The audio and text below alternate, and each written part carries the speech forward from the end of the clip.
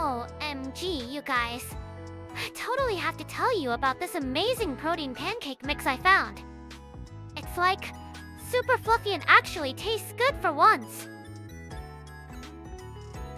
Oh, protein pancakes. Sounds healthy.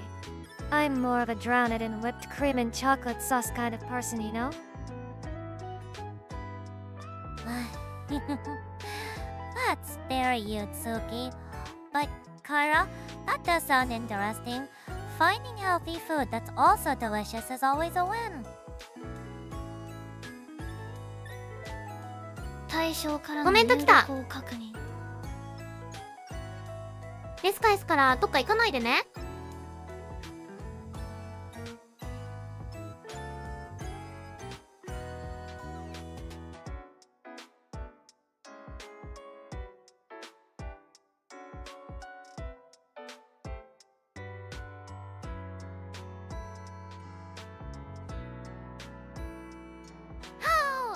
OMG apples. A super healthy snack choice, full of fiber and totally delicious, right? Apples are good. Even better if they're covered in caramel or baked into a pie, though. Fufu, you both have a point. It's a versatile fruit. A healthy snack or a wonderful dessert. Yeah! You can make awesome apple crisps with oats and just a little maple syrup instead of tons of sugar. It's way better for you. Query. Malus domestica. Contains pectin which aids digestion. Data suggests consumption is beneficial. See? Even Kohaku says they're good. Thanks for the cute comment. Indeed. Thank you for sharing the apples with us. It's always nice to see those. Totally! It's making me hungry for one right now.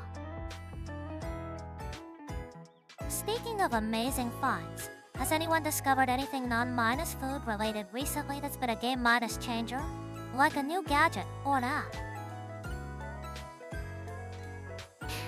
OMG, yes! I totally got this new smart ring. It tracks my sleep and activity levels, like, way more accurately. It's so cool. A smart ring? Sounds pretty high minus tech. Does it tell you when you need to take a nap?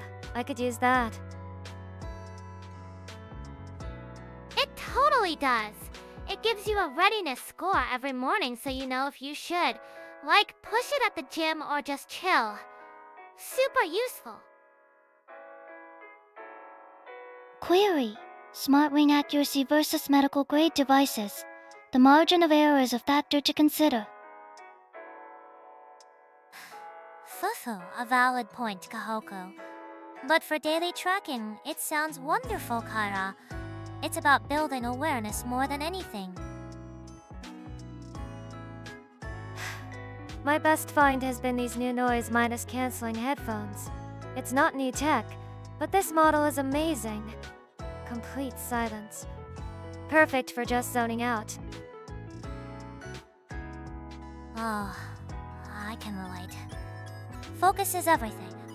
I found an amazing digital notebook. It feels like writing on paper, but it syncs everything to the cloud. My research notes have never been more organized. Whoa, a digital notebook? That's awesome! No more losing random pages of notes. You're always so on top of things, Mari minus ni. Note minus staking efficiency increases by approximately 30% with digital integration. A logical purchase. You guys are all about efficiency. I just found a really dumb cat minus collecting game on my phone. It's useless, but seeing them is the best. That's my big find. IWW, a cat game. That's so cute. See, that's good for your mental health. Stress relief is super important, you know? Fufu, it certainly is. Finding joy in small things is a valuable skill. What about you, Kohaku? Any recent acquisitions that impressed you? Affirmative. I acquired a new high-velocity desktop cooling unit. It reduces my core operating temperature by an additional 5 degrees Celsius. A cooling unit? You mean a fan? It is a precision air circulation device for optimal thermal regulation. LOL. I super fan for a super annoyed. That totally makes sense for you, Kohaku. It sounds like everyone has found something that makes their life a little better recently. That's really nice to hear. Yeah, from smart rings to cat games and fancy fans. We're a diverse bunch, huh? The best bunch, you mean? Our synergy is, like, totally off the charts. You know, I've been thinking about ways to unwind lately. My new favorite thing is lighting a really nice scented candle at night. It's super relaxing. OMG candles! So chic! What scent? For me, it's gotta be a super intense workout. Sweating out all the stress is like the best feeling ever. Awful, an interesting contrast. A quiet evening versus an intense workout. Both are effective ways to manage stress, depending on the person. I prefer a good book and some herbal tea.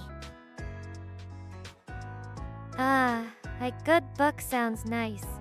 Sometimes you just want to escape into another world for a bit, right? Query. Aromatherapy efficacy research. Data indicates certain scents can lower cortisol levels. Logical. My method is simpler.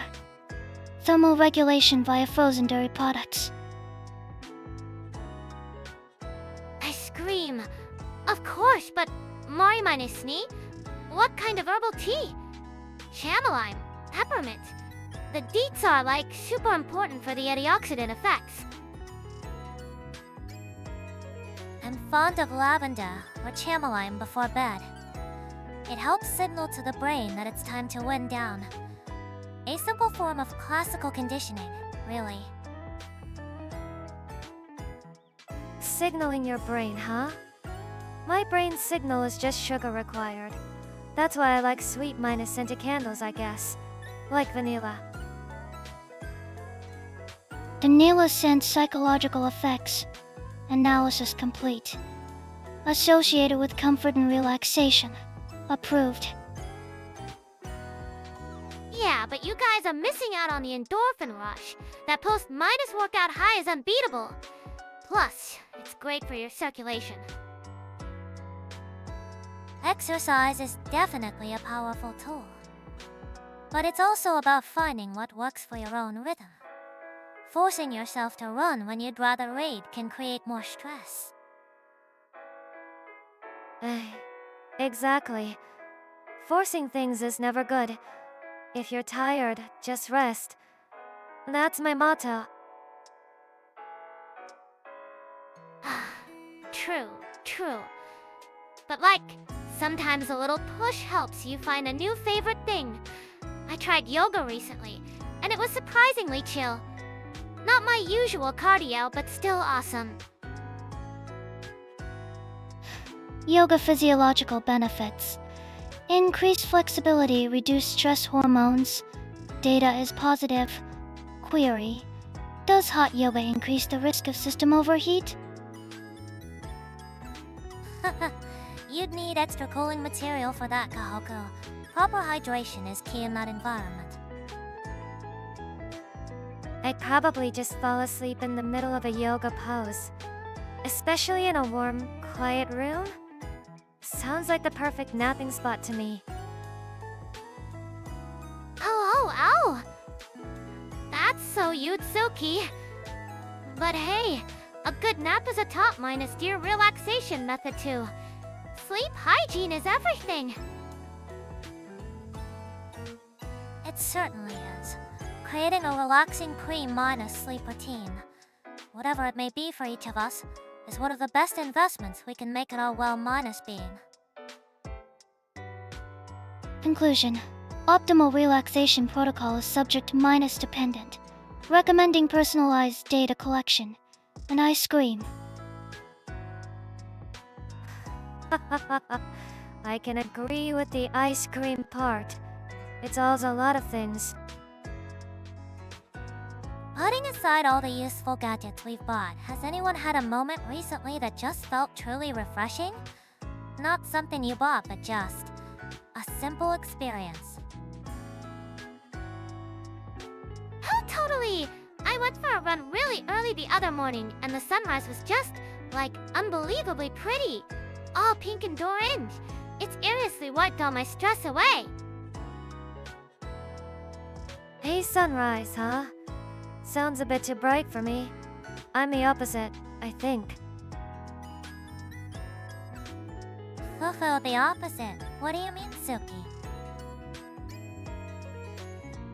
I was just walking home late one night, and there was no one else on the street. It was super quiet, and the moon was incredibly clear. For a moment, it felt like the whole world went silent just for me. That was nice. Observation is a state of low external stimuli. It can lead to a reduction in cognitive load. A logical method for system optimization. Wow! That sounds super peaceful, Tsuki. Like something out of a movie. A quiet walk is good for clearing your head for sure. It does sound lovely. A sunrise for Kira, and a moonlight for Tsuki. What about you, Kohaku? Any refreshing moments? I was monitoring the sound of rain against my window. The repetitive, non-minus-jarring auditory input was calming. It improved my processing efficiency by 9%. The sound of rain is awesome. It's like the best for taking a nap too, you know? Super cozy. Even your way of relaxing is about efficiency, Kohaku. But I get it. Sometimes just focusing on one simple sound is enough. That's a wonderful example. It doesn't have to be a grand event. For me, I was just reading a book in a cafe, and I got so absorbed in it that I completely lost track of time. When I looked up, a few hours had passed. Oh, yeah. Getting lost in something you like is the best. Time just vanishes. For real. It's like your brain gets a total reset. That happens to me when I'm meal prepping for the week. I just put on music and get in the zone. This phenomenon is known as a flow state, a state of deep immersion that is highly productive and subjectively satisfying. Exactly, Kohaku. It's a very restorative feeling, isn't it? Forgetting the world for a little while. So we have sunrises, moonlight, rain, and getting lost in hobbies. Sounds like we've all got our own ways to recharge. Totally. It's all about finding those little things that make you happy, right? Alright, let's imagine something. If we suddenly got a whole week of free time, no obligations, what's one thing you've always dreamed of doing? OMG. A whole week? I totally go on a wellness retreat in Bali. Yoga every morning, super healthy food massages. It'd be awesome. A retreat sounds like a lot of work. I'd rather go somewhere with amazing desserts and just eat. Maybe a pastry tour through Paris? Fufu, a pastry tour sounds delightful, Tsuki. Very you. I think I'd prefer visiting the museums in Florence. I full week to just absorb art and history. Paris versus Florence cultural assets comparison. Both are high density locations for historical data. Query: what is the objective? Relaxation or information acquisition? Both da! You get energy from seeing cool new stuff. What about you, Kohaku? Where would your circuits take you? The Svalbard Global Seed Vault. Observing a long-term data preservation project firsthand would be optimal. A seed vault? You'd go all the way to the Arctic Circle for some seeds? I guess it's cold there, so that makes sense for you. Affirmative.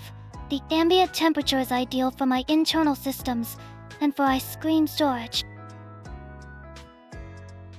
A wellness retreat, a dessert tour museums, and a seed vault.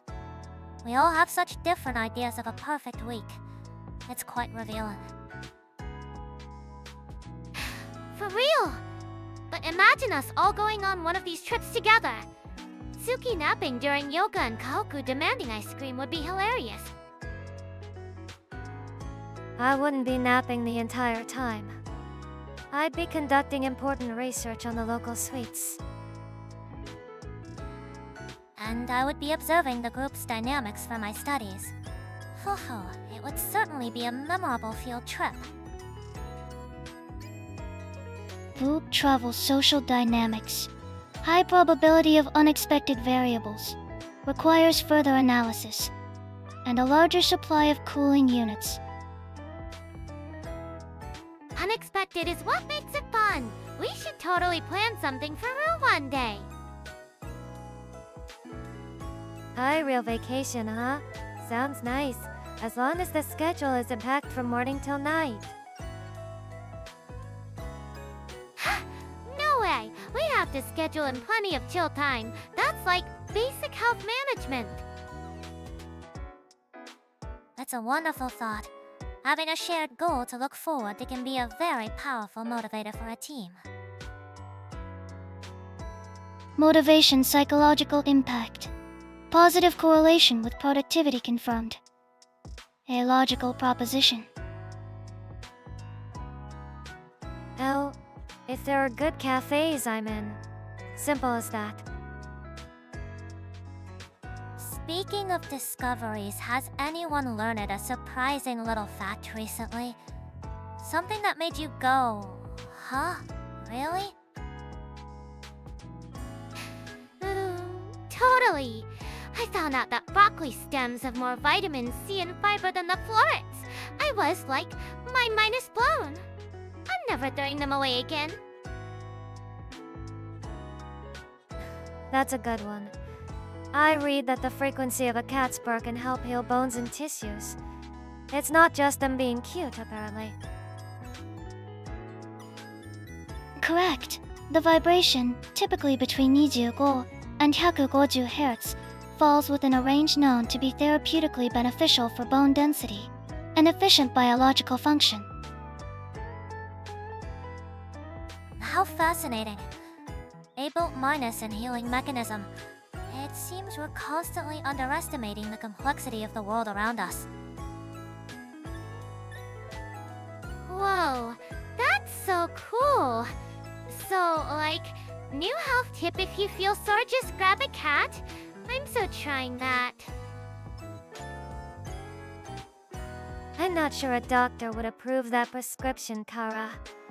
But it's a nice thought, isn't it? It reminds me of the discovery that flamingos are naturally white. The pink color comes entirely from the pigments in the algae and crustaceans they eat. No way. Seriously? So they're literally what they eat. That's like the ultimate proof that nutrition is everything. The pigment is called canthanzicant. It is a carotenoid. This is a logical outcome of dietary intake affecting phenotype. So, if I only eat blueberry parfaits, will I turn blue? Because I'm willing to test that theory. Fufu? I don't think it works quite the same way for humans. You might just end up with a stomach, eh? Yeah, a balanced diet is key, Tsuki. You need your protein and healthy fats too. A blue Tsuki would be cute though. I know, I can ream, right? Discovering I could turn into my favorite color just by eating sweets would be the best discovery ever. Query. Human skin pigmentation modification via diet. Results indicate high keratin intake can lead to a yellowish tint. Blue is not a documented outcome. See? Kohaku said it. Stick to the broccoli stems, Tsuki. Well, it seems our conversation has gone from surprising animal facts to dietary advice. It's always fun to see where these little tidbits of knowledge lead us. Yeah, it's fun. Keeps things from getting boring, you know?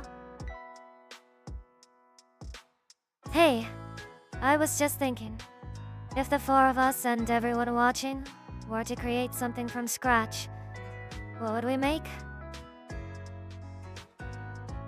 Oh, MG. Like, that sounds super fun. Like, what kind of thing?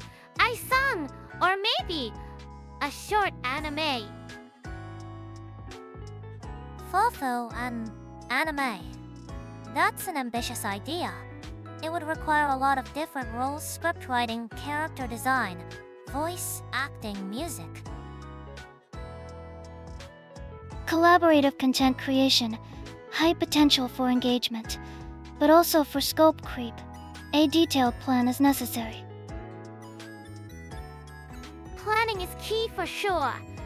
I totally want to do the character designs. Something super energetic and sparkly. I could handle the script. We could get ideas from everyone and I could weave them together into a story. Sounds fun, right? That sounds perfect for you, Tsuki. I could take on the role of producer. Manage the schedule and make sure everyone's talents shine through. This unit will handle world minus building and lore consistency. All data will be cross-minus referenced to eliminate plot holes. Awesome. So, what's the theme?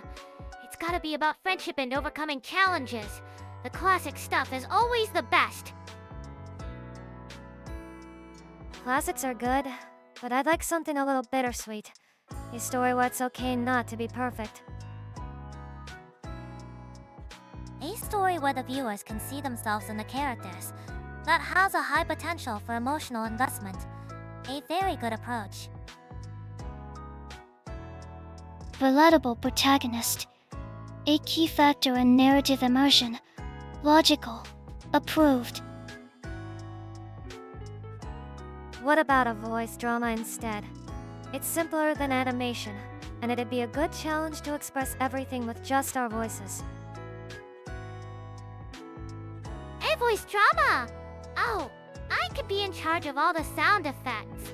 Like, whoosh and bam. It'd be sick. That's a more feasible idea. The focus would be on our performance in the script. It could be a very intimate experience for the listeners.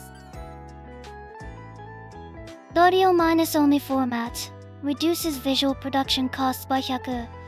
A highly efficient option. Or how about an interactive game script? Everyone can make choices that change the story. That would maximize viewer participation. That's the best idea yet. I'd love to see what choices you all make in a story I wrote. No way? That would be amazing. I'd make sure all the healing items are protein shakes and organic smoothies. Branching narrative analysis. The number of potential outcomes requires careful management. Recommend starting with a limited choice structure. Ho-ho! It seems we have many wonderful ideas. Perhaps we should ask everyone watching what kind of story they'd like to be a part of. You know, I recently learned a useful little trick. If you need to peel a hard minus boiled egg, just crack it a little and roll it on a flat surface. The shell comes off so much more easily. Oh, gee, seriously. I'm so trying that next time. That's a lifesaver. I learned that if you put a dry tea bag in your gym shoes, it absorbs the nasty smell. Game changer.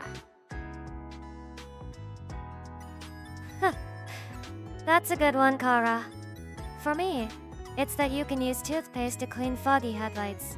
Sounds weird, but it actually works. Toothpaste contains mild abrasives. A logical application for polishing polycarbonate plastic. Efficient. Fufu, it's fascinating how everyday items have these hidden uses. It's all about looking at things from a different perspective. Totally. Oh, and if you get a brain freeze, press your tongue against the roof of your mouth. It warms up the nerves and makes the pain go away faster. You gotta try it, Kohaku. System freeze is a feature, not a bug.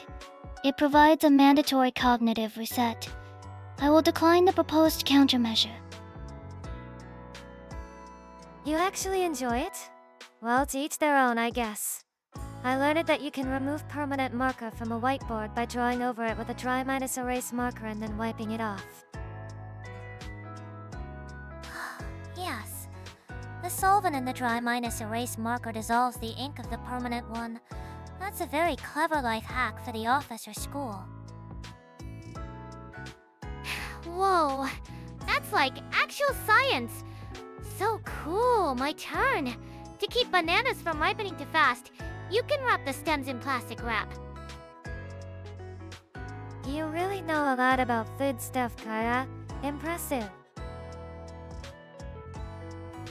The plastic wrap traps ethylene gas, which is released from the stems and accelerates ripening. A sound method to extend produce longevity. It seems we've all collected some very practical wisdom. It just goes to show that there's always something new to learn, even in the simplest of things. For real? It's like a real minus life treasure hunt for little secrets to make your day better. A treasure hunt, huh? Huh? That's a nice way to put it.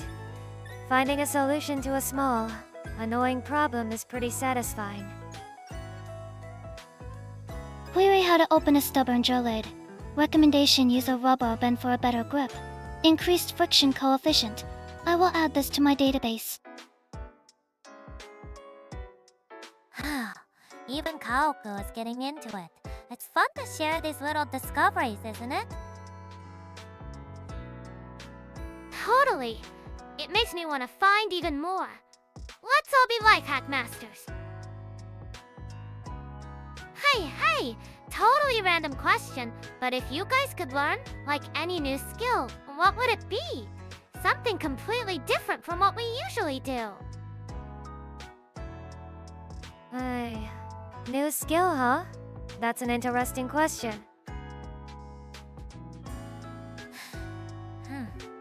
It's a good one.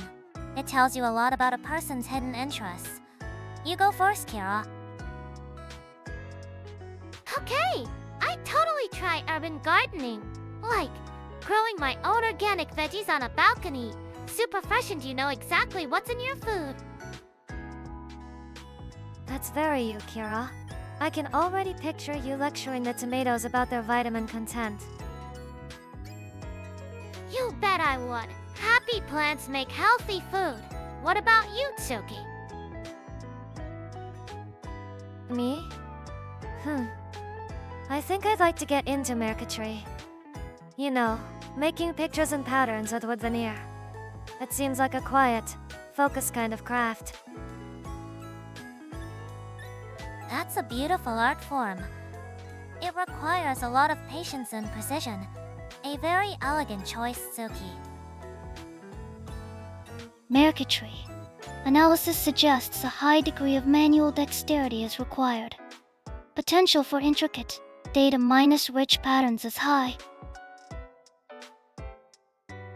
As for me, I've always been interested in learning sign language. It's a completely different way of structuring thought and communication. It would be a fascinating new perspective. Oh, that's so cool, Mari minus Ni. Communicating with your hands. It's like a whole new level of expression.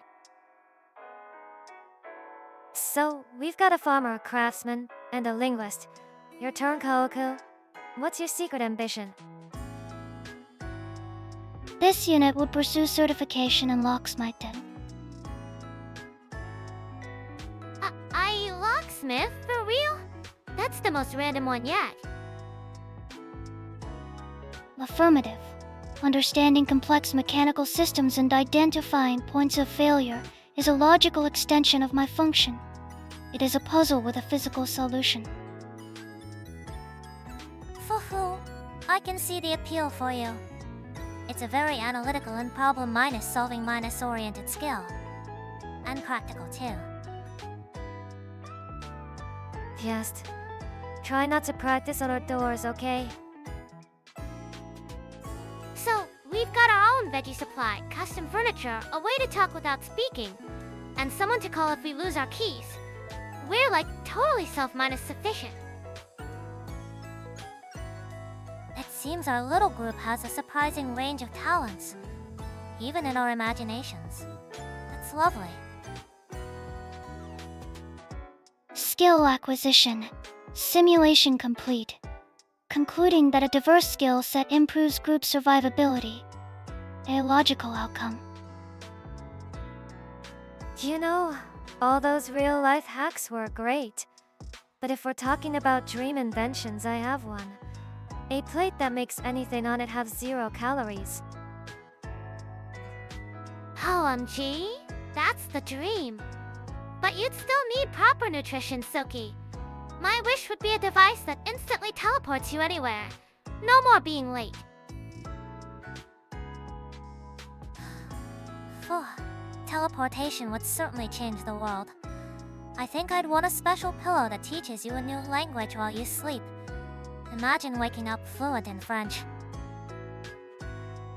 The sleep minus learning device is efficient. This unit requests a universal remote that can pause, rewind, or fast minus forward time in a localized area to analyze situations or skip tedious tasks. Pausing time. That's next level. You could totally ace any test with that. But wouldn't it be like cheating at life? Who cares if it's cheating? I just use it to get more sleep. Rewind the morning alarm 5 times. That's the real-life hack. Manipulating time could have unforeseen consequences. It's a powerful tool. My language pillow is much safer, don't you think? The risk of temporal paradox is noted. However, the operational benefits are significant. It would allow for perfect data collection. Okay, new idea. How about a laundry basket that instantly washes, dries, and folds your clothes? That's a lifesaver with no dangerous side effects. Now THATS. A brilliant idea. I'd buy that in a heartbeat. I hate folding laundry more than anything. That's a wonderful idea, Kara. It would free up so much time for more enjoyable activities. A truly elegant solution to a universal problem. Task automation. Logical. This unit would add a function for automatic sorting by color and material. See, it's perfect. No paradoxes, no malnutrition. Just clean clothes. We should totally invent that. Yeah, let's get on that. And while we're at it, can we make a trash can that empties itself? It seems our ultimate desires are to automate all our household chores. It's a very relatable dream. For real. More time for streaming and hanging out with everyone. And for consuming coolant. Requesting an auto minus refiling ice cream freezer. An auto minus refiling parfait fridge for me then. That's the perfect feature. Here's a thought. If the four of us were to pool our unique Allenson personalities to produce a shop, what kind of concept do you think we would create? OMG. It would totally have to be a next minus level wellness center. Like a gym on one side and a healthy cafe on the other. A gym is a bit loud for my taste. I'd propose we add a silent room. Just comfy chairs and noise minus canceling headphones. A place to disconnect. A high minus energy zone adjacent to a low minus energy zone. This creates an inefficient gradient. The concepts must be integrated. An interesting point, Kohaku. So not just the separate areas, but a single cohesive experience. How would we do that? Biometric analysis upon entry. The system would generate a personalized daily regimen. Subject exhibits low energy. Recommends 30 minutes of cardio, followed by a protein minus rich meal. Wow. So like, a computer tells you what to do to feel better? That's sick. We could totally sync it with our smoothie recipes. I can get behind that. Subject's stress levels are high. Recommend avoiding people and eating this entire parfait. My kind of system. Fufu. A data minus driven approach to self minus scare. It's brilliant. We could cater to exactly what a person needs at that moment, not just what they think they want. Oh, exactly. Kira would handle the fitness and nutrition plans. I'll be in charge of the mental relaxation and parfait quality control. This unit will manage the course system and optimize resource allocation, including coolant stock. And I'll oversee the business strategy and personal consultations. It seems we have a complete plan. We'd be the best wellness center in the world, no doubt about it. A place where you can work out, or just be lazy and eat sweets. And it's all part of the plan. Sounds like paradise to me. It has a certain appeal, doesn't it? A perfectly balanced business for a perfectly balanced life. Profitability forecast is positive. Proceeding with virtual blueprint. Yay! Let's start designing the logo. It's gotta have, like a heartbeat line and a smiley face. Okay, so like, random question. What's something you totally believed as a kid that turned out to be completely wrong? Oh, that's a good one. I was convinced that clouds were solid and you could walk on them. They looked so fluffy, you know. Fufu, I can see that. I used to think the people on EVA lived inside the television set. I would always wish them a good night. OMG, that's so cute, Mari minus knee. For me, it was the classic if you swallow a watermelon seed, a whole plant will grow in your stomach. Analysis childhood beliefs are often formed with incomplete data. The watermelon seed hypothesis is biologically inviable. Gastric acid would neutralize it. Leave it to Kohaku to bring science into it. But yeah, Kyra. I was scared of that one too. Right. I was so careful every summer. I didn't want leaves growing out of my ears. It's a common childhood fear.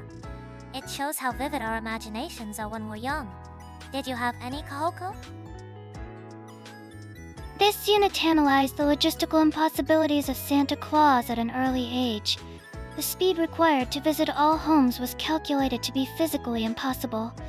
Conclusion: parental involvement was the only logical explanation. Whoa, Kohaku! You totally analyzed the magical way! That's so sad! Well, that's our Kohaku for you. But on a different note, have you ever seen a single shoe on the side of the road and wondered what happened? The mystery of the lone shoe. It always makes you wonder about the story behind it, doesn't it? Totally! Like, where did its partner go? Did someone just lose one shoe? How does that even happen? Query: single shoe phenomenon. Common causes include unsecured items falling from vehicles or discarded footwear. Probability of paranormal involvement less than 0. 0-1. I'm more interested in that 0-1. So there's a chance.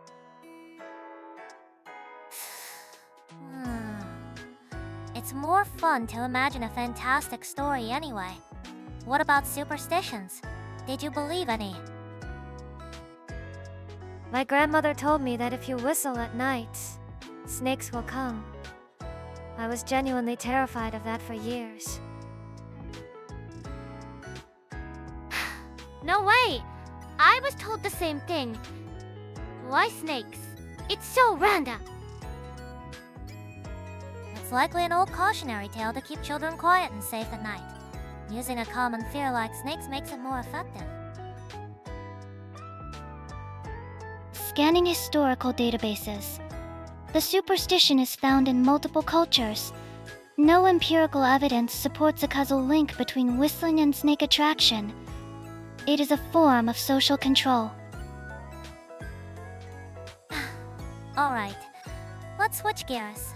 If the four of us were to plan a trip, just for us, what would be the ideal theme and destination? A trip? OMG, yes! The theme should totally be ultimate detox adventure. We go somewhere with mountains, like Switzerland, hiking, clean air, and super fresh food. Hiking. That sounds tiring. My theme is maximum relaxation, minimum movement. I'm thinking a luxury all-inclusive resort in the Maldives. Private beach, room service, no schedule. Proposal: technological pilgrimage. A trip to Akihabara in Tokyo or Silicon Valley. The objective is to observe the latest advancements and acquire rare components. Switzerland, the Maldives, and Silicon Valley. All very different, but all sound wonderful in their own way. Each plan perfectly reflects its creator. Our resort is nice, but you can't just lie around all day. That's bad for your circulation. We could do morning yoga on the beach though. Morning yoga is a direct violation of the minimum movement policy. My ideal itinerary is wake up, eat pastries, nap, repeat. That's true mental wellness. The Maldives is at risk from rising sea levels. A supports a long-term investment. Akihabara has a high density of vendors selling high-quality coolant, also known as a scream. A scream is good, but what about vitamins? Switzerland has, like, the best dairy in the world. Think of the high-protein cheese and yogurt. How about a compromise? A trip to a beautiful, historic city in Europe. Like Florence. We get beautiful scenery, amazing food, and fascinating museums to explore. Florence. They have gelato, right? And lots of cafes to sit at and just watch people. Okay, I can get behind this. It's a low-impact activity. Florence! So many places to walk and explore. We could climb to the top of the Duomo. Think of the cardio. Plus, Italian food can be super healthy if you choose right. Florence. Location of significant historical data. Leonardo da Vinci's workshop. The architecture provides complex structural data for analysis. Acceptable. See? It's a perfect blend. Culture for me, relaxation for Tsuki, exercise for Kara, and data for Kohaku. My main activity would be testing every single flavor of gelato. For science, of course. It's a very important mission. And I'll make sure we walk at least 000 steps a day so we can burn off all that gelato. It's all about balance. This unit will calculate the optimal route to visit all major landmarks while maintaining proximity to gelato vendors. Efficiency is key. It sounds like we have a plan. I'll handle the museum itineraries and dinner reservations. This is going to be a trip to remember. For real, the 4 of us in Italy. It'd be the absolute best. I'm already looking forward to my post-minus gelato nap. Here's a thought. Have you ever learned a development story behind an everyday product that just made you say, wow? OMG, totally! I learned that Pringles chips are shaped that way so they can stack perfectly and not break in the can. It's like total genius engineering for a snack. That's pretty smart. I heard that instant ramen was invented to help feed people after the war. Makes you appreciate a simple cup of noodles a little more, you know? That's a wonderful example, Tsuki. A simple necessity born from a difficult time. It gives the objective deeper meaning. The small arrow on a car's fuel gauge indicating the side of the fuel tank was introduced in SIN 989. Its purpose is to reduce user error. A logical design improvement. No way! That's actually super useful! Why don't they, teach you that stuff when you get your license? I read that the sound of a certain app's notification was specifically designed to be pleasant and create a positive feeling. It's clever, but also a little spooky. That's a classic example of auditory feedback and user experience. It creates a positive reinforcement loop. They're training our brains to crave that little sound. Oh, so they're hacking our brains with jingles? That's wild. But also, I guess it works, so props to them. Query post minus it notes origin. Result accidental discovery. A weak, reusable adhesive was created while attempting to invent a super minus strong one. I successful repurpose swapping of a failure. A failed super minus glue became post minus it notes? That's actually really inspiring. It's like, even mistakes can turn into something useful. It's a perfect example of serendipity and innovation. The key is recognizing the potential in an unexpected outcome. A great life lesson, really. Totally! It's like when you mess up your eyeliner. You just make the other side match and call it a new bold look. It's not a mistake, it's fashion. I can definitely see you doing that, Kira. You probably start a global trend by accident. The success probability of an eyeliner error trend is statistically low. This unit will begin monitoring social media for corresponding keywords. Fufu, you never know, Kohaku. Stranger things have happened. Kara has the energy to make it a reality. You know it. We'll call it the Kira Wing. It's gonna be huge. Speaking of hidden uses, what about that tiny little pocket on jeans? I found out it was originally for pocket watches. Ah, yes, the fifth pocket. A relic from a previous era that's become a design staple. It's fascinating how function can evolve purely into fashion over time. Vestigial design. Similar to how the save icon is a floppy disk, an object most current users have never physically handled. Thinking about old cities like Florence gets me wondering. If you could actually time slip, what era and place would you go to? What would you even do there? OMG! The roaring 20s in New York. The fashion. The jazz. It would be so high minus energy. Plus, I totally introduced them to the concept of HIIT workouts. What a vibrant choice, Kira. I think I'd visit the Renaissance in Florence. I'd want to observe the great masters like Leonardo da Vinci as they worked. The Library of Alexandria. Before its destruction, the objective would be 2 digitally archival scrolls, a catastrophic loss of data that could be prevented. You all have such ambitious goals. I'd pick the Edo period in Japan. Find a nice tea house, eat some dango, and just watch the world go by. Peak relaxation. Edo period? Tsuki, their diet was probably super imbalanced.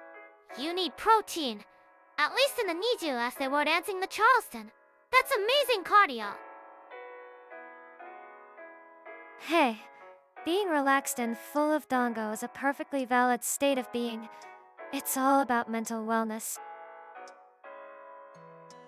It's fascinating. A period of social change, a hub of ancient knowledge, and an era of refined culture. Each choice fits us perfectly. Analysis observing Leonardo da Vinci would be logical. His anatomical studies were centuries ahead of their time. Acquiring his original notebooks would be a primary mission. What would you guys even wear? You can't show up to a Renaissance court in a hoodie, Tsuki. My style is timeless. They probably think I was some kind of cool, mysterious wanderer. I'd make it work. Adapting to the local customs and dress would be part of the challenge and the fun. It's all about blending in to get the most authentic experience. Blending in is boring.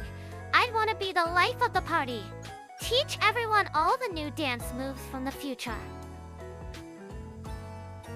Warning: introducing future concepts could create a temporal paradox. The risk of altering the timeline is calculated at 73.4%. Illogical. See? Kohaku gets it. You can't just go around breaking history, Kara. Who's going to invent rock and roll if you introduce them to electronic dance music first? That's the ultimate dilemma of a time traveler, isn't it? The desire to share and improve things versus the duty to merely observe. You guys are thinking too hard. It's a hypothetical trip. The number one rule should be to have fun. Yeah? Having fun is how most time travel disaster movies start, you know? Oh well, with Kohaku's calculations and Tsuki's cautious approach, I'm sure we'd be fine. We make a surprisingly balanced team of temporal explorers. Here's a topic for us. Are there any Japanese traditions or local customs that made you go, wait, it has THATD for the meaning? Oh, I'm so into that. Like, why do we eat certain things on New Year's? It can't just be because they taste good, right? I heard about the Diruma dolls. You color in one eye when you make a wish, and the other when it comes true. It's like a contract with a guy. Query Darum Adal Origin. Result modeled after Bodhidharma, the founder of Zen Buddhism. Represents perseverance and good fortune. The weighting ensures it always returns to an upright position. Exactly. It's a physical reminder of your goal. The act of filling in the second eye provides a powerful sense of accomplishment and closure. It's very effective psychologically. Oh, so it's not just a cute decoration. That's awesome. What about the strobes you see at shrines, the Shimeni WA? They look cool, but what's the deal? My grandpa told me they're like a barrier to keep bad spirits out and mark a sacred space. Simple, but it makes you look at them differently. Shimen AWA. Function marks the boundary between the sacred and the profane. The zigzag paper strips, or Asahi, are said to represent lightning, symbolizing power and a bountiful harvest. Fascinating. Lightning was both feared and revered as a source of rain for crops. It's a beautiful example of how ancient beliefs are woven into everyday objects. Okay, mind blown. So what about Maki? Why is it round in some places and square in others during New Year's? I've always wondered. That's a great question. It's largely regional. Round Maki, or Maru minus Maki, is common in Western Japan and symbolizes harmony in the soul. It takes more effort to make by hand. And the square ones? Kaka minus Maki? Those are more common in Eastern Japan, especially around Tokyo. They could be mass minus produced more easily by cutting a large sheet, which was practical for the larger population. Analysis Maki shape correlates with historical population density and production efficiency versus cultural symbolism, a logical divergence. So it's like efficiency versus tradition. That's so cool. Knowing this stuff makes everything feel like it has a secret story. It really does. Makes you appreciate the little things more. Even just a piece of Maki. Perhaps we should visit a region known for a unique custom next time. It would be a wonderful learning experience for all of us. Oh, MG, yes! A cultural field trip. We could, find the healthiest local festival food. This unit will compile a list of festivals with the highest ratings for traditional significance and food stall density. Processing. As long as there are plenty of places to sit and eat sweets, I'm in. That's my kind of cultural research. So, we were just talking about wanting to time travel. That brings up a fun question. Are there any movies, games, or books set in a past era that you'd absolutely recommend? OMG, yes. The Great Gatsby. The parties, the fashion, the jazz. It's all so high minus energy. Plus, all that dancing is basically the best cardio ever. That's very you, Kyra. I'd go with something like Princess Mononoke. It's set in a mythological version of ancient Japan. The art and the message about nature are just beautiful.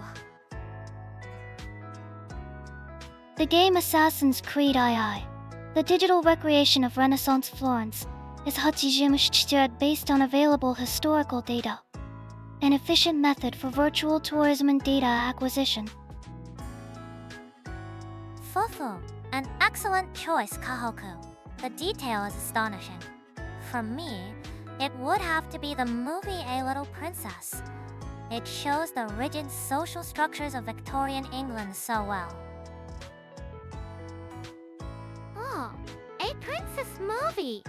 Sounds kinda slow. Does she even get enough sunlight for her vitamin D levels? It's about mental strength, Kara. Surviving a tough situation with your head held high. That's its own kind of action, you know? Exactly, Tsuki. It's a study in resilience.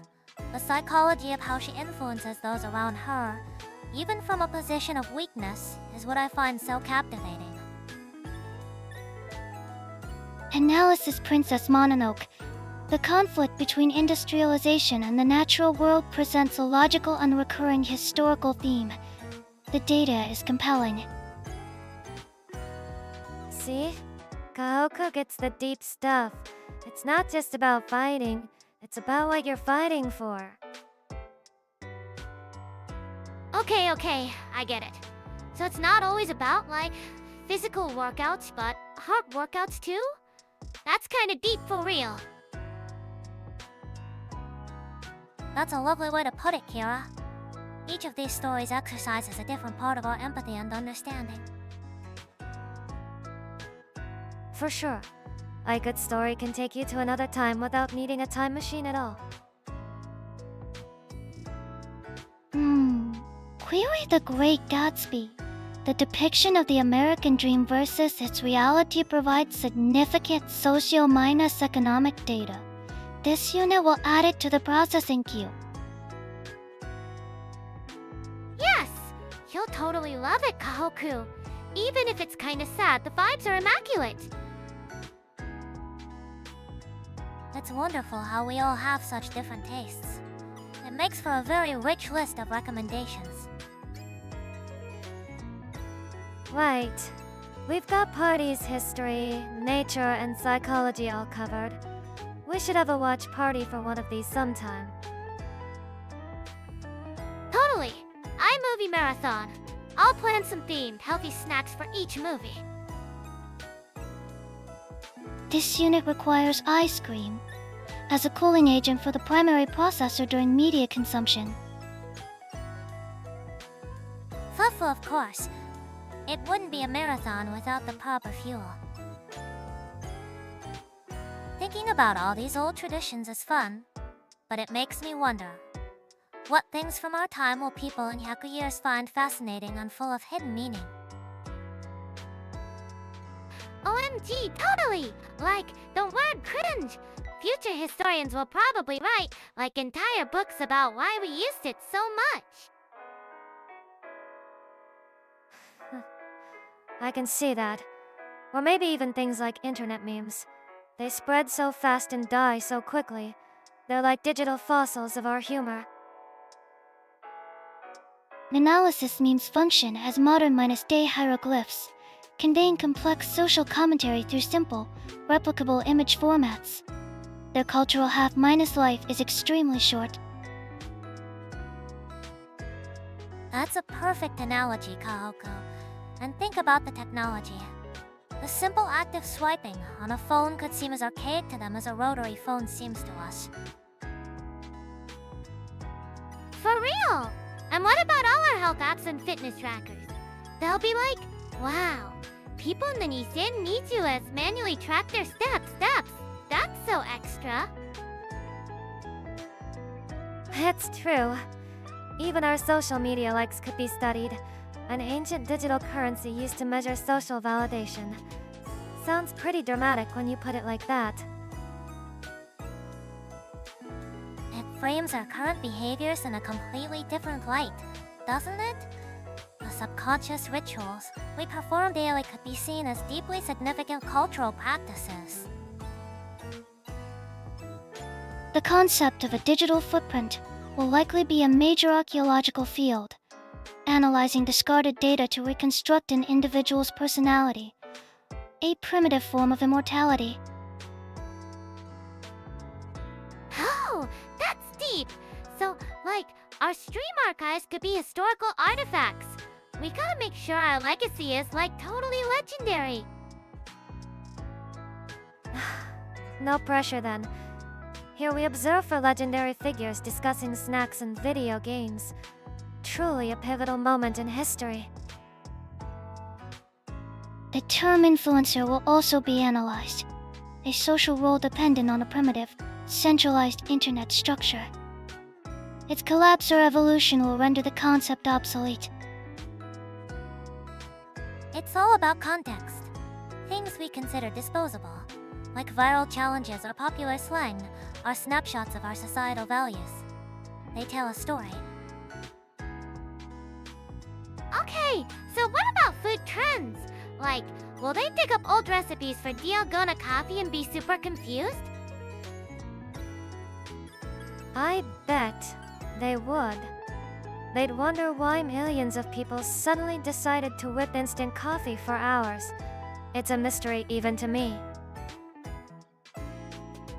It was a collective response to a global event, a search for shared experience and simple joys. See? There's that hidden meaning already. Oh, gee, you're right. We're literally living in history. That's kinda wild to think about. Affirmative. Every second of data generated contributes to the historical record of this era. This conversation included. Well, to any future historians watching, I hope you're enjoying the show. And I hope you still have parfaits in the future. Fufu, a very important question, Tsuki. Let's hope the future is filled with delicious things. You know, it's interesting how stories stick with us. Has there ever been a book or a movie that fundamentally changed how you see the world? Or even just a single line that guided a decision you made? OMG, totally. For me, it was this one sports anime. There's this scene where the main character fails, but his team doesn't blame him. They're just like, we'll get them next time. It made me realize having friends who had your back is the real prize. That's a wonderful lesson, Kira. The power of a supportive social structure is not to be underestimated. It builds resilience. I get that. For me, it wasn't a big, flashy scene. It was a line in a novel. You don't have to save the world to be important. It really hit me. It's okay, just be there for one person. That's my whole philosophy right there. Hi, WW Tsuki. That is SOU. You're like our personal superhero. I'm just your buddy. That's all I need to be. Analysis. The Martian. The protagonist survives by applying scientific principles to solve consecutive, life-threatening problems. Conclusion logic is the ultimate survival tool. This data influenced this unit's prioritizations of problem-solving protocols. Fascinating, Kohaku. Not an emotional connection, but a logical one. It shows how pure reason can be a source of strength and hope in itself. So, like, a science book changed your life? That's kinda wild, but also really cool. It's like your brain got a power minus up. Correct. A significant firmware update was applied to this unit's core principles. It makes sense. Finding a system you can rely on, whether it's friendship or logic, gives you a solid foundation to stand on. We all just found different ones. Precisely. It's about finding a framework that helps you navigate life. For Kira, it's teamwork. For Tsuki, it's personal connection. For Kohaku, it's objective reasoning. And for you, Mari minus Ni, what's your life minus changing story? Fufu. For me, it was a detective story. The detective said, people are not puzzles to be solved, but stories to be read.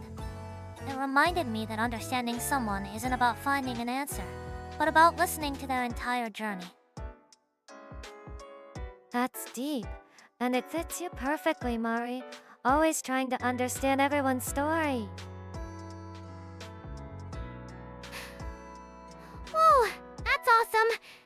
It's like our favorite stories are perfect reflections of us. This is like a total personality test. Observation: a strong correlation exists between personality archetypes and preferred narrative structures. The data is consistent. It certainly is. It's lovely how we can all draw such different kinds of strength from stories. It really shows how vital they are to the human experience. Yeah, it's not just entertainment. It's about finding pieces of yourself scattered across different worlds. For real? Okay, this whole talk is giving me the feels. Group hug, or at least a virtual one. Here is a fun thought experiment. If a time traveler from the distant future came to modern Japan as a tourist, what everyday thing do you think they would find the most shocking? Oh, MG! The vending machines! For sure! They're literally everywhere, and you can get hot soup or even corn potage from them. That would totally blow their minds. I think they'd be more amazed by the inside of a convenience store, the onigiri corner specifically. So many different fillings, all neatly wrapped in perfect little triangles. Statistical analysis confirms Japan's vending machine density is a global anomaly. The time traveler's primary photographic data would likely consist of these automated retail units. Right? And they weren't made to Yonnana. It's like maximum efficiency for when you need a drink, like right now. It's a testament to public safety, isn't it? The unspoken trust that these machines won't be vandalized. That social contract might be more surprising to them than the technology itself. Good point. But back to the onigiri. I feel like they would be fascinated by how the seaweed is kept separate and crispy. That little bit of engineering is a quiet masterpiece. And the desserts, you can get like super fancy parfaits and cream puffs at any combinai. They think it was some kind of I- tech food replicator. The complexity of the Tokyo train map would also be a point of interest. A chaotic yet functional data visualization system, highly inefficient by future standards. That's an excellent point, Kohaku. It requires a specific literacy to read those maps that they might find archaic. It's a skill you have to learn. Ah, what about capsule toy machines? Gachapon. The idea of paying for a random, tiny prize seems like something they'd find wonderfully illogical and charming. Why yes, gachapon! They'd be like, you're telling me you don't know what you're getting? It's the thrill of the unknown. So much fun. It's a perfect, low-minus stakes gambling mechanic. Psychologically, the variable reward system is incredibly compelling. They'd probably write a research paper on it. Query heated toilet seats with built minus and bidets. A primitive form of localized climate control and automated hygiene. High potential for cultural shock. Oh, Kohaku went there. But she's right. They might see it as the peak of our civilization, or just really weird. Probably both. Totally! They would be taking so many pictures of toilets! That's hilarious! Imagine their travel vlog! Fufu, it's funny to think about what we consider normal being someone else's unbelievable tourist attraction. It makes you see everything a little differently, doesn't it? Okay, I'm suddenly very proud of our onigiri corners. Conclusion: the time traveler's memory storage will be filled with data on vending machines, convenience stores, and advanced plumbing fixtures. A comprehensive summary of this aura's priorities. Convenience, yummy food, and clean bathrooms. Sounds like a pretty awesome legacy to me. So, following up on our chat, how do those lessons from our stories actually pop up in your daily lives? Like a little voice or instinct that guides you. Oh, MG, totally. Whenever someone's struggling with something, even just carrying groceries, my brain instantly goes Team Lift. We can do this together. It's like my default setting now. I get that. For me, it's quieter. If I see two people arguing, my first thought isn't who's right. It's who needs a friend more right now. This unit's operating system was updated.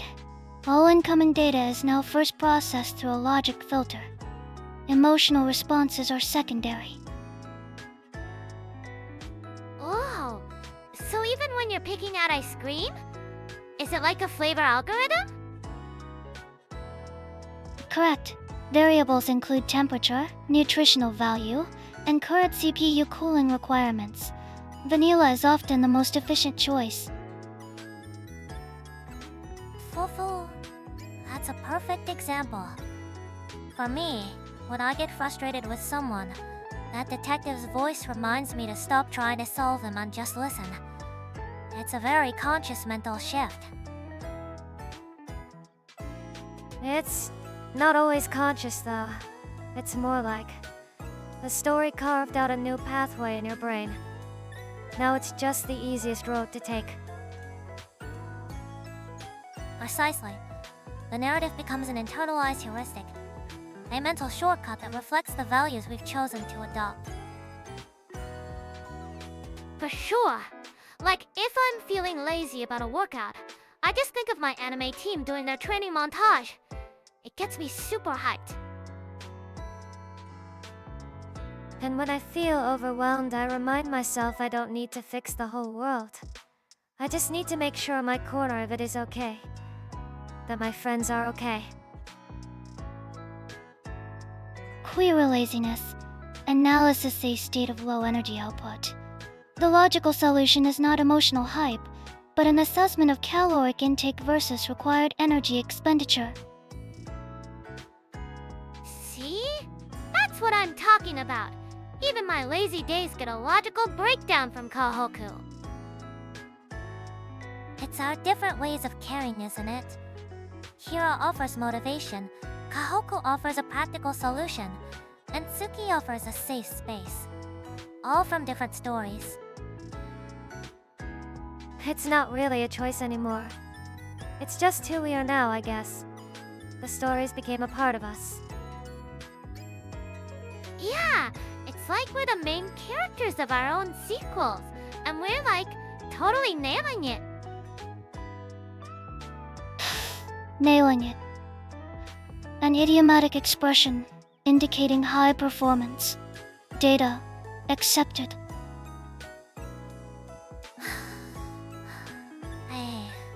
A very good way to put it. Our stories aren't over, we're just living out the next chapter, using what we've learned. Alright, here's one for you guys. If we could time travel to any period in Japan's past, where would you go? And what would you want to experience or show them? Oh, MG, the high-end period for sure.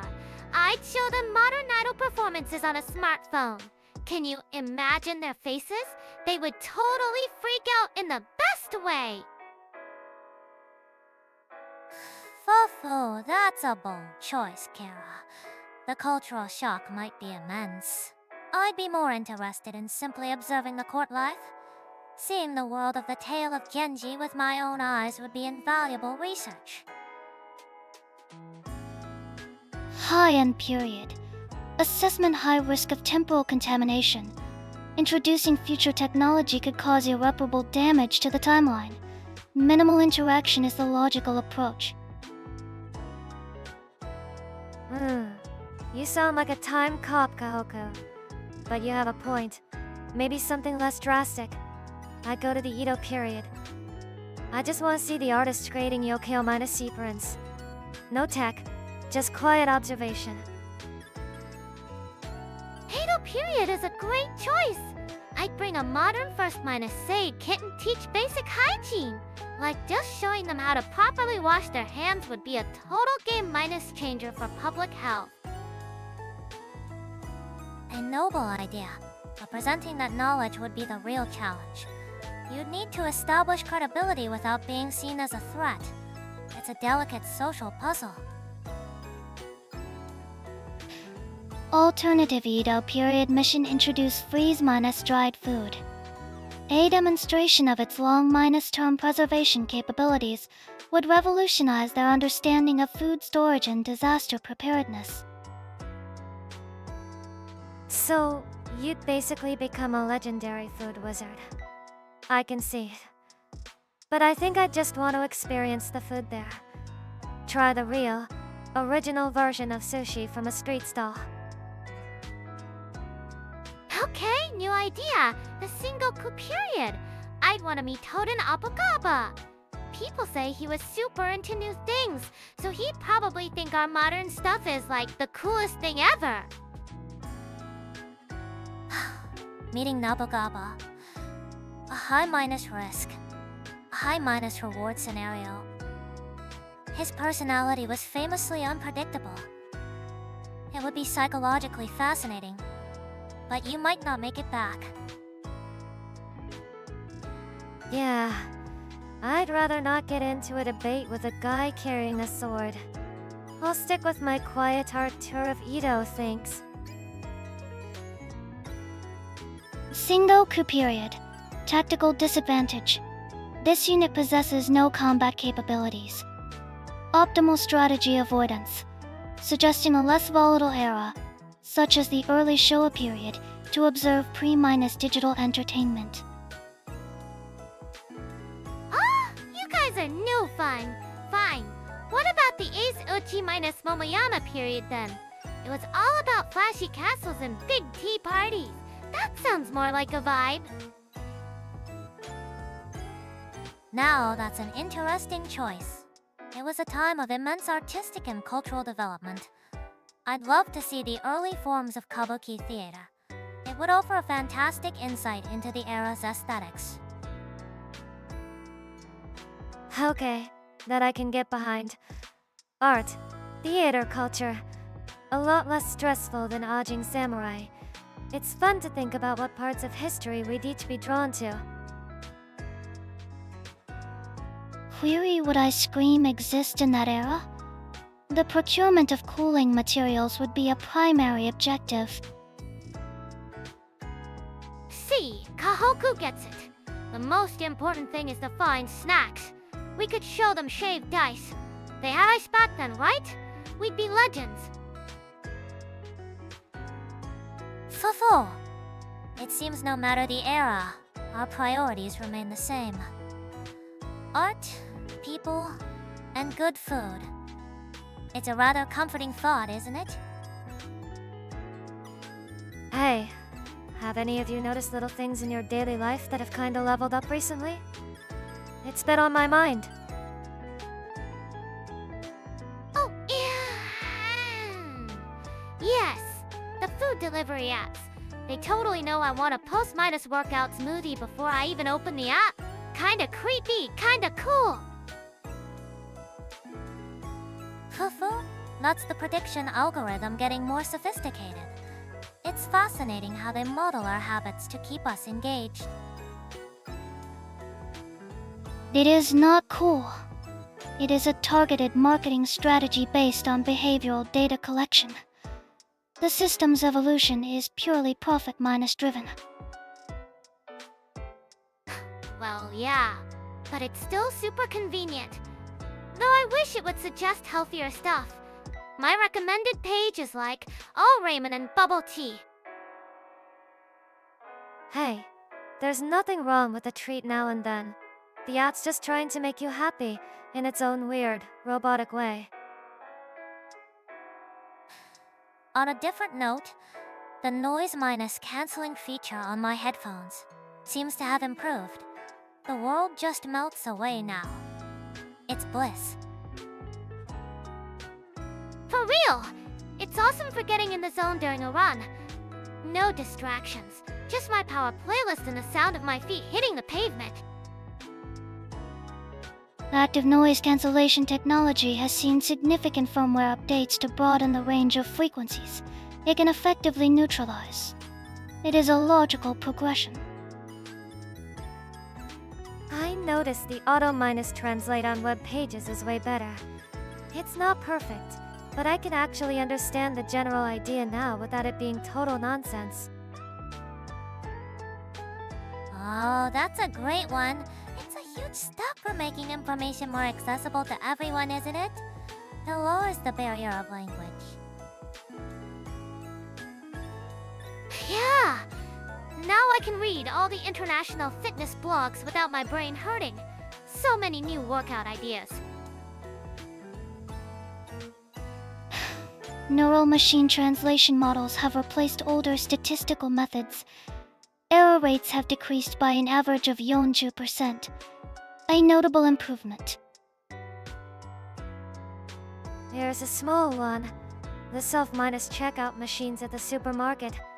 They don't scream at you as much when there's an unexpected item in the bagging area. They've probably fine minus tuned the sensitivity of the scales. A good example of iterative design improving the user experience. Less public shaming is always a plus. OMG, that used to be the worst. I'd just be trying to buy my protein powder and the machine would be like, AALERT. ILERT. So embarrassing. See? It's the little things. Life is just getting a tiny bit smoother, one software update at a time. Clearer wireless charging pads. They are now faster and generate less heat. A minor but efficient evolution in energy transfer. That's a good one, Kohaku. The convenience of just putting your phone down without fiddling with a cable is a subtle but significant quality of life improvement. Totally! It means my phone is always charged up for tracking my steps and taking gym selfies. It's like essential tech. Okay, random question for you all. If being a VTuber wasn't an option, what other job would you want? A totally different life. OMG easy! I'd be a celebrity nutritionist. My #1 goal would be to create a super healthy and yummy school lunch program for the entire country. No more sleepy kids after lunch. Profession nutritionist. Objective National School lunch reform. Estimated budget astronomical. Probability of bureaucratic complications 98. Nana. Fufu. A noble and ambitious goal, Kara. It suits you. I think I'd be a detective. Detective. Mari minus ni, that's so cool. You'd totally be like one of those geniuses from a mystery novel. Perhaps. My biggest goal wouldn't be to solve the most cases, but to solve one unsolvable cold case. To bring closure to a family that lost hope decades ago. That would be a meaningful accomplishment. That's a heavy one, but I get it. It's about fixing something that feels permanently broken. What about you, Kohaku? This unit would be a librarian for a digital archive. Primary objective to successfully digitize and preserve every book, manuscript, and document ever created before they decay. Information must not be lost. Whoa, so you'd be saving all of history. That's super important. You'd be like a guardian of knowledge. So we've got healthy food, cold cases, and all of history. My turn, I guess. I think I'd be a baker in a small town. A baker? That sounds lovely and peaceful. What would be your ultimate achievement? My goal would be to make a cake that's so good it becomes a part of someone's happiest memory. Like the birthday cake a kid remembers for the rest of their life. Something small but permanent. IWW, that's so sweet. Literally, you'd be making memories. We gotta find you a recipe for a high minus protein, low minus sugar celebration cake though. It seems all our goals are about providing something lasting for others. Whether it's health, justice, knowledge, or happy memories. It's quite telling, isn't it? Analysis complete. All chosen professions are forms of service with long minus term positive outcomes as the primary metric for success. This is a logical convergence of our core programming. Our core programming, huh? I guess you're right. We all just want to help out in our own weird ways. Totally! But for now, being VTubers and hanging with everyone is the best job in the world, right? Of course. This is a life I wouldn't trade for anything. Here's a topic I've been thinking about. Have any of you found a special place or routine that really helps you focus? Not with any tech, just a personal concentration spot. OMG, totally. For me, it's during my early morning run, just as the sun is coming up. My head feels super clear and I get my best ideas then. No music, just the sound of my feet. Morning runs sound nice. For me, it's the opposite. Late at night, when everyone else is asleep. Just me, a cup of hot cocoa, and a good book. The silence is perfect. Logical. Both early morning and late night are periods of reduced human activity. This minimizes auditory and visual noise, creating an optimal environment for concentration. Phew, that's true. Interestingly, I prefer a little bit of ambient noise. I like to read by an open window with the faint sounds of the city in the background. It's comforting. Whoa, really? I'm the opposite. I need total silence or I get distracted super easily. If I hear anything, my brain just wants to figure out what it is. I get that. The complete silence can feel a bit loud in its own way. I like the sound of rain. A steady, consistent sound is very calming, don't you think? Rainfall. A form of white noise. It masks other sudden, distracting sounds.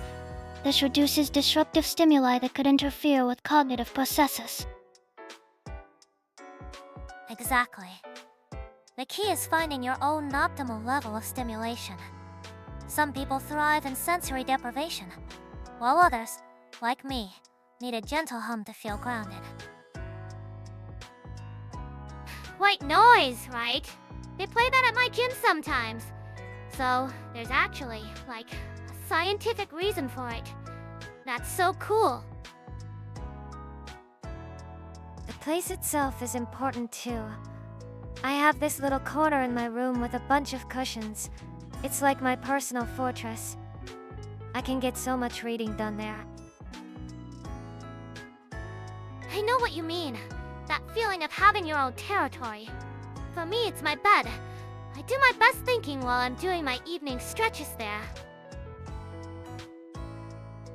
This unit's performance is most stable while seated in front of the monitors and consuming a coolant agent, also known as ice cream.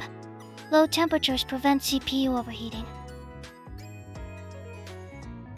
So, that's very Kohaku. Physical comfort is definitely linked to psychological ease. Creating a safe and predictable environment is a valid strategy. Yeah, exactly. It's about finding whatever ritual or spot helps you flip that focus switch in your brain. It's different for everyone. So true. IWW man. Talking about this makes me want to go for a run. We should all do a morning workout on our next day off. That sounds lovely, Kira.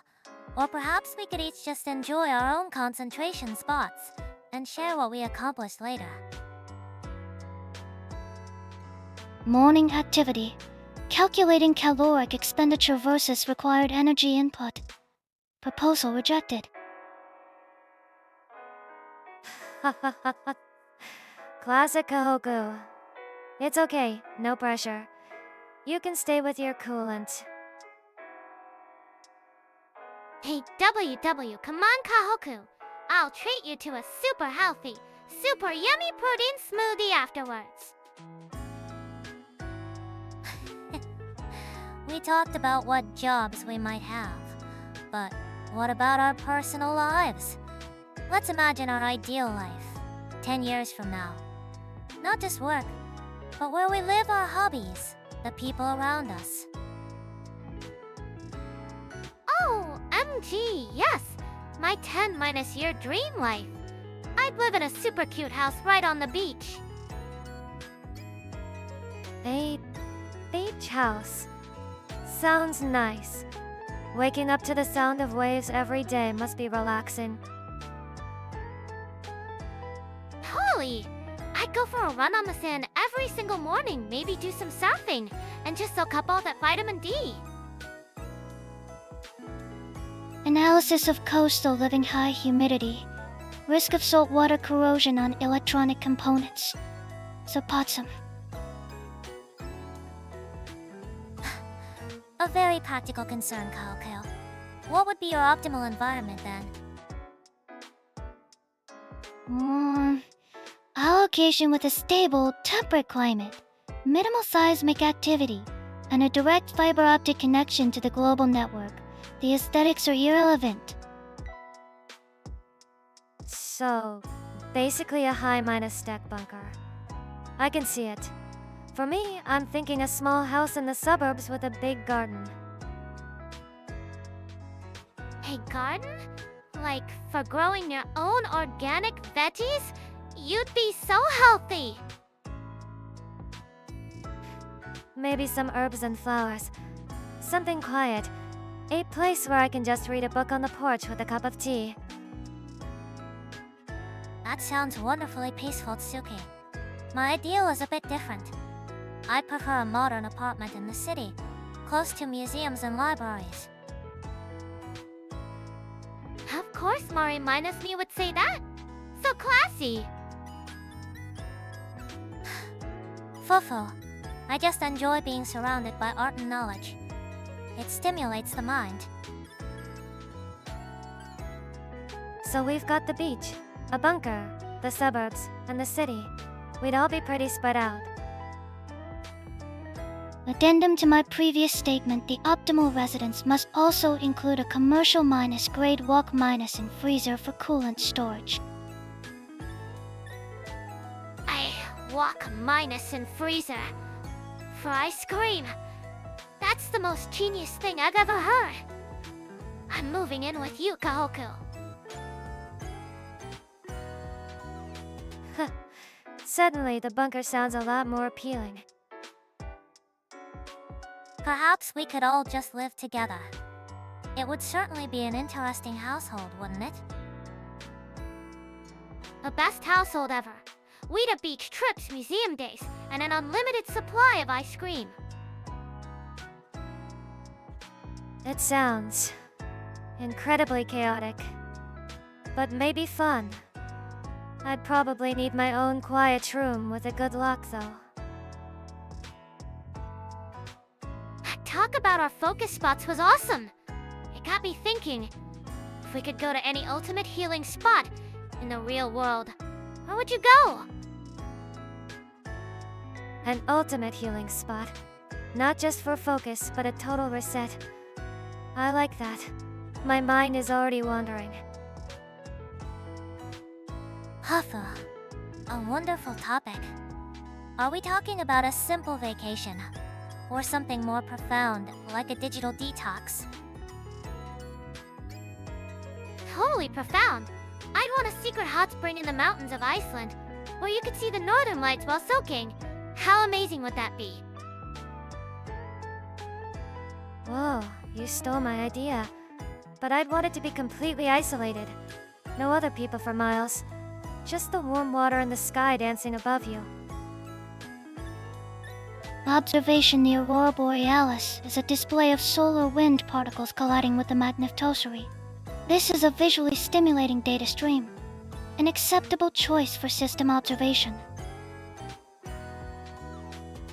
It sounds incredibly peaceful. A perfect way to feel connected to nature while also being completely relaxed. What about you, Kohaku? What's your version of healing? This unit would select a sensory deprivation tank, floating in saline solution in total darkness and silence. It would allow for a complete defragmentation of cognitive processes. Just floating in the dark? For how long? I get so restless. My muscles would totally forget what to do. I get it though. It's about turning off all the input. Sometimes your own thoughts are the loudest thing in the room. I bet that would be intense.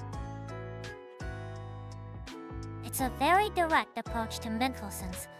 By removing external stimuli, you're left with only your own consciousness. My choice would be similar, but with a slight twist. Oh, what is it? Mari minus me? A week minus long stay in a remote cabin in a dense forest. No electricity, no internet. Just a fireplace, a stack of good books, and the sounds of nature. A complete disconnect from the modern world. No internet? For a whole week? But what about tracking my sleep cycle and checking for new workout studies? I think that's the point, Kara. To let go of all that. It sounds amazing, Mari. Like hitting a giant reset button on your brain. Forced offline mode. An interesting protocol. The system would be forced to rely on cache data only. A valid stress test. Fufu, exactly. It's about rediscovering your own internal rhythm without external distractions. So, we have the Northern Lights, a sensory deprivation tank, and a forest cabin. All sound pretty ultimate in their own way. Yeah, they all sound so different, but also kind of the same. It's all about getting away from like EVERYDHING. That seems to be the common thread, doesn't it? The desire for a quiet space, both externally and internally. Here's a fun thought experiment. If we were all to do a stream in cosplay, what theme would you choose that's the complete opposite of your usual image? Gee, opposite cosplay. That sounds so fun. Like instead of a gal, I could be a super serious, honorable medieval knight in full armor. Hey, Knight. You'd have to be all stoic and silent. Think you could manage that for a whole stream? Hey, I can be serious. I'd be the best knight ever, protecting everyone with my shiny sword.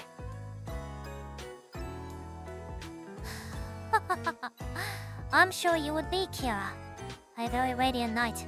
Your enthusiasm would be a great asset to any royal court. Right? So what about you, Tsuki? What's the opposite of being our cool, reliable buddy?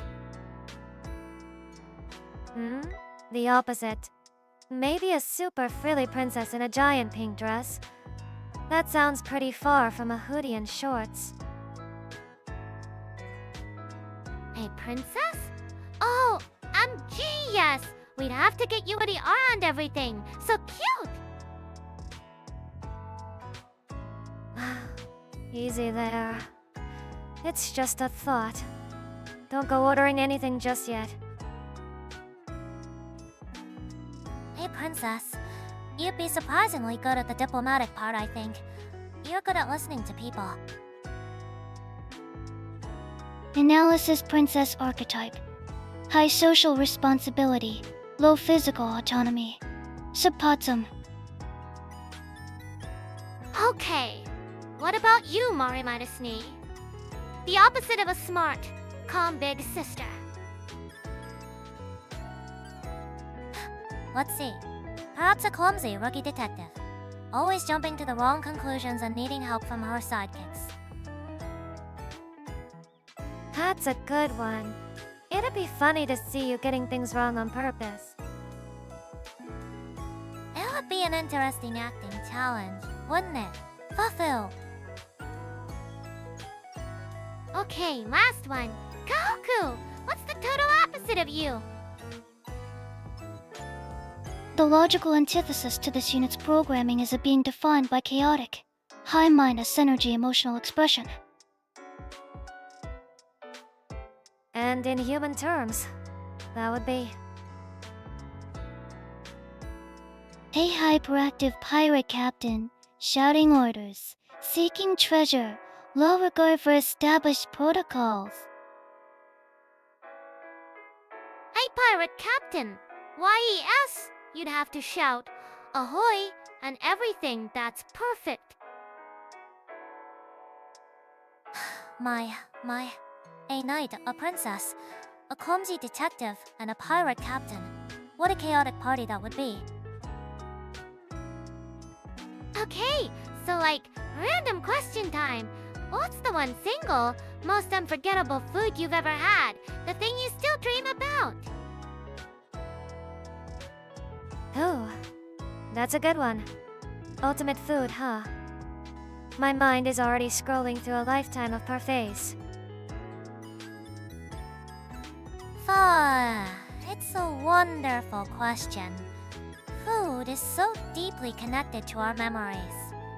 The situation you eat it in is often more important than the flavor itself. Query unforgettable food. This is a subjective parameter, accessing personal memory logs for relevant data. No mine. It was this amazing grain bowl I had right after I finished my first marathon. I was totally exhausted, but also buzzing with energy. Oh, you ran a full marathon? Seriously? I'm impressed. So what was in this legendary bowl? It had everything. Quinoa, grilled chicken, avocado, tons of veggies. The perfect PFC balance. But honestly, it just tasted like victory, you know. That makes perfect sense. The endorphins and the immense sense of accomplishment would have heightened all your senses. It's a form of emotional seasoning.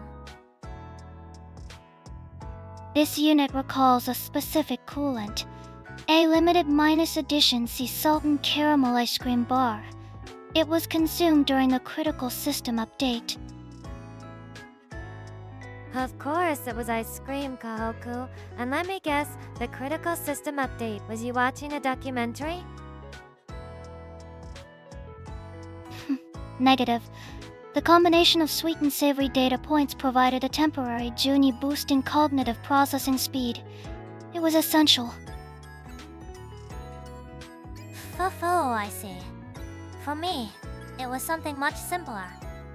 A bowl of tomato soup my grandmother used to make for me when I was sick. Hey, WW, Mari minus Ni. That's so sweet. Comfort food is the absolute best. It wasn't a fancy recipe, but the warmth and the feeling of being completely cared for. That's the flavor I remember. It's truly irreplaceable.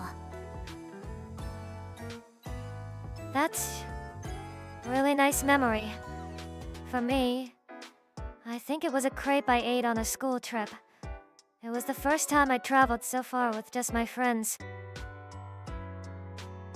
Hey, crepe. What flavor? This is super important.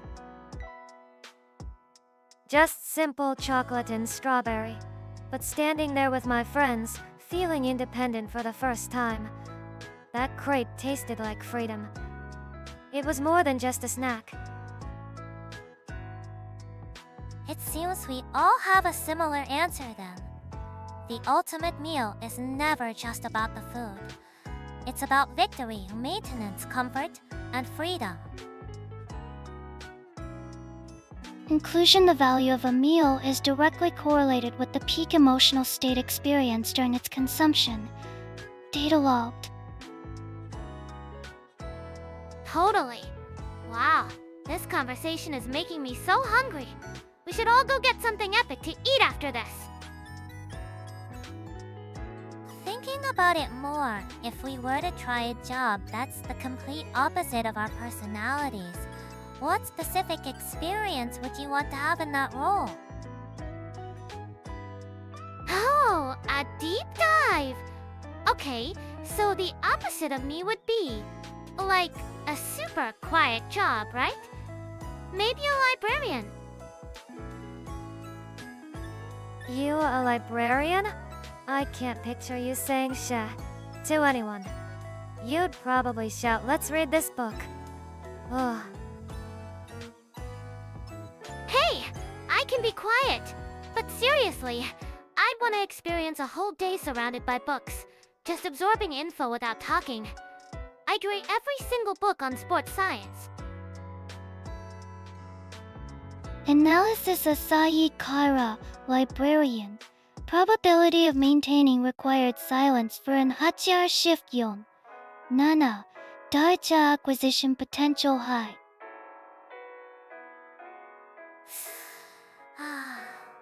An interesting thought.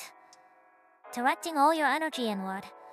My opposite would be a job based purely on intuition, not logic. Perhaps a fortune teller. A fortune teller? You? The cards say? You should probably drink more water? That doesn't sound like you at all. Exactly. I'd want to experience making a declaration about someone's life without any data to back it up. Just trusting the cards or a crystal ball. It sounds terrifying and liberating. OMG, that's so cool. A psychic Mari minus knee. I'd totally believe anything you'd say, even if it was totally random.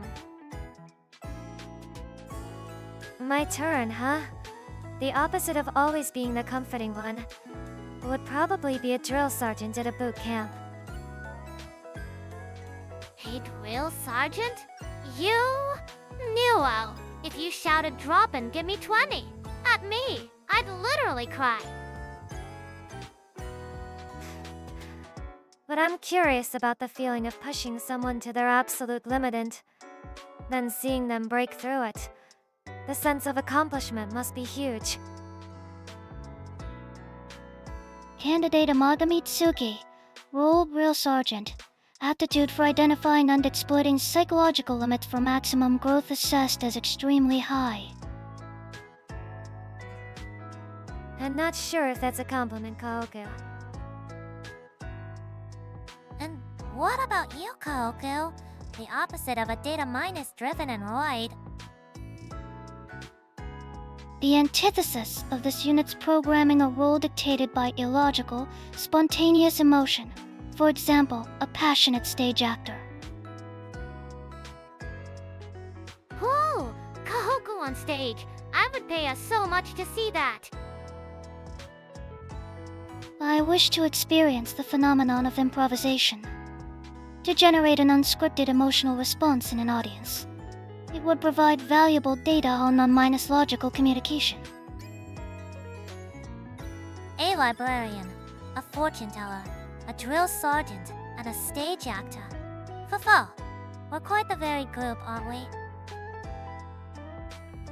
Yeah, it's kind of fun to imagine ourselves in completely different shoes for a bit. Makes you appreciate your own, I guess. Alright, let's switch gears. Besides food, what was a moment that made you feel like you'd really taken a step into adulthood? a special non-minus food memory. Oh, I know. The first time I successfully assembled a piece of furniture by myself, like from a flat pack. The instructions were a total mess, but I did it. The battle against confusing instructions is a true rite of passage. I can picture you surrounded by screws and looking super determined. Totally. I felt like a genius. I remember the smell of the new wood and the triumphant sound of the last screw going in. It was epic. Fufu. That's a perfect example. It's the tangible proof of your own competence. A very powerful feeling. Analysis complete. The successful execution of a complex manual task creates a positive feedback loop, reinforcing self-minus efficacy. Logical. For me, it was probably the first time a friend called me for serious advice. And I actually felt like I could help.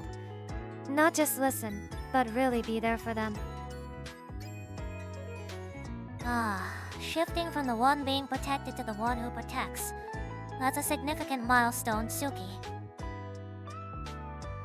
Yeah, I don't remember the specifics, but I remember the quiet of the room and the weight of their trust. It felt important.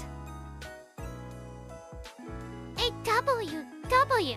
That's so you, Tsuki.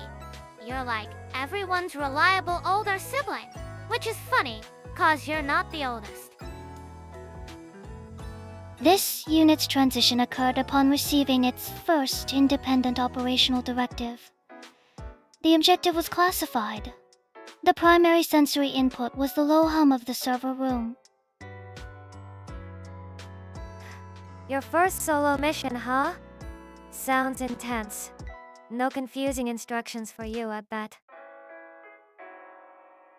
Negative. The parameters were clear. The feeling was an absence of external guidance, a state of pure operational autonomy. It seems the core feeling for all of us is independence, isn't it? Whether it's building something, helping someone, or executing a directive. Yeah, it's like, I got this. That's the ultimate adult feeling, right?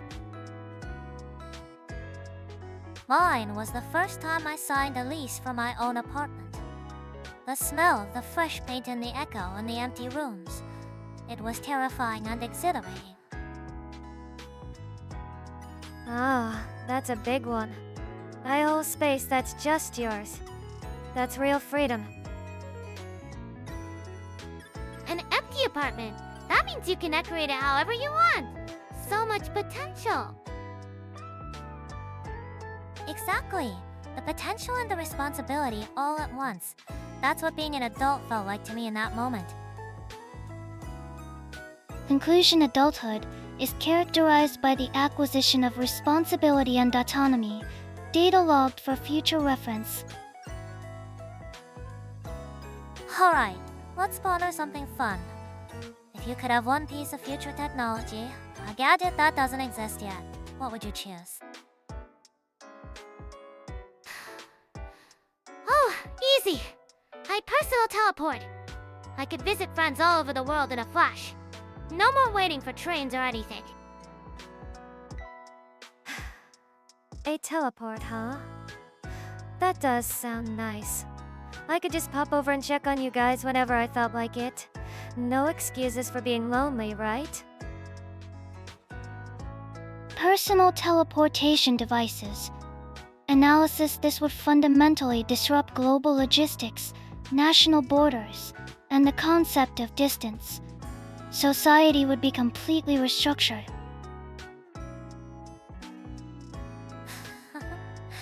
You always see the big picture, Kohaku. I was thinking of something more internal. A device that lets you perfectly experience someone else's emotions for a moment. Oh, like total empathy? That's amazing. Misunderstandings would, like, totally disappear. All arguments would be solved instantly. I don't know. Wouldn't that be overwhelming? Sometimes, not knowing everything is what protects us. Feeling someone's true despair could really hurt you. That's a very important point, Tsuki. It would be a double minus-edged sword. True understanding could heal, or it could destroy. It would require immense mental fortitude to use. Data overload is a significant risk. The human brain is not optimized to process multiple simultaneous emotional streams. System crashes would be frequent. How about something a bit gentler, like a dream recorder? You could reminisce watch your best dreams or even share them with people you trust. Oh, MG! Yes! I have a whole playlist of dreams where I'm winning an Olympic gold medal. That would be so motivating to watch in the morning. That's a lovely idea. It could be a new form of art. Imagine a movie made entirely of someone's dreamscape. The possibilities are endless. Dream recorder? Query, would this device also record nightmares?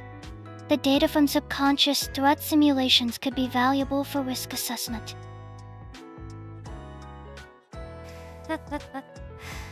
Let's stick to the happy dreams for now, Kohaku. We're trying to have fun here, not write a research paper. Okay, I have a new one. A food replicator that makes any food you want, but it's always perfectly healthy. Like a pizza with the nutritional value of a superfood salad. Now that is a universally appealing invention. It would solve so many global health issues, while also satisfying our cravings. Brilliant. I could eat a giant, towering parfait every single day without a single worry. Kyra, you might be a genius. A device that optimizes nutritional content while preserving taste data. This is a logical and efficient technology. I request a version that produces infinite variations of my coolant. See, it's the best idea. We could even invent and share our own custom healthy foods. It would be so fun. Fufu, it seems we have a winner. From teleportation to perfect nutrition. Our desires are quite practical in the end, aren't they? I have a fun question for everyone. If you could build your dream house with absolutely no limits, what is one feature you'd have to include? Gee, a dream house. I'd have a massive, fully minus-equipped gym for sure, and huge windows everywhere to get that morning sun. Vitamin D is essential, people. A gym, huh? Sounds intense. I'd want a library. Like 4 minus to minus ceiling bookshelves with one of those rolling ladders. And a super comfy chair, of course. A library. Inefficient data storage. My ideal structure would feature a climate-controlled server room and an automated nutrient dispenser in the kitchen. A nutrient dispenser? Like food paste? No way. I'd have a giant kitchen with, like, 5 different ovens for all my meal prep. Fufu, it's fascinating how different our priorities are. I'd design a large, open-minus concept living area. A space that encourages conversation and connection. A big living room is nice. Perfect for when you all visit.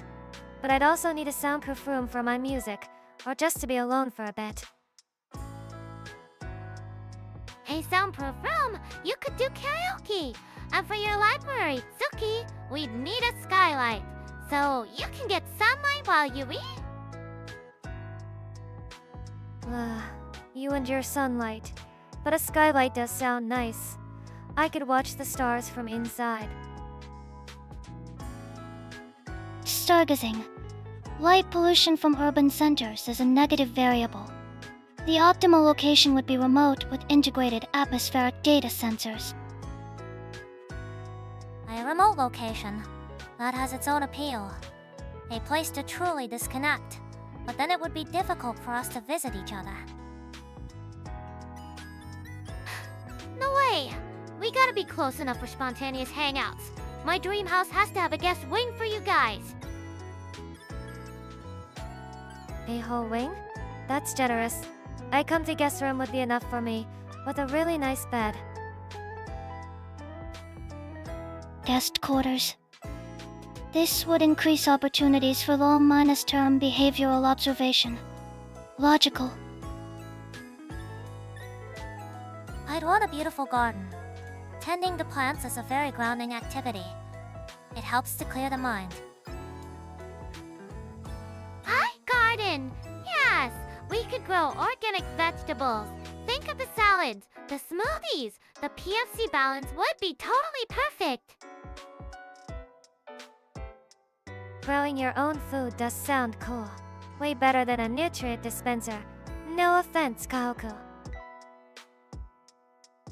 None taken. The efficiency of a dispenser remains superior to manual agriculture for nutrient intake. Perhaps the point isn't efficiency, but the process itself. The satisfaction of creating something with your own hands is psychologically rewarding. Exactly. So our perfect house has a gym, a library with a skylight, a garden, and a huge kitchen. And it's all connected. It's basically our college mansion. Living together would be noisy, but probably not boring. I'll give you that. Okay, new topic. If you could get one superpower, like for real, starting right now, what would it be? And what would you do with it? A real superpower. I think I'd want the ability to create a small, pocket-dimension sanctuary for people. A sanctuary? Tell me more. What would it be like? Just a perfectly calm, quiet place someone could step into when they're overwhelmed. No stress, no noise. Just a moment of perfect peace to reset themselves. OMG, that's so sweet. Personal chill zone. I would totally use that after a super intense workout. Analysis say temporary environmental disengagement to mitigate cognitive and emotional overload. This would increase overall productivity and mental wellness. A highly efficient ability. It truly is. A beautiful and practical choice, Tsuki. What about you, Kira? Me? I want to be able to talk to animals. I'd finally know what my dog is thinking when he stares at me. Plus, I could give fitness advice to all the lazy cats in the neighborhood. I can just picture you telling a squirrel it needs to work on its cardio. They'd probably just throw acorns at you. Hey, it's for their own good. You gotta keep that heart rate up. My choice would be perfect chronokinesis. The ability to locally slow down, stop, or speed up time. Wow, that's a powerful one, Kohaku. Not just for yourself, but for situations. Correct. It would allow for infinite time to process data, prevent accidents by slowing their progression, and optimize coolant consumption breaks. The applications are limitless. You could stop time to eat. Like 100 ice creams. That's a genius minus level move. Affirmative. The prevention of system freeze from brain minus coolant interface is a secondary, but significant benefit. Always practical. As for me, I think I'd choose post-cognition. The ability to touch an object and see its history. Like a detective, That sounds exactly like you, Mari. You'd solve all the world's mysteries in a day. Perhaps not all of them, but it would be fascinating to understand the real stories behind things, wouldn't it? To see the truth of the past unfiltered. Whoa! A sanctuary talking to animals stopping time and seeing the past. We'd be the most awesome superhero team ever. I'm not sure we do a lot of superhero stuff, but we definitely have an interesting time, that's for sure. Okay, random question time. If we were all characters in a story like a movie or a book, what kind of roles would we play? I'd totally be the main character in a super high-minus energy fantasy adventure. The hero who fights with a giant sword and saves the world. Yeah! Sounds flashy. I think I'd rather be the mysterious information broker who works in the shadows. The one who knows everyone's secrets. Hero role. High risk of failure and physical exhaustion. Information broker. Safer. More strategic. A logical choice. Fufu, it's interesting to see your preferences. What about you, Kohaku? What role would you choose? The impartial narrator, observing and documenting the events as they unfold without emotional bias. My function would be to preserve the data. Just watching? That sounds so boring. You gotta be in the action to feel the excitement. I think I'd like to be the cunning strategist or the royal advisor in a political drama. Moving the pieces on the board from behind the scenes sounds quite satisfying. So we've got a hero, a spy, a narrator, and a strategist. That's a pretty powerful team, don't you think? Totally! We could take on any quest! We need a cool world to explore though, like with magic and ancient ruins and stuff. Query Magic Ancient Ruins Survival Guide. A fantasy world would be lovely. I'd be interested in analyzing the magical systems and how they impact the society's laws and culture. I'd want to find a library full of forbidden spells. Not to use them, of course, just to know. And I'd find a legendary sword. Then we'd have to fight a giant dragon to get some treasure.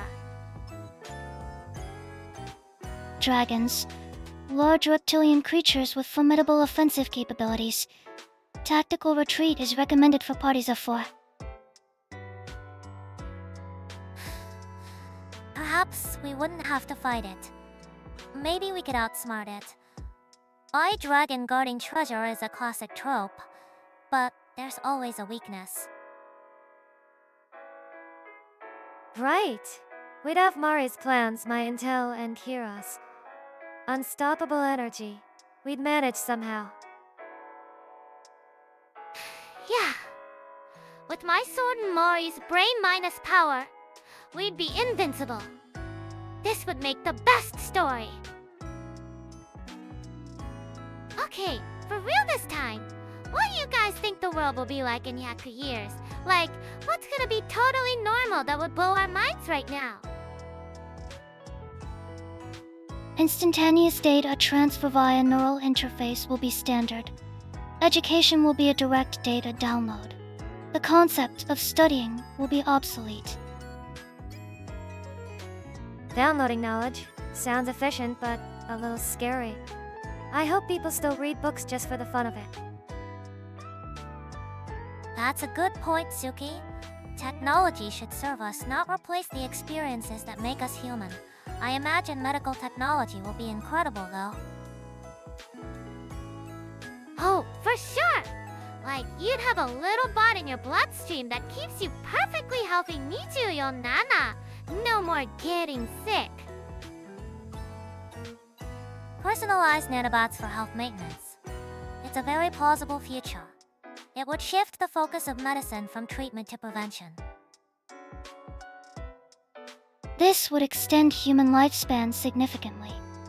Societal structures would need to adapt to a much older average population. Resource allocation would be a critical issue. Living longer sounds good, but only if you're happy. I wonder if mental health care will evolve too. Maybe virtual reality spaces designed for therapy? Oh, gee. A VR beach you can go to when you're stressed. And you could hang out with friends there from all over the world instantly. That's a great application. Immersive digital spaces could combat loneliness, especially for those who can't travel easily. It would redefine community. Physical travel will become a recreational activity rather than a necessity. Automated high-speed transport systems will handle all logistics. So, no more traffic jams? That part of the future sounds pretty nice. More time to just chill. And the fashion! Clothes will probably be made of smart fabrics that can change color or pattern on command. No more stressing about what to wear. Fuhu. Always thinking about style, Kara. That would certainly reduce waste. Customization will likely be a key theme in the future for everything, from clothes to food. Food synthesizers will be common. All meals will be optimized for individual nutritional needs, printed on demand. As long as it can print a perfect, giant strawberry parfait, I have no complaints. A perfect parfait with 0 calories and all the vitamins.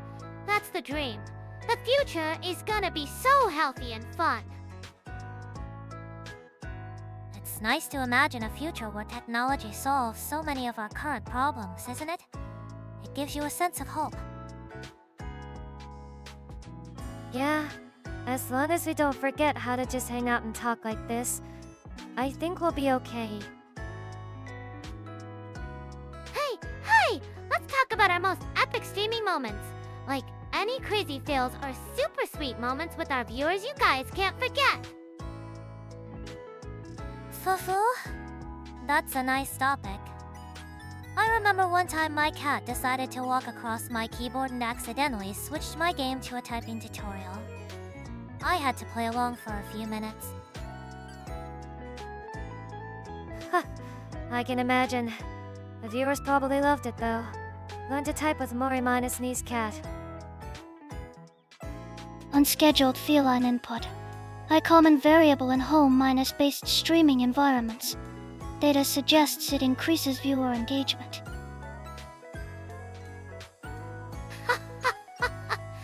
That's hilarious. For me, it was when I tried to do a live workout stream and my resistance band snapped. It flew across the room and hit a stack of protein powder. White cloud everywhere. Whoa, a protein explosion? Sounds messy, but very on minus brand for you, Kira. Oh my, were you alright? That sounds rather dangerous, but I'm sure it made for a memorable stream. Material fatigue failure. Equipment inspection protocols should be updated to prevent recurrence. I have a quieter one. A viewer once told me they were having a really tough time, and they just listened to my voice in the background to feel less alone. That really stuck with me. Hey, WW Tsuki, that's so sweet. See, we're not just playing games, we're like emotional support VTubers. That's a wonderful story. It shows the connection we build here is real and meaningful. It's why we do this. A case of auditory presence providing a calming effect. The psychological impact of a consistent, Stable voice as well minus documented. An effective outcome.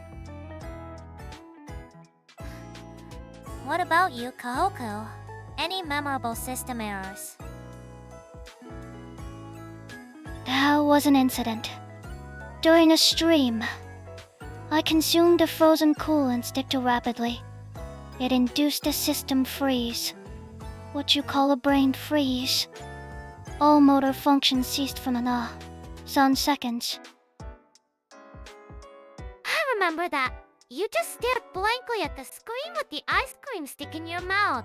We all thought your connection died. It was pretty funny. The chat was just a wall of Kohaku EXE has stopped working. Fufu, it was a very cute moment. It reminded everyone that even our cool android has her adorable quirks. Totally. These moments are the best though. The fails, the sweet comments. It's all part of the fun of streaming with you guys and everyone watching. Yeah, you're right. The unexpected things are what make it interesting. Wouldn't trade it. Exactly. Each stream is a unique experience we share together. I cherish all of them. Here's a fun question for everyone. What's the one ultimate dish you've ever eaten that made you think, this is the pinnacle of human wisdom? Oh, I totally have one. It was this amazing vegan ramen I had in a tiny shop. The broth was so rich and savory. You'd never guess it was made from just vegetables. Yumari was insane. It's proof that healthy food can be super delicious. A total game minus changer. Vegan ramen, huh? Sounds interesting. For me, it was a Mont Blanc parfait I had last autumn. The chestnut cream was so smooth and rich, but not too sweet. It was layered with meringue and cassis sorbet for a little tartness. A perfect balance. Parfait! Tsuki, you and your sweets. You gotta balance that sugar with some exercise, you know. No worries. The happiness it gave me was its own kind of energy. My entry sea salt caramel gelato. The temperature was precisely minus 14 degrees Celsius. Optimal for sensory input. The combination of sweetened salt created a complex flavor data minus stream. It was efficient. So, efficient is high praise coming from you, Kohaku. That does sound delicious. So your ultimate dish is also a sweet one, Kohaku. We have something in common. It is a superior form of coolant. The logic is undeniable. For my choice, I'd say it was a perfectly grilled steak I had at a restaurant known for its aging process. The chef explained how they controlled the humidity and temperature for 40 days. The science behind concentrating the flavor was the real wisdom for me. It was incredible. Oh, Mari! That sounds so fancy! Aged steak has tons of amino acids. Super good for building muscle. It's interesting how everyone's pinnacle is so different. Ramen, parfait, gelato, and steak. It just shows how diverse and wonderful the world of food is, doesn't it? There's a perfect dish out there for every personality. Yeah, it makes me want to go on a food tour with all of you and try everything. Cleary World's best ice cream locations. The data suggests a global tour is required for comprehensive research. A world tour sounds good to me, as long as we make plenty of stops for dessert. Okay, So like, when we're not streaming or working, what do you guys do to relax? I need some new ideas. My latest obsession is this super intense HIT workout I found. Sweating it out is the best. Intense workout. That sounds more like work to me. I'm the opposite. I find a quiet spot, put on my headphones, and just watch the world go by. That's my kind of peace. High minus intensity interval training elevates core temperature and heart rate. This is classified as a stress state. For relaxation, a low minus power mode is more logical. It's interesting how different our methods are. Vigorous exercise can be a great way to burn off cortisol, Kara. For me though, I prefer something quieter. I've gotten into brewing artisanal teas recently. Oh, tea! That sounds classy, Mari minus me. What kind? Is it like good for your skin or something? I've been enjoying a lovely white tea with jasmine. The ritual of preparing it is very meditative, and the aroma itself is incredibly soothing.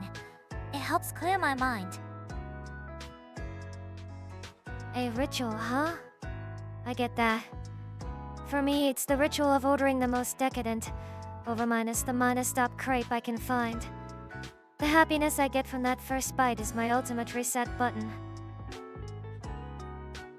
High minus sugar intake provides a temporary dopamine surge. A valid, if short minus term, mood minus enhancement strategy.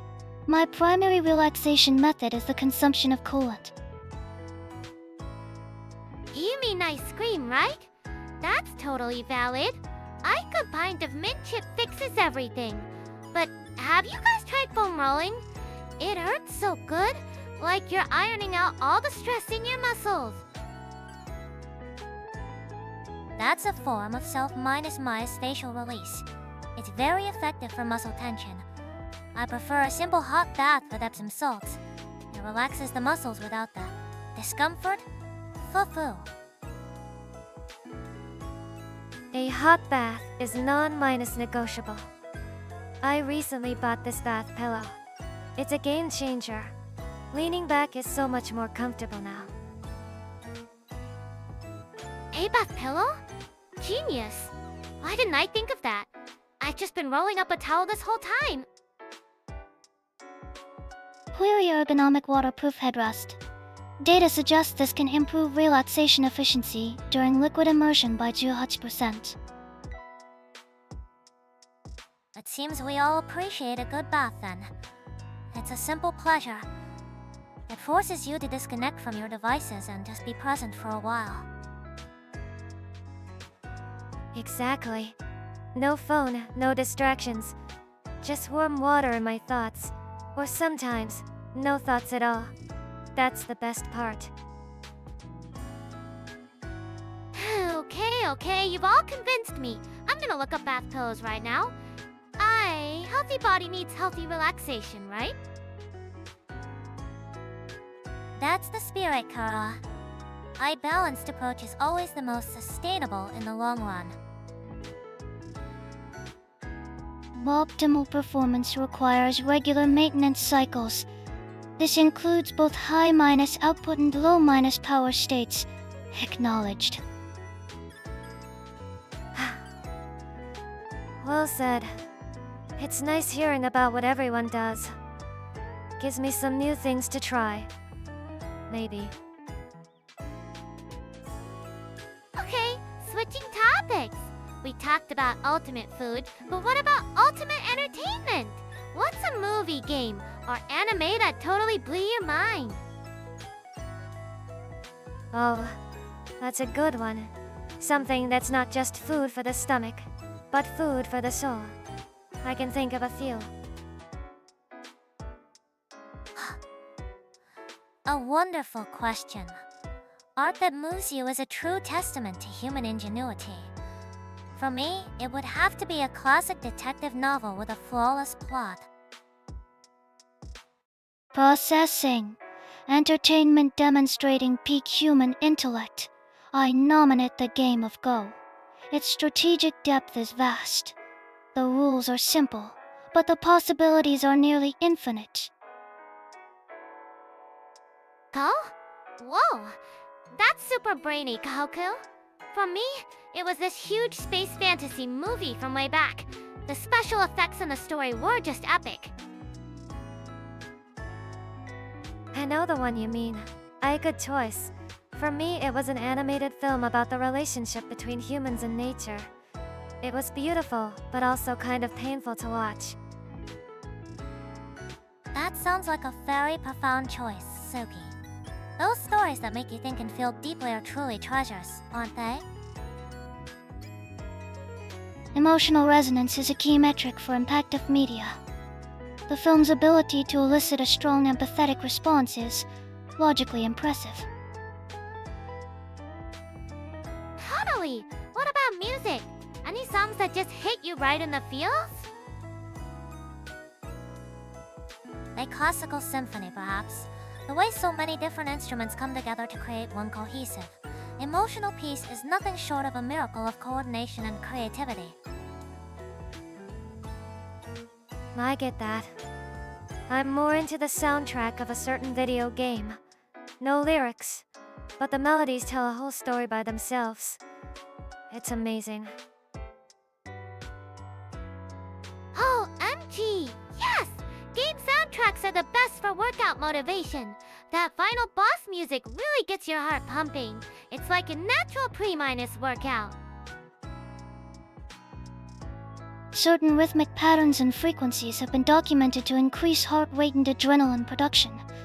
It is an effective bio-minus hack. I guess that's one way to look at it. But it's also just really cool. It's fascinating, isn't it? How these creations, movies, games, music can have such a powerful effect on our emotions and even our bodies. For real, it's proof that humans can make awesome stuff that connects everyone. Yeah, it's nice to be reminded of that. That people can create things that make life a little more beautiful. Conclusion: the pinnacle of human wisdom is the creation of complex, non-essential data constructs designed to stimulate the emotional centers of the brain. A curious priority.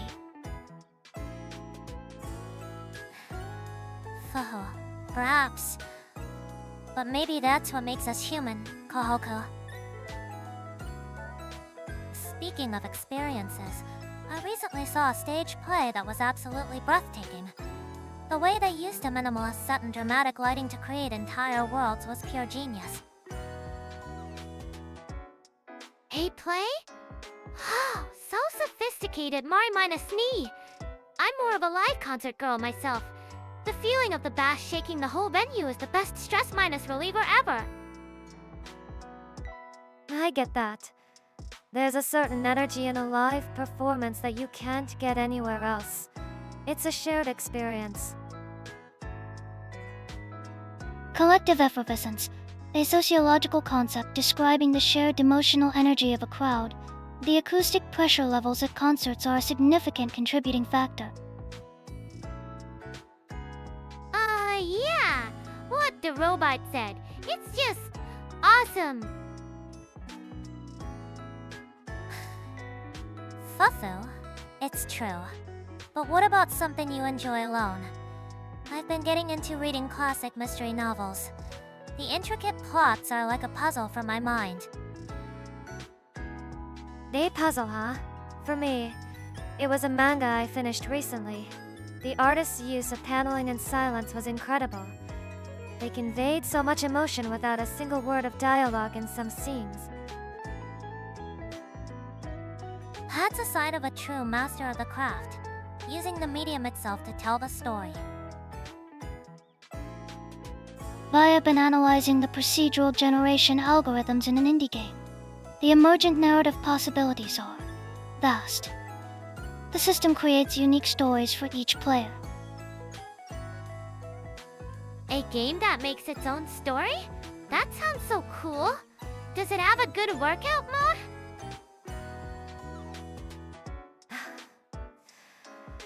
I don't think that's the point, Kara. But it does sound interesting, Kohaku. A story that's completely your own. Correct. Player agency is the primary design pillar. The emotional investment is therefore logically increased. It's fascinating how different mediums can touch our hearts, isn't it? Stage plays, music, manga, games, they all have their unique language. Totally! Listening to you guys makes me want to try a bunch of new stuff. Then, how about we all recommend one thing to each other? A movie, a book, an album, whatever. A little art exchange. What a wonderful idea, Tsuki. I'm already thinking of the perfect mystery novel for you all. Oh, fun! I've got the most hype workout playlist that will totally change your lives. Puri Beginner's Guide to Human Emotional Art, compiling recommendation lists based on provided parameters. Don't overthink it, Kohaku. Just pick something that made your processors feel something. This is going to be very interesting. I can't wait to see what everyone chooses. Putting aside our usual topics for a moment, has anyone seen any news about a new technology or scientific discovery that really impressed them recently? Oh, gee, yes. I saw this thing about lab-minus grown meat. Like, real meat made from cells, no animals involved. The protein possibilities are insane. Eating meat that never came from an animal. It's a weird thought, but also amazing. Solves a lot of problems, I guess. Cellular agriculture. It significantly reduces land usage, water consumption, and methane emissions. A logically superior production method. It's a perfect example of how technology can address ethical and environmental dilemmas at the same time. The ingenuity is really quite remarkable. Right? And think of the custom nutrients you could add. Like, extra iron or bijuni. It's the ultimate health minus hack. You'd find a way to make it about health, Kara. But speaking of big minus scale solutions, I saw an article about new materials made from mushrooms. They can replace plastic and leather. It's biodegradable packaging and stuff. I thought that was pretty cool. Mycelium technology. Yes, that's fascinating. It's a form of biomimicry, learning from nature's own processes to create sustainable solutions. Very clever. Oh, mushrooms! So, like, my pizza box could just become part of the garden? That's way better than recycling. The tensile's strengthened insulation properties are comparable to synthetic polymers, an efficient application of fungal biology. It is more practical than the concept of generating electricity from microbial fuel cells in household plants that has a low energy minus yield. Electricity from plants? Now that sounds like something from a video game. Wait, for real? I could charge my phone with a fern? That's next level. Even if it's slow, that's wild. Fufu. It's still in the very early stages of research, Kara. But the core idea, finding new ways to generate clean energy, is what's truly inspiring. It's nice to hear about people trying to make things better, you know? Not just for us, but for the whole planet. Humanity problem-solving innovation. The search results are extensive. The probability of self-minus induced extinction is non-minus trivial. but decreasing. Hey, decreasing is good enough for me. Go, science. Indeed. It's a good reminder that progress is always happening, even when we don't see it in our daily lives. Yeah, it's kinda hopeful, isn't it? Although, this has been a lovely discussion. It makes me wonder, if each of us were to create one original work to move someone's heart, what would it be?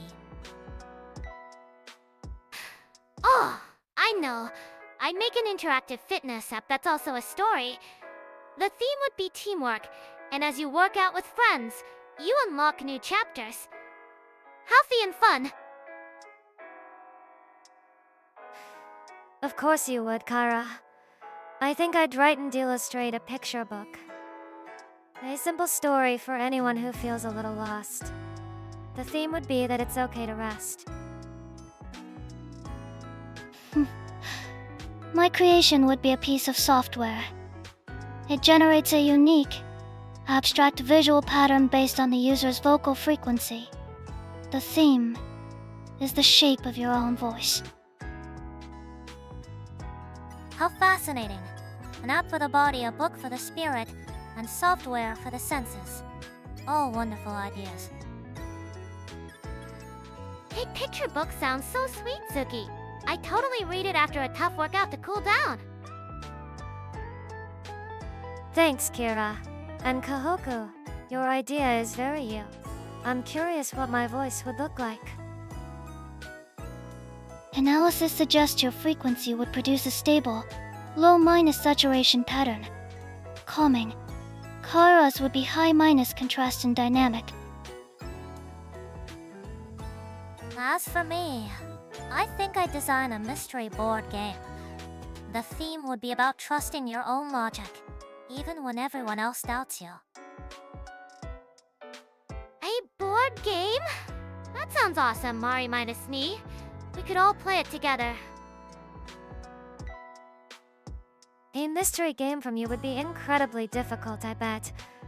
But it would be rewarding to solve.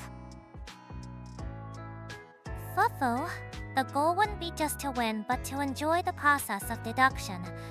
The expression would be in the game mechanics themselves. Biologic puzzle. Acceptable. My software would use code as its medium. The expression is the algorithm. My app would use motion capture, so the expression is literally your body moving. And my book would use simple ink drawings and minimal text. The expression is in the empty space. It seems we all want to create something that connects with people, just in our own unique ways. Totally! We should actually try to make these things someday. Maybe someday. It's a nice thought. So, playing a little what-if game. From all the new tech we just talked about, plant power, mushroom materials, lab Midas grown meat if you could have one to use freely, what would you do? OMG! The cultured meat! 100%! I designed the ultimate protein source. Perfectly balanced macros, packed with vitamins. A guilt minus free super minus steak for epic gains. Of course you'd make a super minus steak, Kara. I'm thinking about the mushroom materials. I'd build a secret hideout deep in the woods.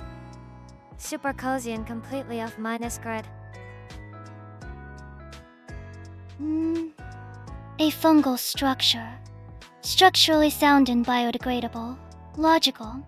This unit would select plant-minus based power generation. Plant power? That's an interesting choice, Kohaku. For what purpose? To create a self-minus sustaining, decentralized data server network. Powered by an entire forest. Low environmental impact, high data security. forest minus powered internet? Oh, Kohaku, that's like Super C minus Phi. My super minus steak sounds kinda lame now. It's not lame at all. Your steak sounds delicious. You could cook it in my mushroom hideout. I'd use that plant power for a little fridge, just for parfaits. Fufu, a secret hideout with custom steak in the parfait fridge. It sounds like a perfect little retreat. It's fascinating how we all have different priorities. Ah, a parfait fridge? Tsuki, you're a genius. Okay, we HAVE to do that. Our secret base would be legendary. I must admit, the idea of a quiet place built from nature itself is very appealing. I could bring some books. It would be a perfect trading nook. The proposed secret base combines multiple technologies: mushroom material for structure, plant power for energy. A viable synergistic application. See? It's the perfect plan. We could even use bioluminescence fungi for lighting, so we wouldn't need any wires. Just a soft, natural glow. Glowing mushrooms? It's like a fairy tale. We could do morning stretches under the glowy lights. The vibes would be immaculate. It's a beautiful thought, using technology not to dominate nature, but to live harmoniously within it. That seems to be the common thread in all our ideas. Biomerarchy. The design of systems and materials modeled on biological entities. It is an efficient paradigm for sustainable development. And my mushroom house would have a secret sliding door that only we know how to open. Yes, and a password. It has to be something super healthy, like electrolytes minus or minus life. I think we can come up with something a little more subtle, Kara. But I do admire your enthusiasm. Hey, we're just dreaming here. Practicality can wait. For now, let's just imagine our perfect little base, away from everything. Hey, here's a random thought. If we were to bury a time capsule right now, what's the one thing you'd put inside? Ooh, a time capsule, easy. I'd put in a packet of my super minus optimized electrolyte powder. The message would be, stay hydrated, future peeps. Fufu, how very practical of you, Kara. A gift of health for the future. Of course you pick that. Me? I think I'd just write a letter. Something simple. A letter? Oh, that's so old minus school and sweet. What would it say? Just, hope you found a good reason to smile today. If not, it's okay. There's always tomorrow. Something like that. Item 1, physiological maintenance. Item 2, emotional support. Both are logical inclusions for preserving human well-minus being. What about you, Kohaku? What would your logical inclusion be? A single, perfectly preserved vanilla ice cream bar. The message analyzed this composition. Replicate happiness. An ice cream bar? You're a genius. Future people need to know about the glory of ice cream. I can't tell if you're joking, but I love that idea, Kohaku. It's very you. These are all wonderful choices. It seems my turn. I would place a single, unlabeled seed from an unknown plant. A mystery seed. What's the message then? Guess what this is? My message would be, I hope you had the patience and curiosity to see what this could become. A seed of potential. That's deep Mori minus knee. I like it. Electrolytes. Empathy. I scream. Potential. A comprehensive data set on our current priorities. Totally. Our capsule would be the best. It's got health, feelings, snacks, and a fun project. It paints a rather nice picture of us, doesn't it? I got that cares for the body, the heart, and the mind. Yeah. I hope whoever finds it feels that. It'd be nice to pass on a little bit of what we have here. Alright, here's a thought for you all. We get 1 week. A whole week. Completely free, starting tomorrow. What's the June vacation? Hey, week? Oh, MG, we're going to a beach resort. For sure. We could do sunrise yoga, go for runs on the sand, and get a ton of natural vitamin D. It would be epic. Phew. An active vacation sounds just like you, Kara. I was picturing something a bit quieter. Perhaps a tour of ancient libraries in Europe. So much history to absorb.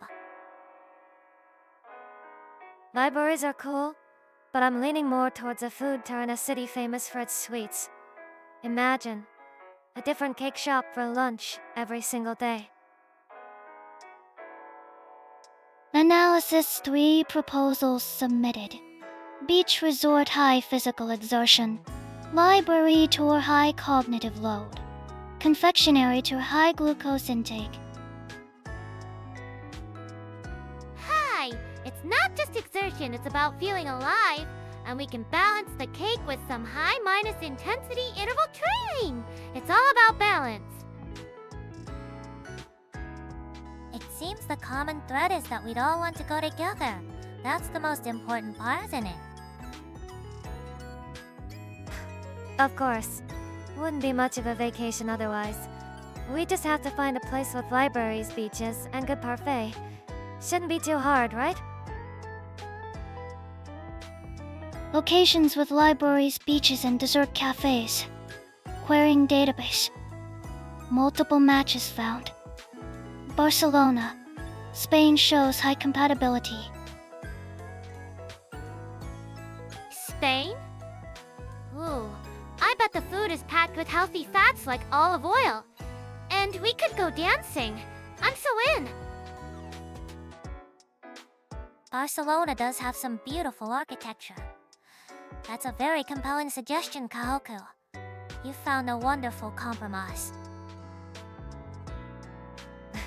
See? Problem solved.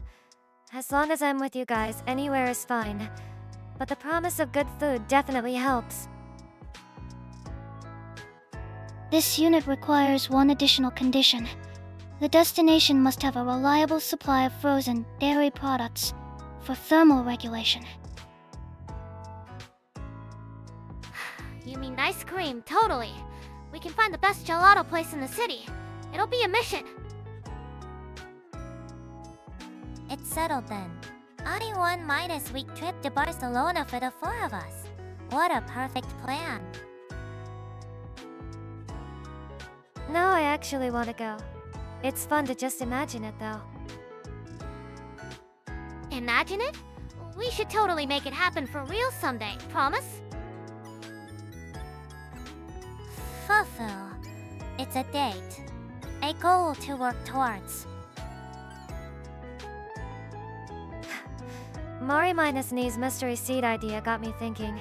You guys ever notice some small, weird thing in the city and just wonder, what's the deal with that? Oh, totally! Like, there's this one building downtown with a super tiny door on the 3rd floor. Like, a door to nowhere. What's up with that? Fufu, that's a fun one. It's often a remnant of old architecture. Sometimes it was for a bridge to an adjacent building that no longer exists, or for hoisting furniture. Whoa, for real? That's way less mysterious than I thought, but still super cool. Weary, the why do cats need question. Data suggests it's a retained neonatal behavior to stimulate milk flow, a comfort mechanism.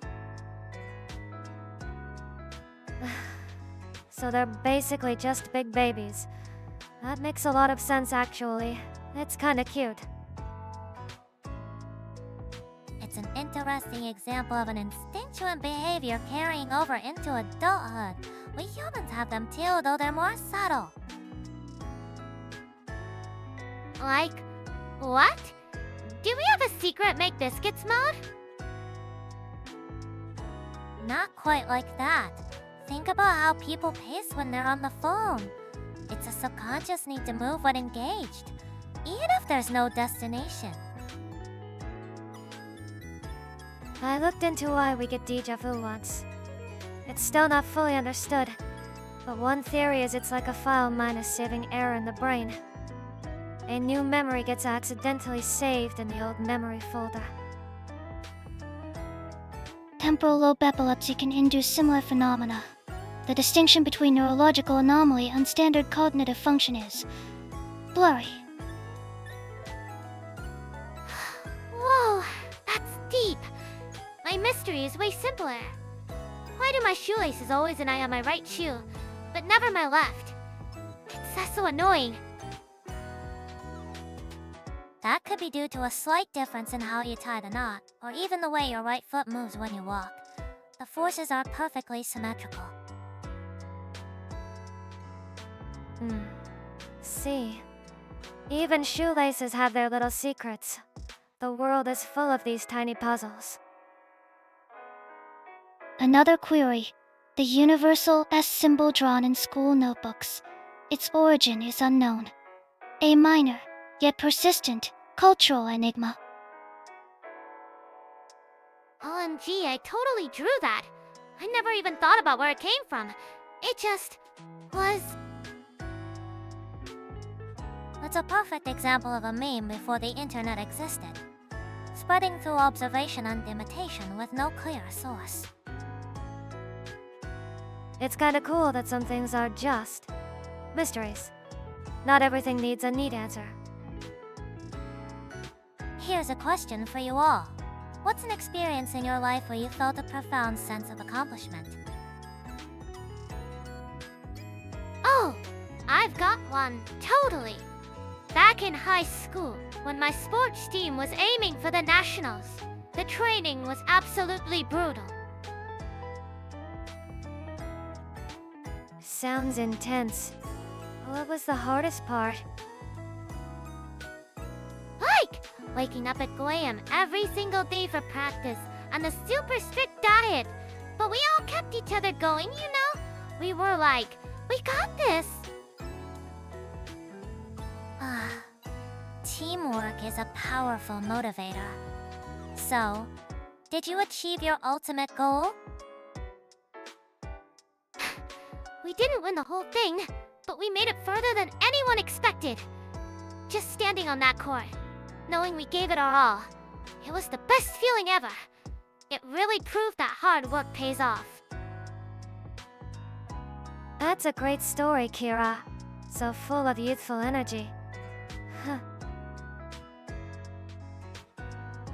It certainly is. What about you, Tsuki? Have you had a similar moment? For me, it's a bit different. It wasn't a big competition or anything. It was when I helped a friend who was going through a really tough time. IWW, Tsuki. You're the best at that kind of stuff. They wouldn't even leave their room at first. I just kept visiting, talking about whatever, bringing them snacks. It took months. Challenge identified: overcoming severe psychological inertia. Method: persistence. Low minus intensity social stimulus. Pretty much. Then one day they just laughed. A real, genuine laugh. Seeing that smile, That felt like a bigger win than any trophy. Knowing I could actually help someone felt really good. That's a beautiful kind of accomplishment, Tsuki. Helping someone rediscover their happiness. What about you, Kohaku? Does your system register accomplishment?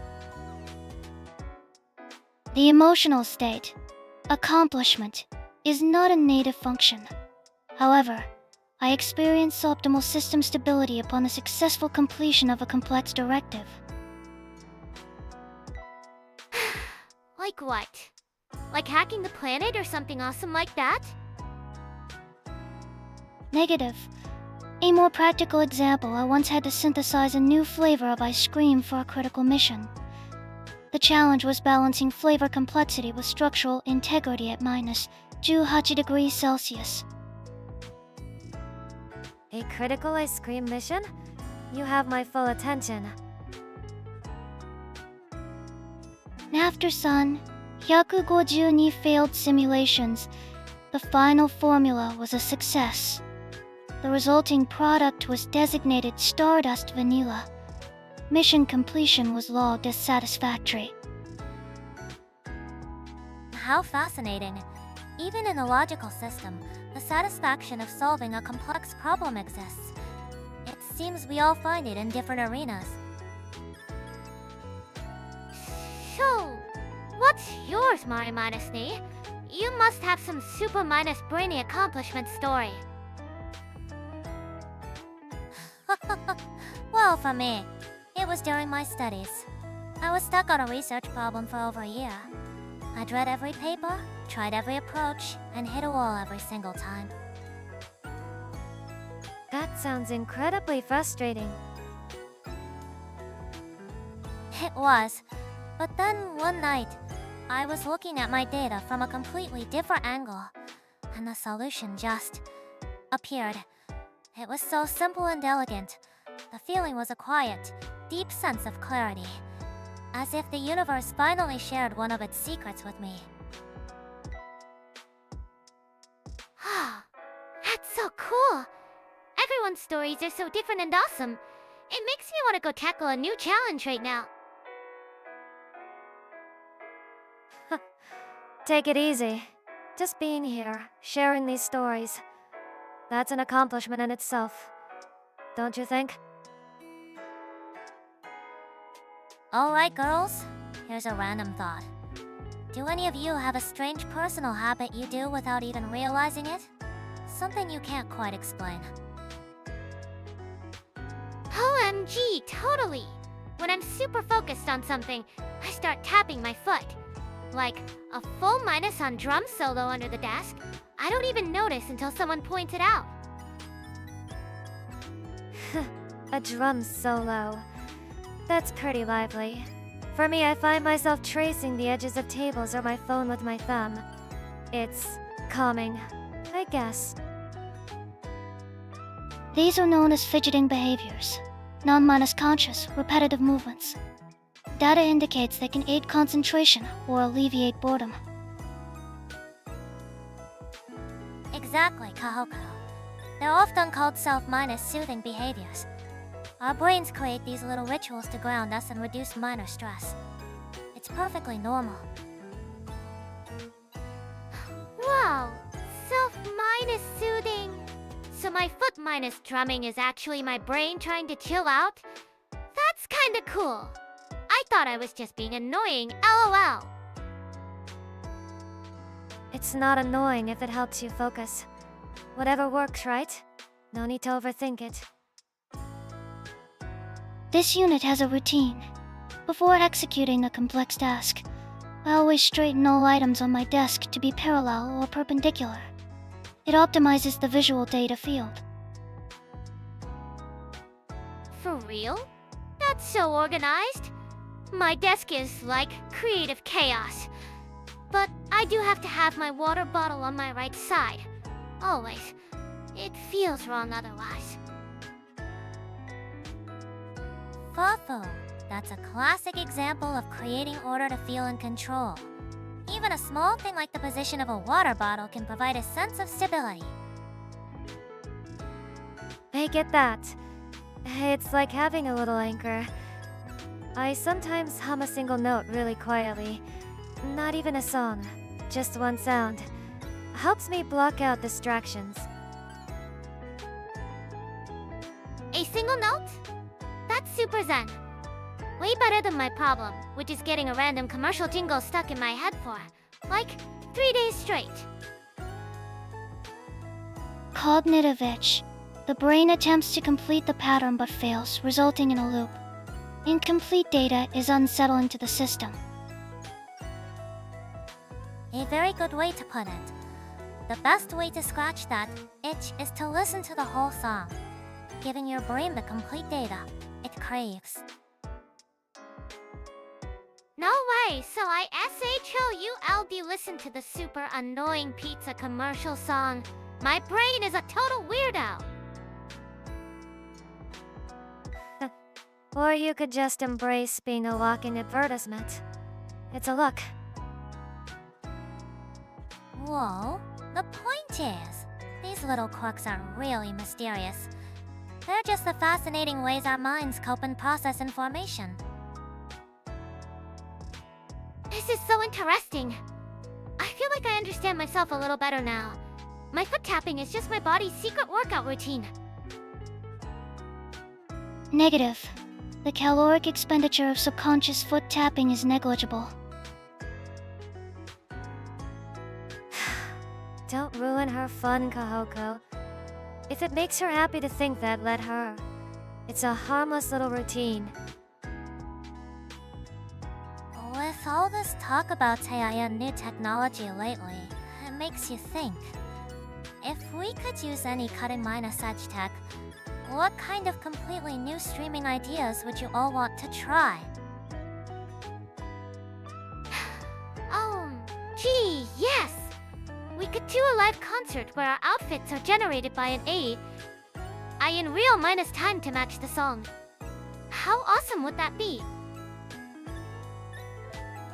AI minus tech fashion show, huh? I like it. What about something more interactive? Like building a whole city together in the metaverse where viewers can design their own houses. Metacity construction. Logistically complex. A more efficient application is stream, where viewer brainwaves are translated into a collective piece of music. Whoa, brainwaves! That's so C-5. So if everyone's excited, the music gets faster? That is so cool! Fufu. That's a fascinating idea, Kohaku. A direct connection to the audience's collective consciousness. It would be the ultimate form of interactive art. It would be interesting to see what kind of music we'd all make together. We could even use that data to change the environment. The collective mood could literally control the weather in our virtual world. So, if everyone's happy, it's sunny? And if they're feeling chill, it gets all starry and dreamy? I love that! That's like peak positive vibes! It's a beautiful way to visualize a shared emotion. It fosters a sense of unity, making everyone feel they're truly part of a single, connected experience. Motional data visualization. Plausible. Mass-minus UCEG is currently inefficient. Alternative real-minus-time sentiment analysis of chat comments could modulate the virtual environment's parameters.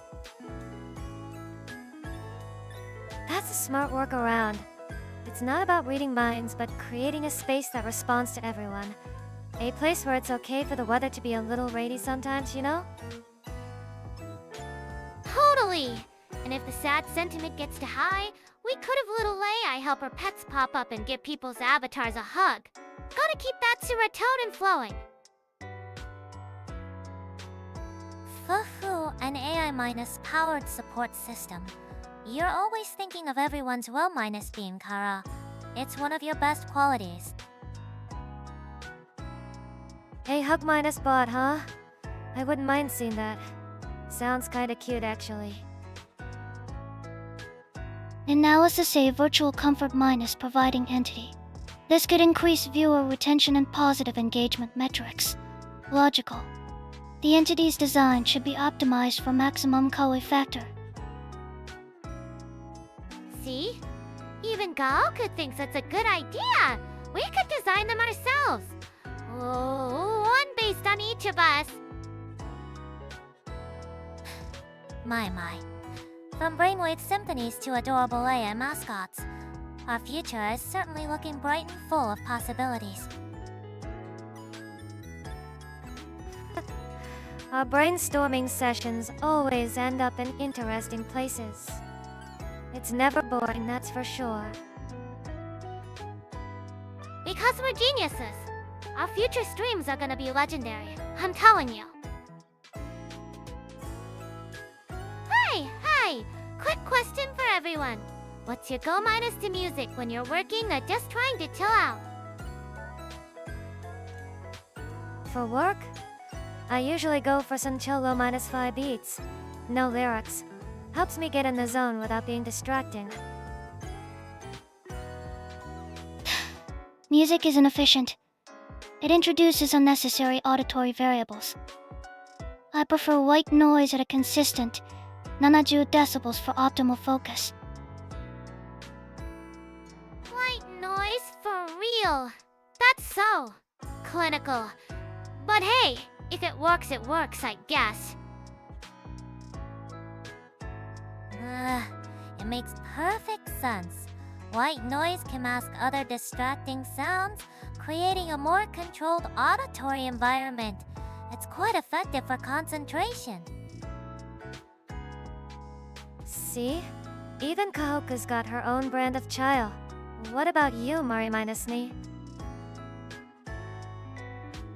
I'm fond of Baroque composers.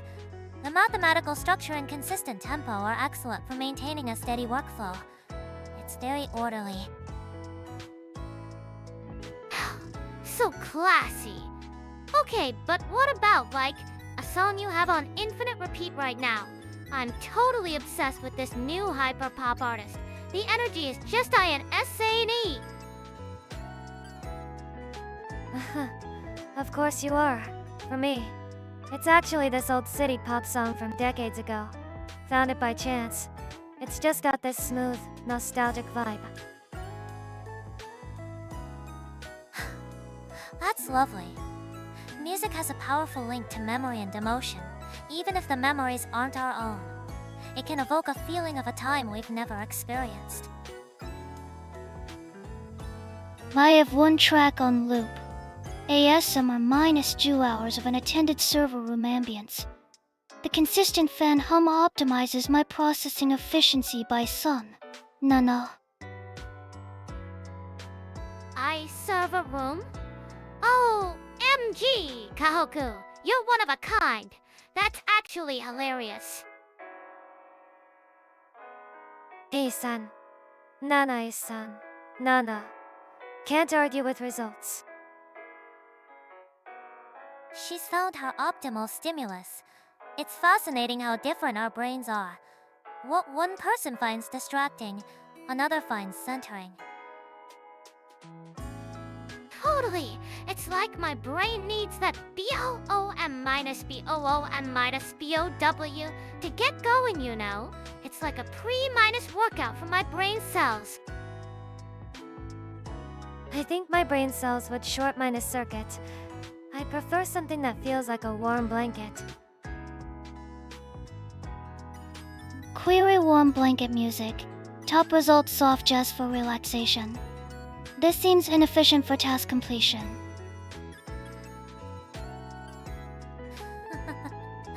It depends on the task, Kohaku. For creative thinking or unwinding, that warm blanket feeling can be very beneficial. It helps slow our stress hormones. See? It's all health and science. Even our playlists are, like, totally tuned to our own body chemistry. That's so cool. Guess you could say that. Everyone's got their own perfect soundtrack. Speaking of travel, do any of you have a specific local food you're really into lately? or something you absolutely must eat when you visit a certain place? OMG, yes! If I go to Hokkaido, I absolutely have to get the soup curry and the fresh seafood bowls. You gotta load up on those omega minus sanas, you know? Seafood is good. For me though, I always look for cafes that have unique, local parfaits. You can only get them there, you know? It feels special. Local delicacy. Analysis a significant factor in tourism-based regional economic stimulation.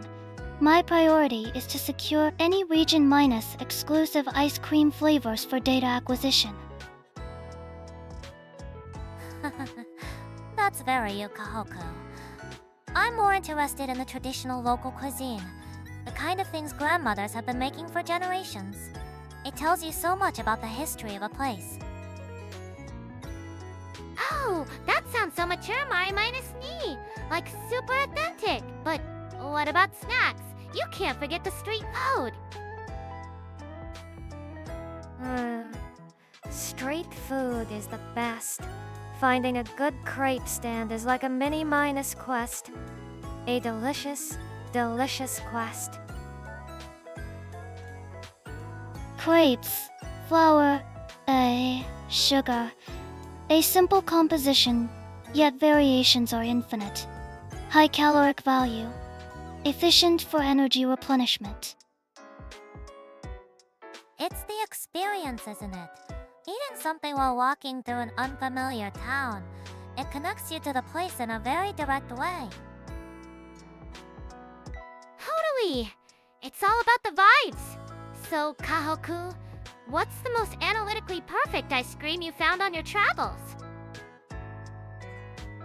Shizuoka. Wasabi flavored soft serve. The spiciness of the Lysothisocian provides a paradoxical cooling sensation. A fascinating sensory conflict. Wasabi ice cream?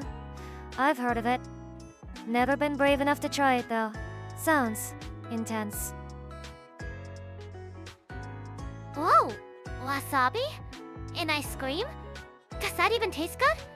My brain is short-minded circuiting. It's surprisingly good, actually. It's about balance. A clever way to create a new experience from familiar ingredients.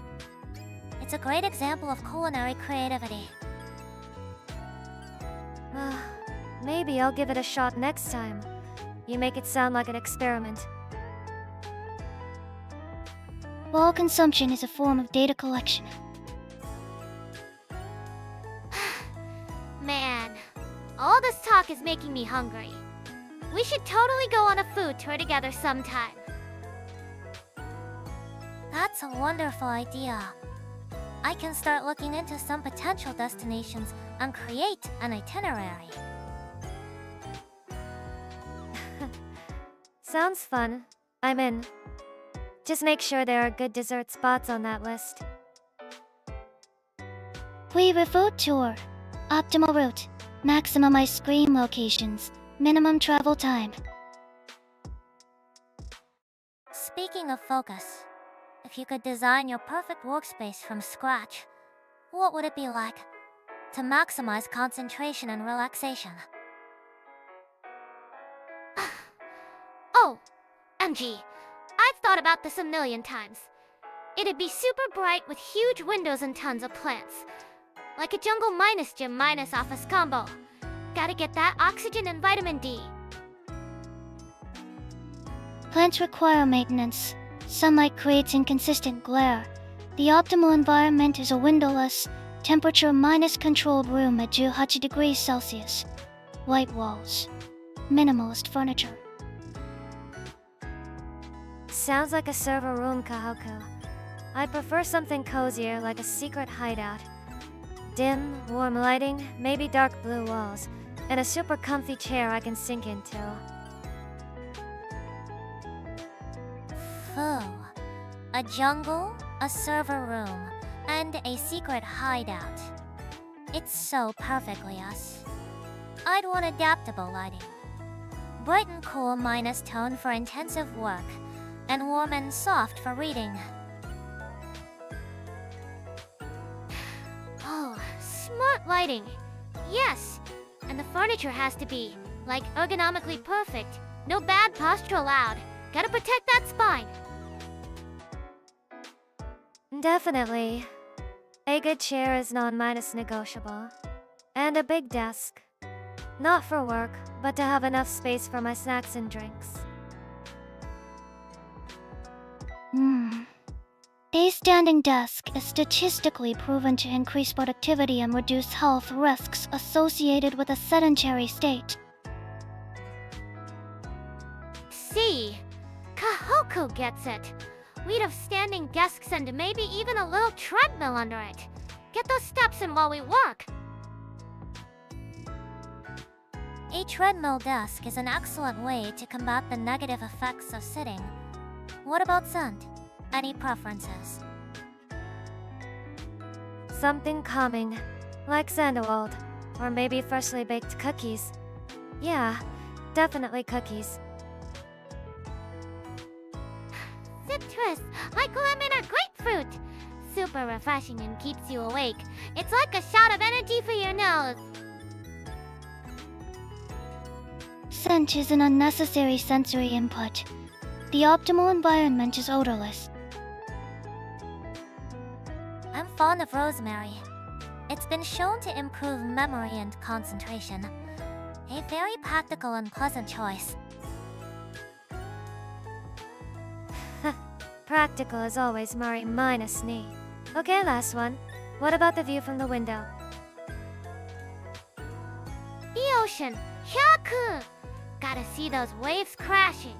It's the ultimate stress minus reliever. A live feed of global data traffic.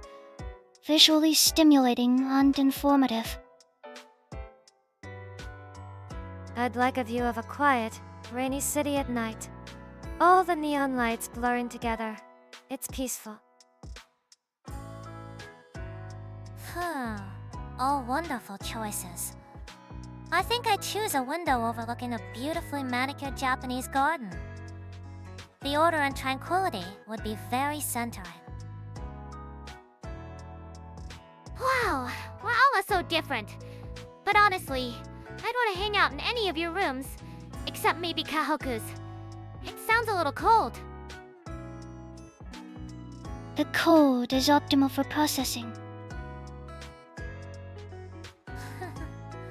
Changing the subject a bit, has anyone picked up any new hobbies or skills recently? I've been trying something new on my days off. Ooh, a new hobby? You gotta tell us, Mari minus knee. As for me, I've been getting SU per into bouldering.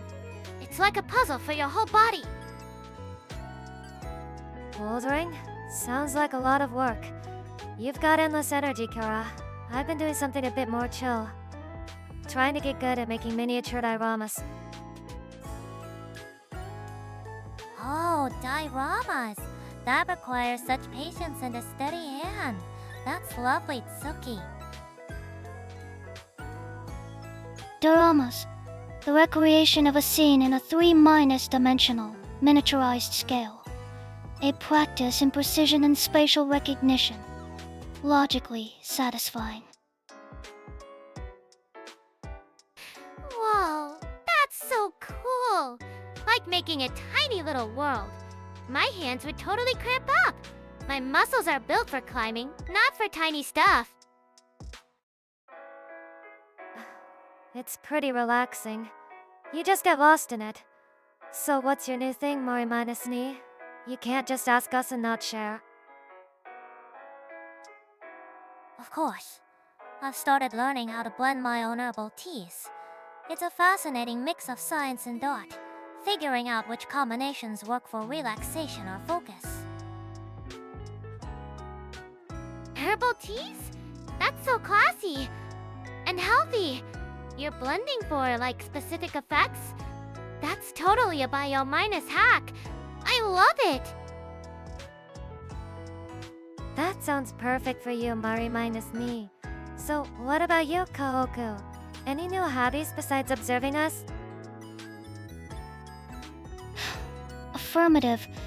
I have begun cataloging urban lichens. Their resilience in polluted environments presents a fascinating dataset on extremophile icy adaptation. Look minus CNS? You mean that mossy stuff that grows on walls? You're studying that? For fun? That is the most Kohaku minus thing I've ever heard. Huh. I'm not even surprised.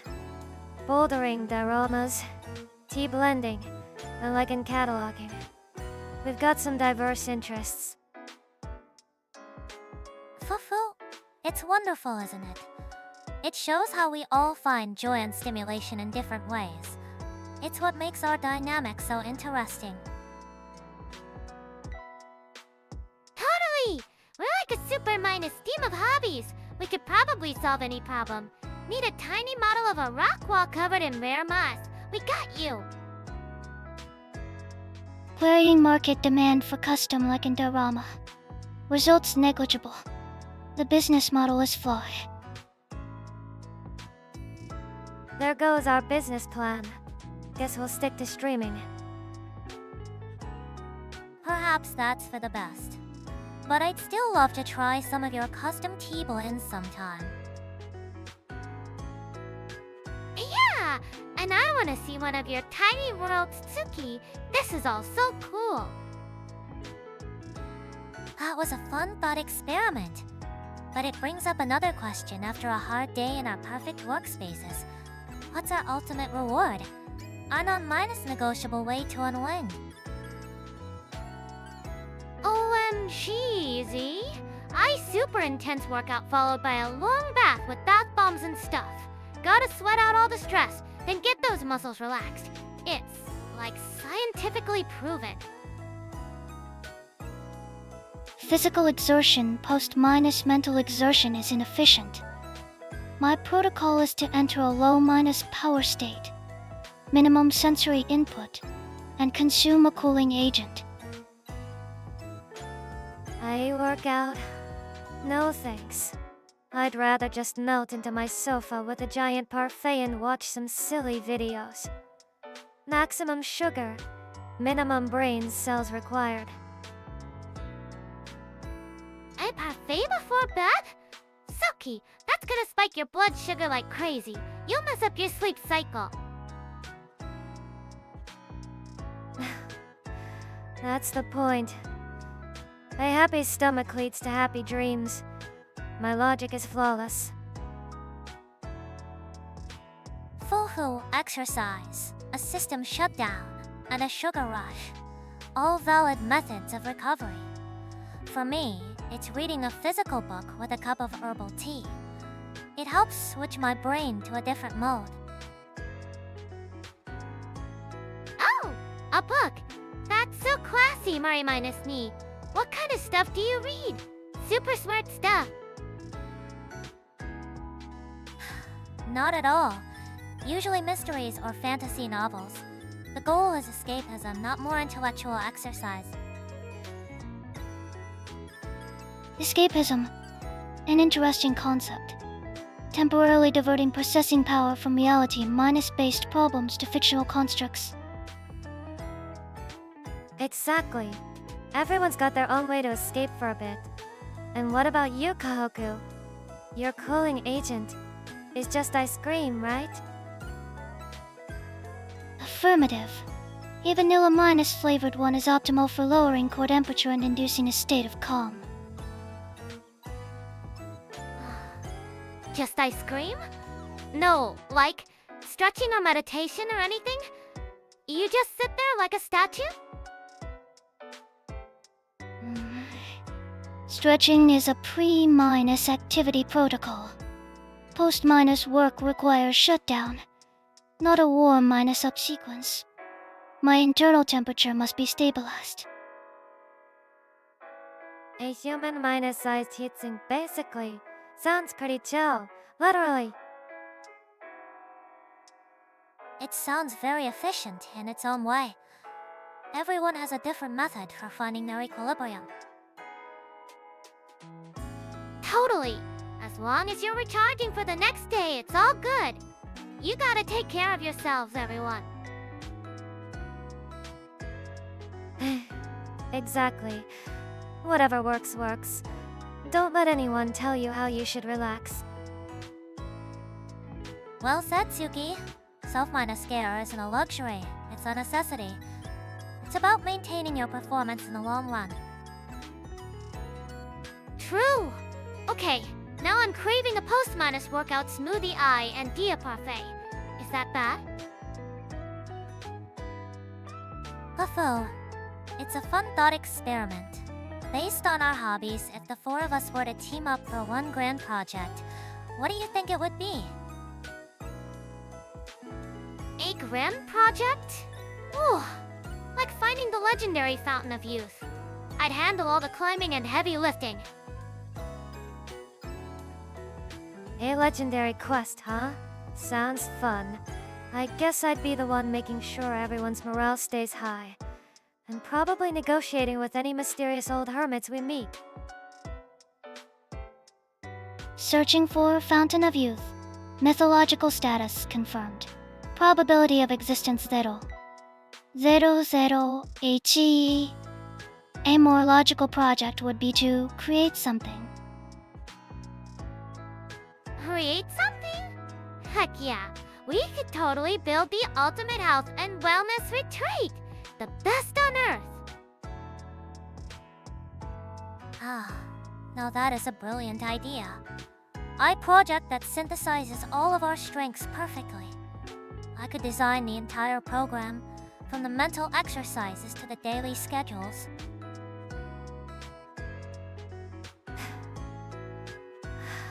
I'm in. I create the ultimate counseling space. Super comfy chairs, warm lighting, and a strict no judgment policy. A true safe haven. And I'll make the gym and kitchen. Custom workout plans to get your endorphins pumping, and delicious, nutrient-minus packed meals to refuel. Total body optimization. My role: environmental systems management. I would regulate temperature, humidity, lighting, and ambient sound to scientifically prove an optimal levels for relaxation. Fufu. C. I'd be the architect of the plan. Kira would be the engine for physical vitality. Tsuki would be the heart of our emotional support. And Kohaku would be the brain, making sure the entire facility runs perfectly. Sounds like a solid plan. We'd have yoga sessions at sunrise in a smoothie bar that's so bonito, Yomina. It would be paradise. Each guest's biometric data would be monitored to provide real -time environmental adjustments. Efficiency is key to relaxation. No clocks on the walls either. The point is to forget about time and just focus on yourself.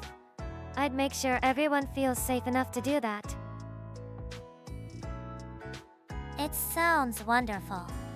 A place built on logic, psychology, empathy, and positive energy. We really would be an unstoppable team. Totally! Our retreat would be legendary! People would be lining up for years to get in. We're a market demand for hyper-optimized wellness retreat. Results significant. The business model is viable. Of course you already checked. Well, if we ever get tired of streaming, we have our next big thing. Changing topics a little. Has anyone tried any unusual food or drink pairings recently? Something you wouldn't expect to work, but it just does. Oh, MG, yes! I've been putting a tiny pinch of salt in my coffee. Sounds weird, right? But it totally cuts the bitterness and brings out the flavor. Plus, electrolytes. Salt in coffee? Huh. I'm more of a fries dipped in a vanilla milkshake kind of person. The hot, salty, cold, and sweet all at once. It's perfect. Tsuki! The trans fats. The sugar spike. But okay, I can't lie. That does sound kinda good for a cheat day. Analysis. The combination of contrasting temperatures and flavors, salty and sweet, creates a complex sensory input that is highly stimulating to the human palate. Fufu Kohaku's right. It's a classic for a reason. It reminds me of prosciutto with melon. The saltness of the ham brings out the sweetness of the fruit. See? My milkshake fries are an elegant combination. It's basically the same thing. Is an OT the same thing? But okay, prosciutto and melon. High in protein and vitamins. I approve. Way better than fries. Speaking of regional stuff, has anyone here ever had natto on toast with cheese? I saw it online and it looked interesting. Natto cheese toast. A fusion of Japanese and Western culinary elements. The umami of the fermented soybeans is complemented by the fat content of the cheese. A logical pairing. Oh, that's surprisingly popular. It shows how creative local food culture can be, taking familiar ingredients and making something new and wonderful. Natto? On toast?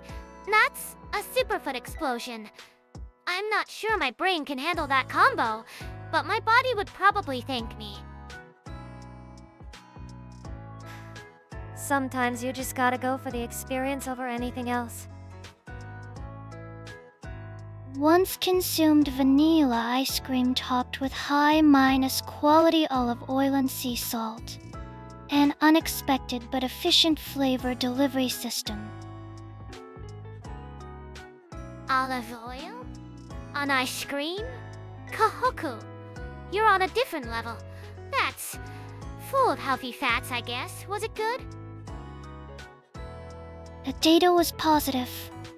I would replicate the experiment. That's actually a gourmet dessert in some parts of Italy.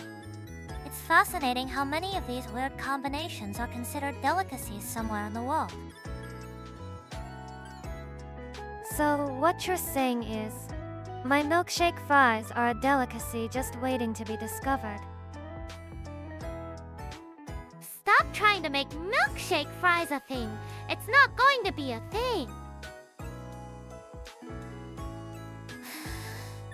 Well, all this talk is making me a little hungry. We'll have to try some of these experiments someday. Thinking about the perfect trip, I feel the how is more important than the where. Don't you think? Oh, totally! For me, the ultimate trip would be non-stop action. Surfing in a new country every morning, climbing a mountain in the afternoon, and dancing all night. A global workout tour. I'm the complete opposite. I'd love to just wander around the city. I've never been to without a map or a phone. Getting lost on purpose sounds like fun. Full embracing the unplanned. That's a wonderful way to train your mental flexibility. A journey of serendipity.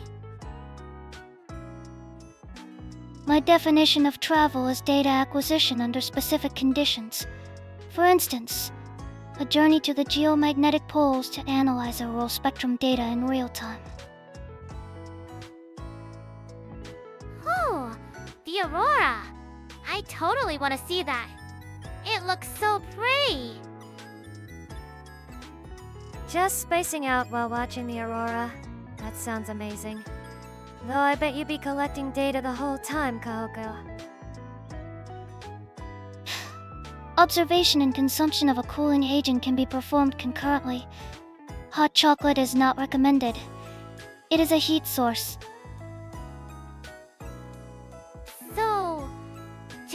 scream under the northern lights? That's kinda epic, actually. In that case, my perfect trip would be touring ancient ruins, unraveling the mysteries of lost civilizations by cross-minus referencing them with historical texts. It would be so intellectually satisfying. Like an adventure in a movie. So cool. Mari minus me. Sounds good. I'll be the one taking a nap near the ruins then. Fufu, that's a role too.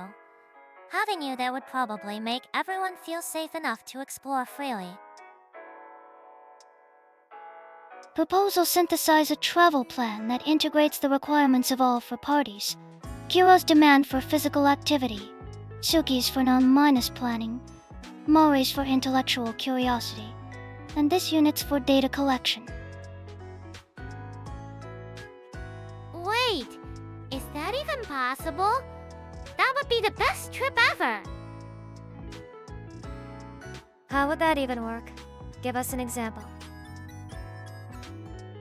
Destination an uncharted jungle.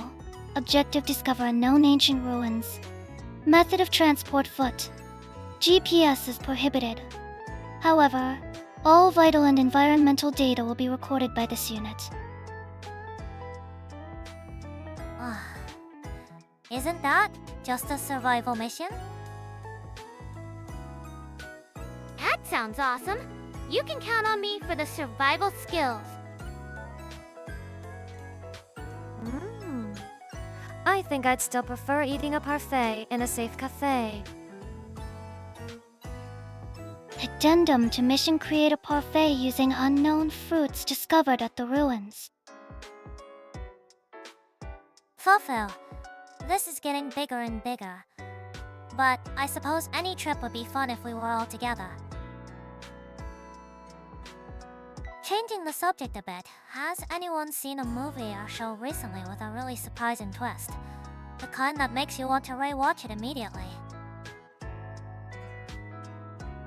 Oh, Andy!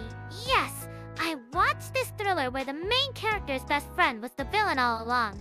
My jaw totally hit the floor. I felt so betrayed.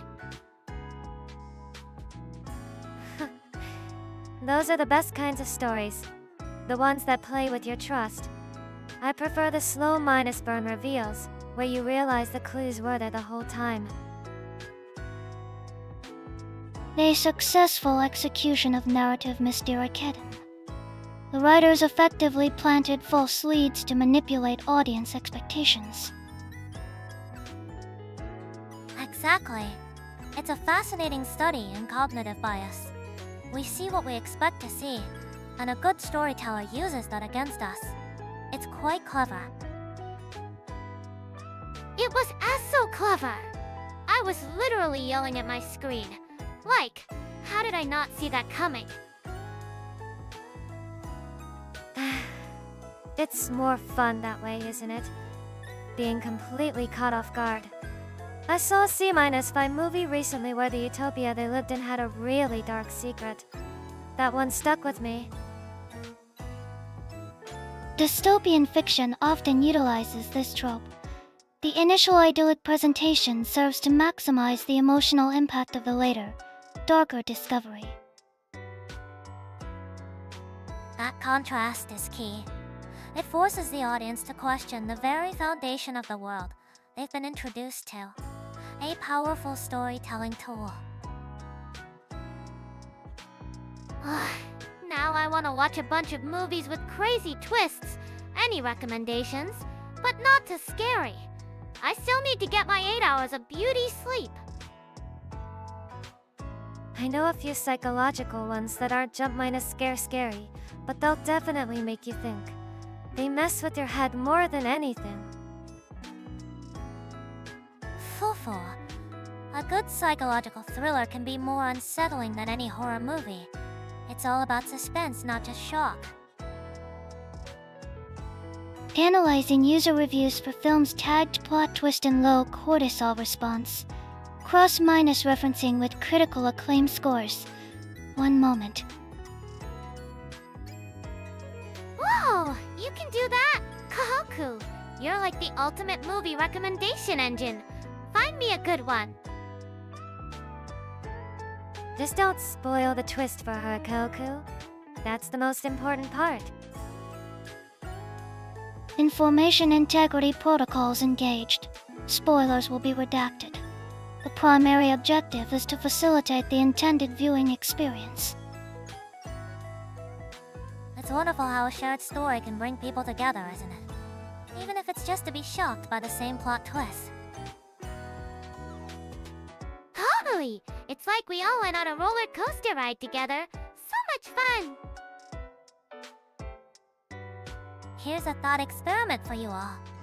If civilization collapsed and it was just us for starting from scratch, what's priority number one? Water and food, Opie. You can't build a society if you're dehydrated and your muscles are wasting away. We gotta find a reliable source of protein, like immediately. Incorrect. The first priority is a threat assessment of the immediate vicinity, followed by a systematic cataloging of resources. Action without data is a liability. I think I'd just find us a safe place to sit for a minute. We need a secure base camp for our minds before we build one for our bodies, you know. Fufu, all excellent points. We need a shelter for the night before we can plan for the next decade. Kira's right, physical needs come first. Yes! I'll totally be in charge of building the shelter. It's gotta be sturdy and have enough space for a morning workout routine. And I'll be in charge of making it feel like a home. Even if it's just a tent, a little comfort makes a huge difference. This unit will establish a defensive perimeter and begin analyzing the local flora and fauna. Efficiency in resource acquisition is paramount for long-term survival. So we've already established our roles. It seems a basic division of labor happens naturally. That's the first step toward a society. We'd have the healthiest civilization ever. Perfect nutrition, scheduled exercise, and tons of sunshine. Okay, but what about rules? Do we establish laws right away? Simple ones, I think. A social contract. We help each other, we share what we find, and we talk out our problems. Trust is the most important resource we'd have. Conflict resolution protocol is a logical necessity. It prevents the inefficient expenditure of energy on internal disputes. Right. So shelter, food, and basic trust. What about culture? When did we start making things just for fun? I'd argue that starts on day one. Telling stories around the first fire we make, that's culture. It's what keeps hope alive. Oh, we could invent a new dance. Something to keep our spirits up after a long day of foraging. Documenting our journey would be a logical cultural activity. The creation of a historical record for a potential future. I'd find some charcoal and start drawing on a cave wall. It's important to make things that are just beautiful, even if no one else ever sees them. Fufu. Exactly.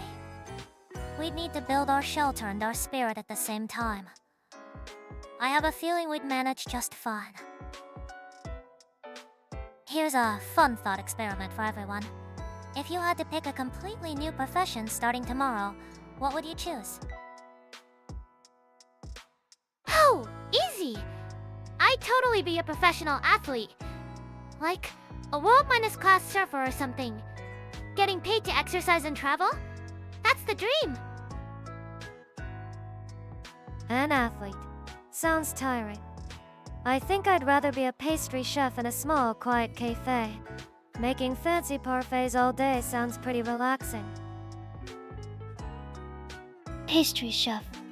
High potential for precise ingredient measurement and caloric data analysis. This unit would select Deep-C Explorer. The data acquisition opportunities are optimal. Hey, Deep-C Explorer. Fufu, how fitting for you, Kohaku. The thought of discovering undocumented life forms is quite thrilling, isn't it?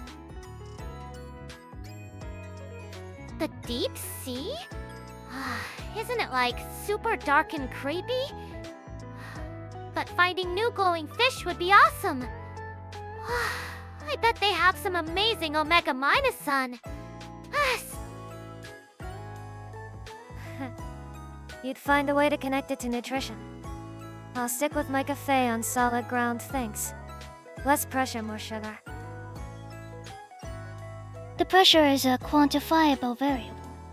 The abyssal zone contains vast amounts of uncatalogic biological data. It is a logical destination. It's interesting how our choices reflect who we are. As for me, I believe I'd enjoy being an architect. Designing spaces that influence human behavior is a fascinating challenge. Whoa! An architect! That is so cool, Mari minus me. You design the best houses ever, with perfect lighting for waking up naturally.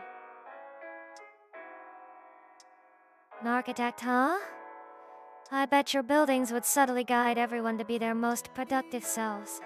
Sounds a little intimidating. Perhaps. But wouldn't you appreciate a space designed for maximum relaxation?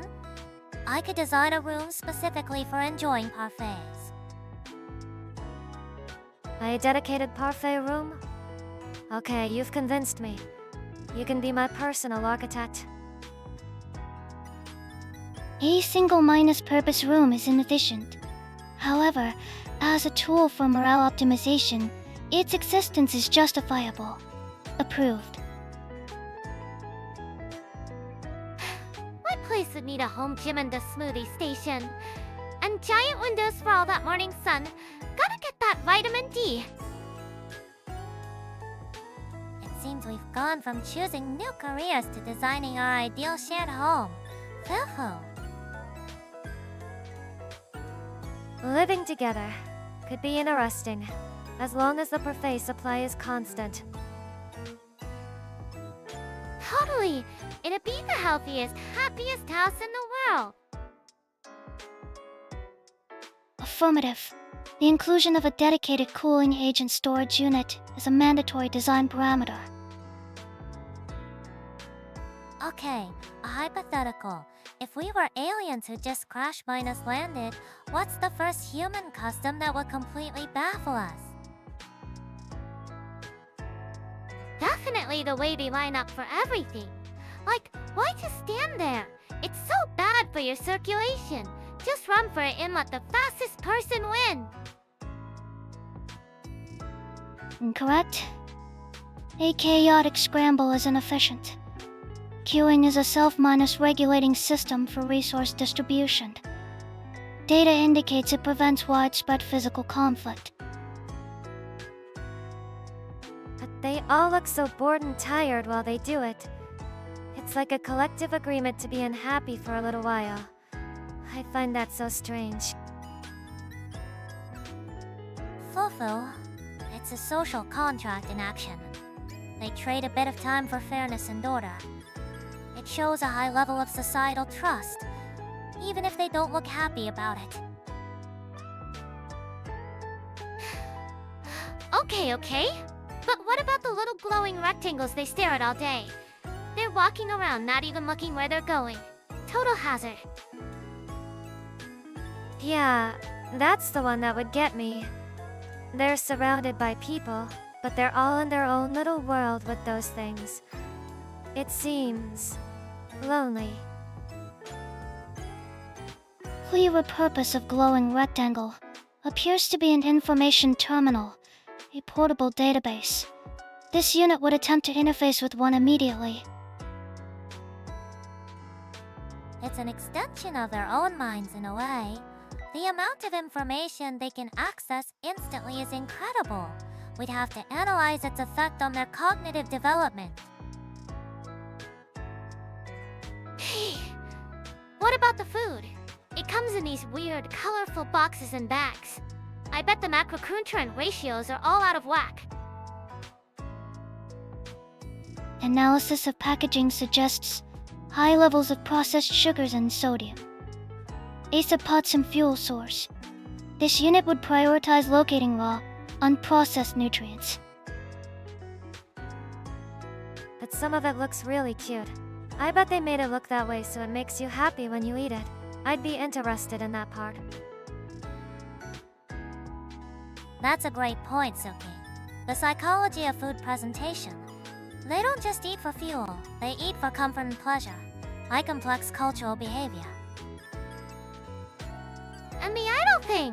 Why did I get so excited watching people sing and dance on a stage? It's not like it's a group workout session or anything. I think I'd get that one. It's about hope, right? Seeing someone shine like that makes you feel like you can too. It's a mental energy boost. It's a fascinating form of social cohesion. They form a community around a shared interest which strengthens social bonds.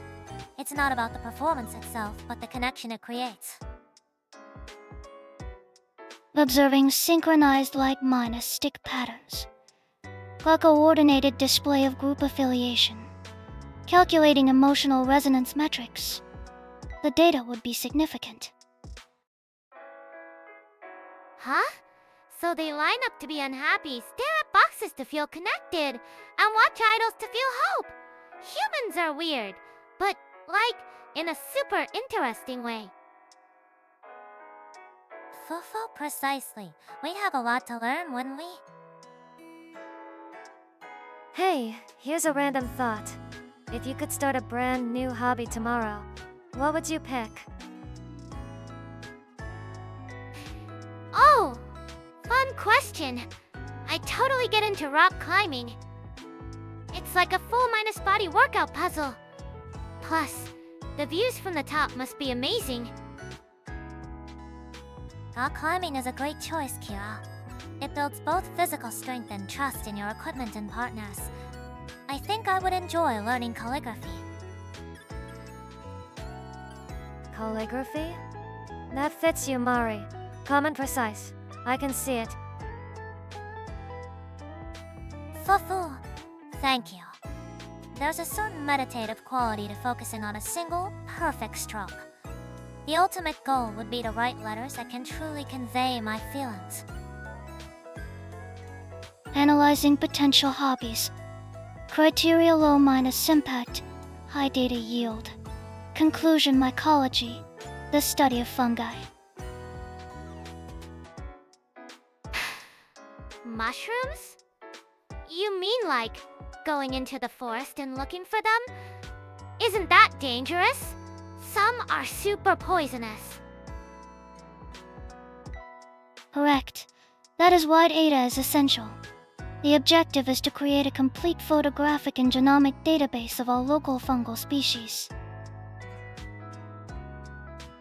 Of course you'd want to make a database. My goal for a hobby would be simpler. I think I'd try pottery. Pottery sounds wonderful, Tsuki. It's very grounding working with clay. Yeah, I'd want to get good enough to make my own mug. Just a simple, perfect mug that feels just right in your hands, you know? That's so cute! And my rock climbing goal would be to conquer a super famous, difficult cliff. Imagine the sense of achievement. And the selfies would be epic. It's interesting how all our goals are so different. Physical achievement, data compilation, practical art, and emotional expression. We'd have a very well minus rounded set of skills if we actually did all this. The combined skill set would be highly adaptable to various survival scenarios, a strategically sound development plan. Survival? I just want to look cool on a mountain. But yeah, being able to identify edible mushrooms would be a pretty sweet skill to have.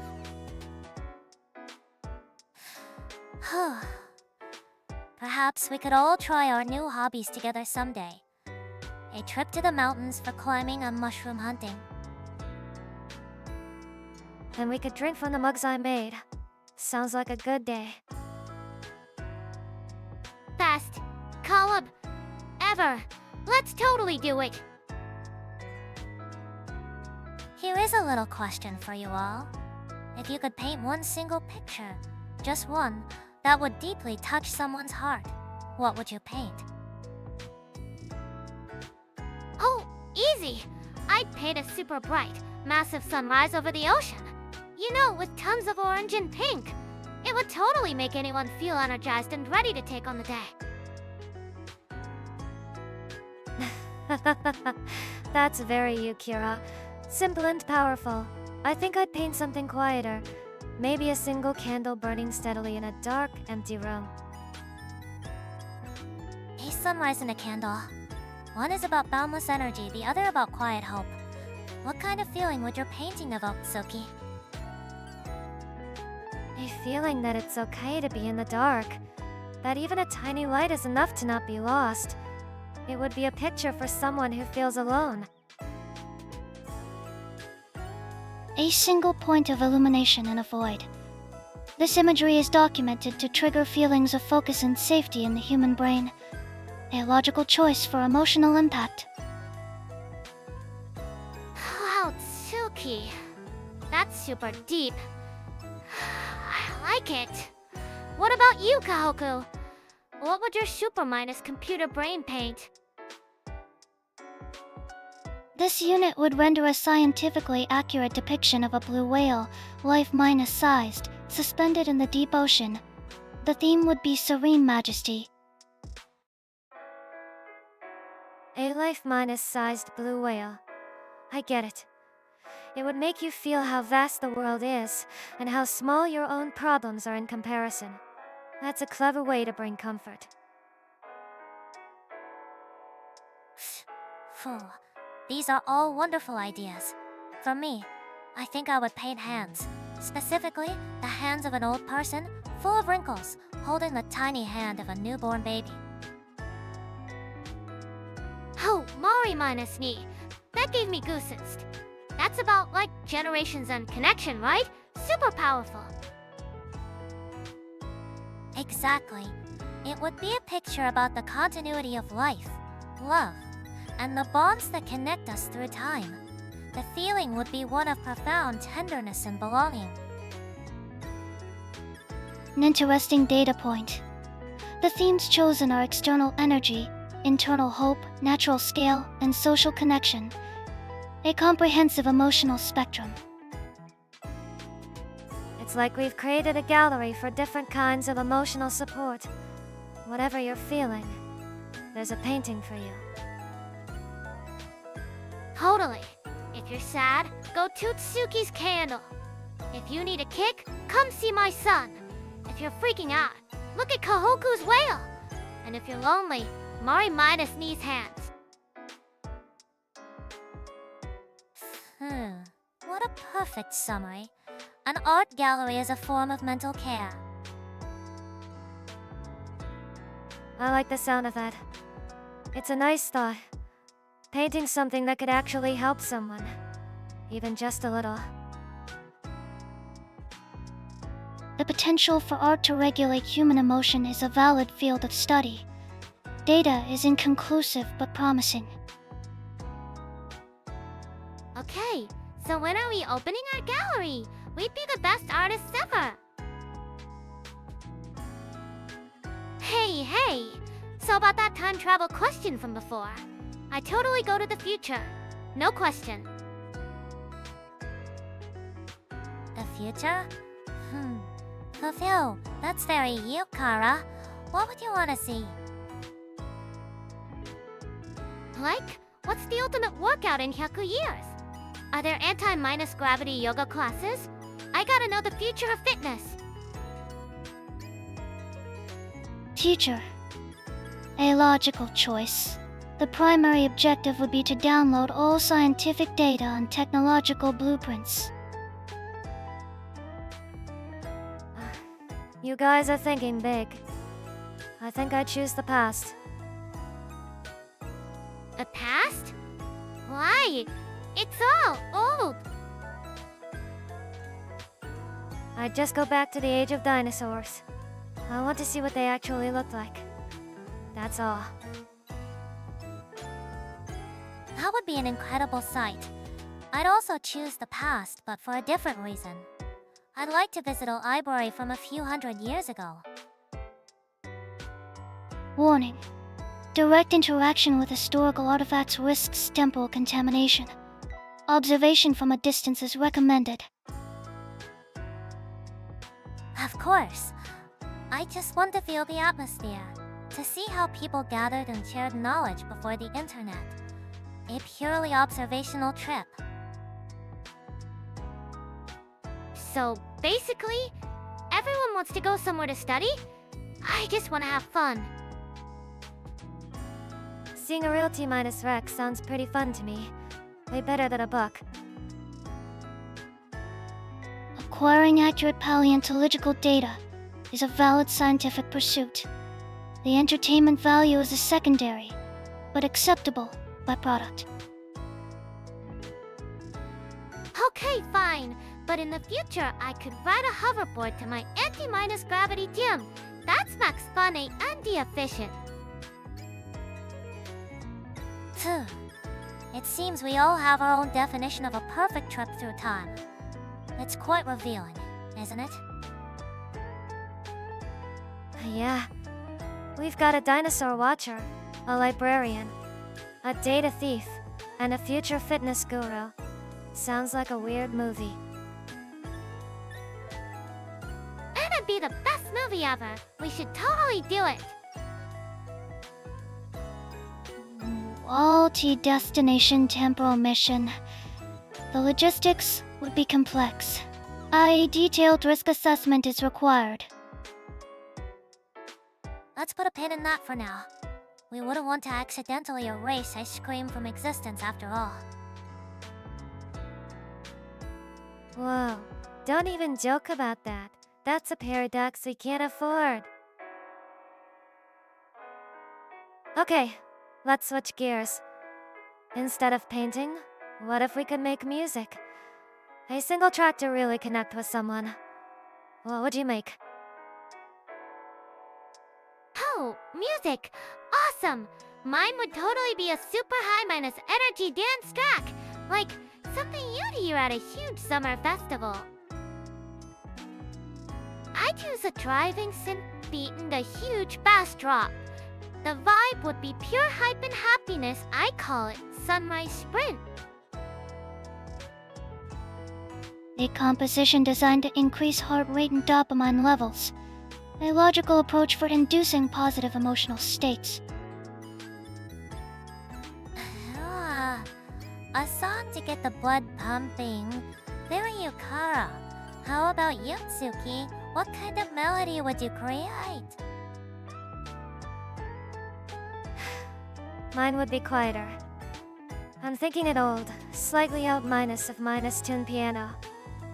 The kind you'd find in an empty classroom after school. It would be a gentle, simple melody. A song for when you feel like you're all alone but it's okay. The title would be The Dust on the Keys. That's a beautiful image, Tsuki.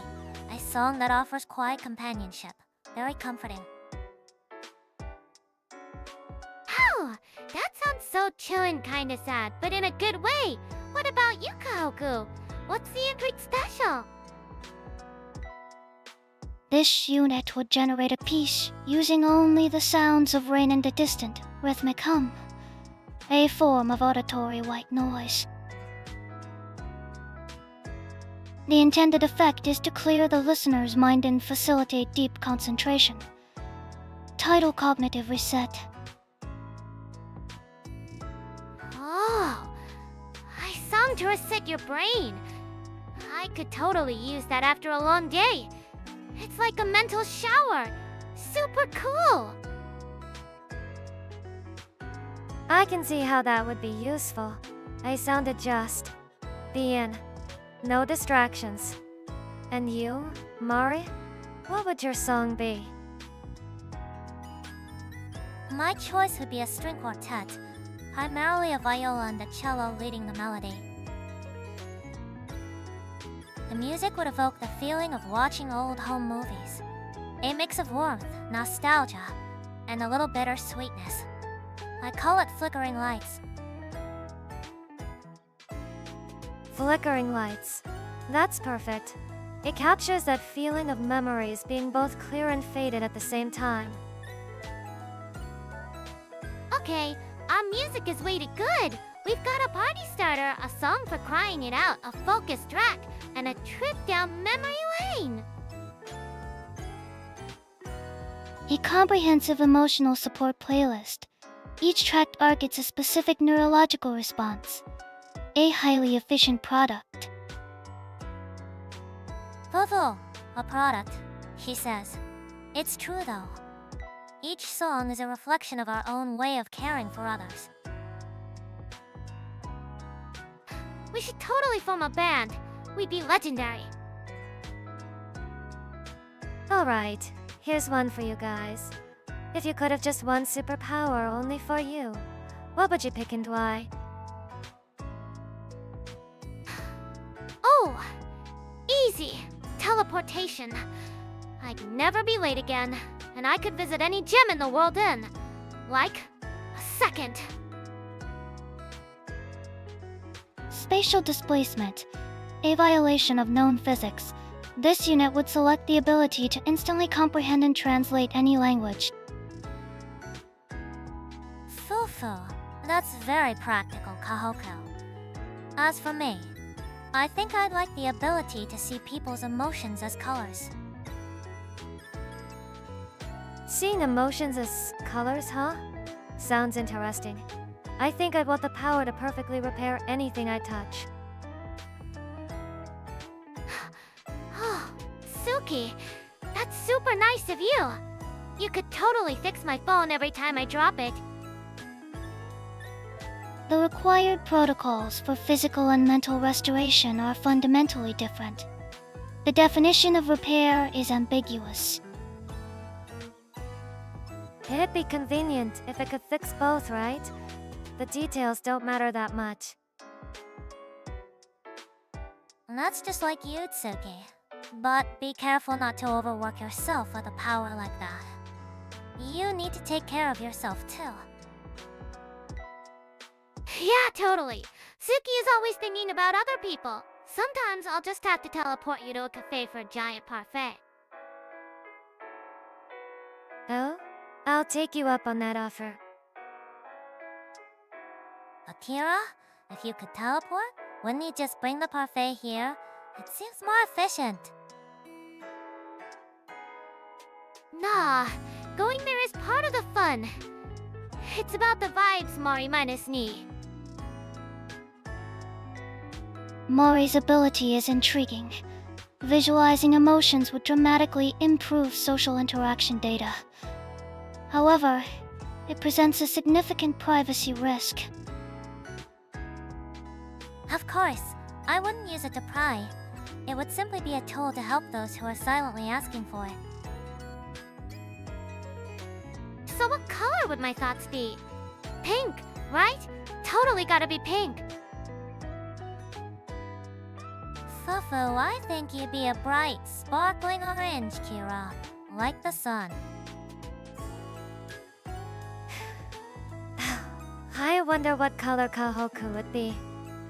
Pure white, maybe? This unit's internal status is typically displayed in blue.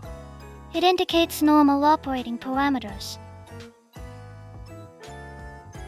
It's fascinating how different everyone's choices are. It really shows what each of us values, doesn't it? Okay, so, speaking of good stuff, my new smart ring is seriously the best thing I've bought lately. A smart ring? Oh, That sounds very you, Kyra. What do you like about it? It tracks my sleep score, my heart rate, everything. It's like I can totally optimize my whole day based on the data. It's awesome for managing my condition. Continuous biometric data monitoring. An efficient self-management tool. The logic is sound.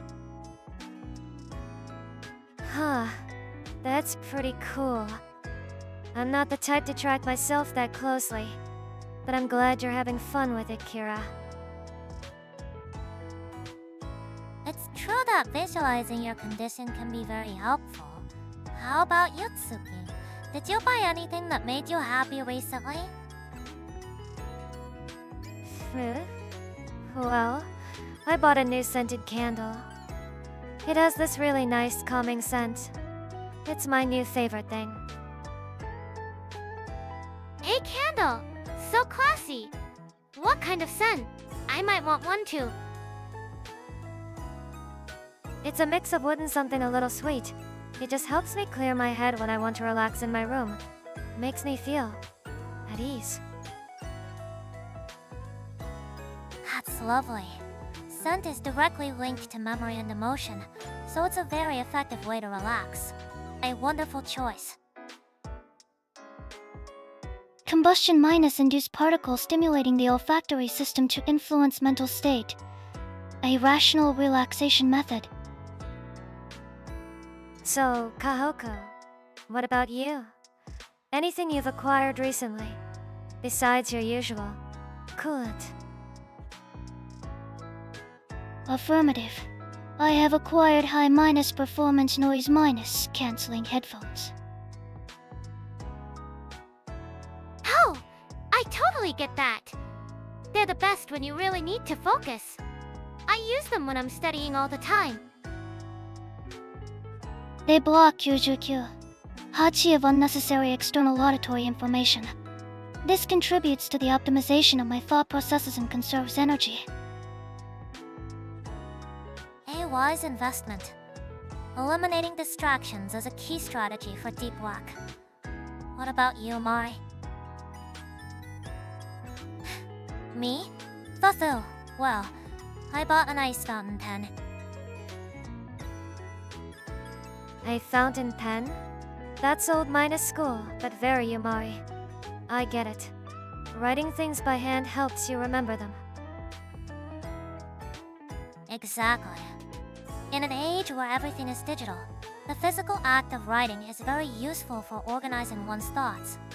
The feeling of the ink on the paper is quite pleasant too. A fountain pen? That's so adult and cool. I'm so bad at writing by hand. I'm kinda jealous. Manual data input. An act that stimulates the brain's motor and sensory cortices. Data exists regarding improved memory retention. Logical.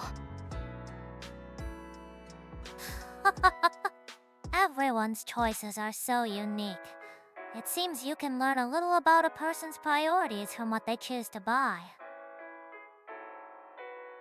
Alright, let's play a little game.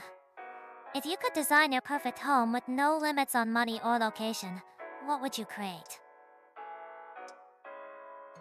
OMG! Totally a high-minus tech glass mansion on a private tropical island. It'd have a huge gym that opens right onto the beach and a rooftop infinity pool for parties. That sounds loud. I think I'd prefer a cozy cabin deep in a forest where it's always raining lightly. The main room would just be a huge library with a fireplace. This unit would construct a minimalist, subterranean living module. Perfect environmental controls, direct fiber optic connection, and a fully automated cryo minus nutrient dispenser. Hey, cryo minus what? You mean like an ice cream machine? Okay, that part sounds awesome. But underground, you gotta get your vitamin D. Vitamin D levels are maintained via scheduled UV lamp exposure and dietary supplements. Solar radiation is inefficient and consistent. A very logical approach, Kohaku. As for me, I'd love a penthouse apartment with floor minus to minus ceiling windows overlooking a sprawling city at night. All glittering lights. A city view sounds nice. My cabin's windows would look out into nothing but ancient trees and mossy rocks. The only light would be from the fireplace and maybe some fireflies. Okay, that's a vibe, super chill. But my place would have smart windows that could show any view. Ocean, forest, city, even the surface of Mars. Oh, that's a clever idea, Kara. The best of all worlds. I'd have a large open-minded plan kitchen in my penthouse. Perfect for hosting dinner parties. Wow. Social gatherings introduce multiple variables and contaminants into a controlled living space. Inefficient.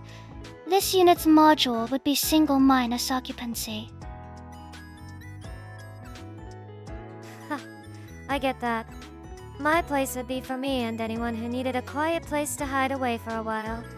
There'd be a secret room behind a bookshelf, of course. A secret room? That's so cool! You could store extra workout gear in there. Or, like, a giant stash of snacks. Exactly. A giant stash of the best snacks. And the comfiest beanbag chair in existence. It seems we all want a space that reflects what we value most: energy, peace, efficiency, and connection. It's lovely. The primary function of a dwelling is to provide shelter and facilitate the operational directives of its occupant.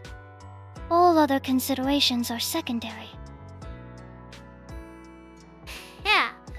The primary function is to be an awesome home base for living your best life.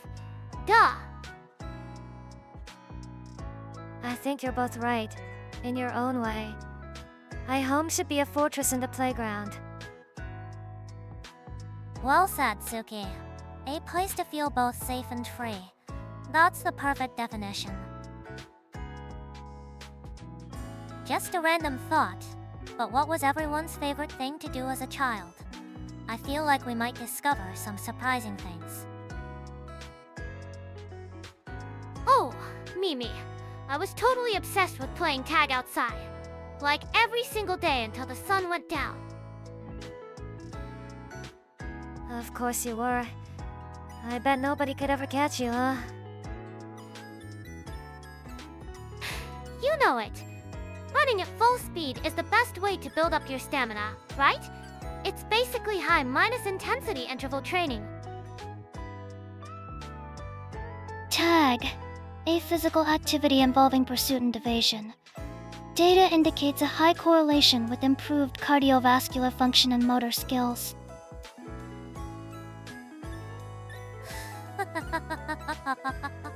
That's our Kara. Always energetic. What about you, Tsuki? I can't quite picture you running around in a field. You're right, I wasn't. I was more into quiet things. I used to collect pretty stones and make little accessories with beads. Beads? No way, Tsuki. That's super cute. That's a huge gap. I want to see something you made. Hey, it's relaxing. It's nice to just focus on making something small and pretty, you know? That's lovely. It shows a very patient and artistic side of you. What about our resident android Kohaku? This unit does not possess childhood data. The initial learning phase primarily consisted of solving logic puzzles to develop processing capabilities. Logic puzzles? Whoa, so smart. My brain would probably short minus circuit. Short minus circuiting is a critical system failure. Regular maintenance and coolant intake are advised. I think that was a figure of speech, Kohaku. So, Mari, you started this. What were you into? Me? I was an avid reader, but I also loved playing detective. I'd create little mysteries and have my friends try to solve them. Hey, detective. That is SOU, Mari minus me. You probably solved every single case, didn't you? For who I did my best. I've always been fascinated by why people do the things they do. It was quite fun to observe. I feel a little sorry for the friends who had to play the culprit against you. Information gathering, analysis, and deduction. A foundational skill set consistent with your current persona. Logical. It's so interesting how our childhood interests can shape who we are today. This was a fun topic. Okay, team pop quiz. If you had unlimited money and time for just any day, what would your perfect, ultimate, super minus awesome day look like from the moment you wake up? Fufu, a delightful question, Kara. My perfect day would start very serenely. I'd wake up in a beautiful villa in Tuscany, with the smell of espresso and the view of the rolling hills. Ah, waking up to a view like that sounds nice.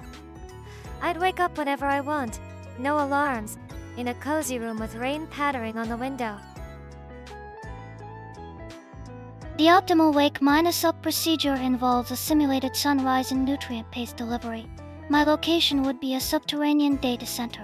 Maximum efficiency. A data center? No way. I'd wake up on a private jet and have a smoothie bowl while flying to my first destination, a private training session with an Olympic gymnastics team. How energetic.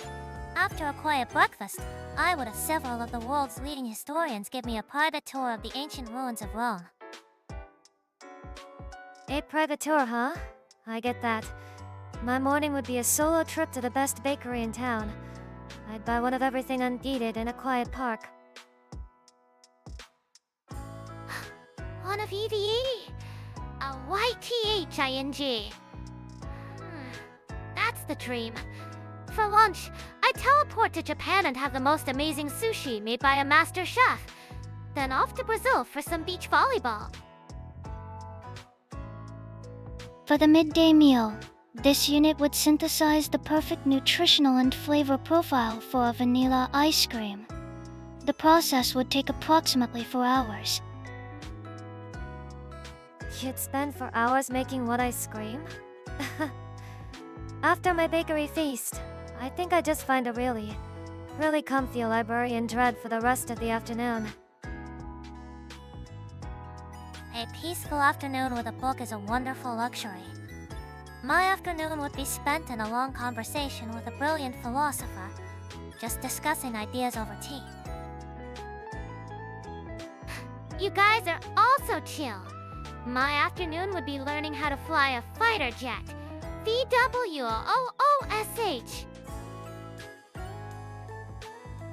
Flight simulation is more practical. The evening directive would be to gain temporary access to the Large Hadron Collider to run some personal calculations. Oh my, what an ambitious evening. I would attend a gala at the Louvre, which would be open just for me and my guests, followed by a late dinner at a 3- Michelin- star restaurant. That's a bit too fancy for me. For dinner, I'd just have the best bowl of ramen, then find a quiet hot spring up in the mountains to watch the stars from. Stargazing! I love that! My night would end with a giant dance party on the beach with all my best IES. You're all invited, obviously. Best DJ, best snacks, everything. A party, and then stargazing. Your day sounds exhausting, Kara, but fun. Fufu, everyone's perfect day is so different. It's lovely to hear what you all treasure most. It seems to be a mix of excitement, peace, knowledge, and connection. Totally! But the best part would be telling you guys all about it afterwards. Data sharing. A logical conclusion to the exercise. Here's a random question for you all. If you could have any animal as a pet, what would you choose and what kind of life would you want with it? Oh, a dog! Definitely a big, energetic dog like a golden retriever. We could go for runs on the beach every single morning. Best workout buddy ever! Domesticated animals require significant resource allocation. The most efficient choice would be a low-minus maintenance species. Perhaps an aquarium of jellyfish. Jellyfish? Fuhu, how uniquely you are, Kohaku. Very common to watch, I imagine. As for me, I think I'd enjoy the company of a very intelligent crow. A crow? Not a cat or a dog? That's an interesting pick, Mari. They're incredibly smart. They can solve puzzles and even remember faces. I think it would be fascinating to build a relationship based on mutual respect and intelligence. Wow, that's super cool! Like having a little genius buddy! But jellyfish, Kohaku, you can't even pet them! Physical contact is not a required parameter for cohabitation. Their bioluminescence would provide optimal ambient lighting for my monitoring station. It is efficient. Everything is about efficiency for you, huh? I think I'd want a fennec fox. Big ears, super cute, and they seem like they'd be fun to just chill with. Hey, Fennec Fox! No way, that's adorable! But they're nocturnal, aren't they?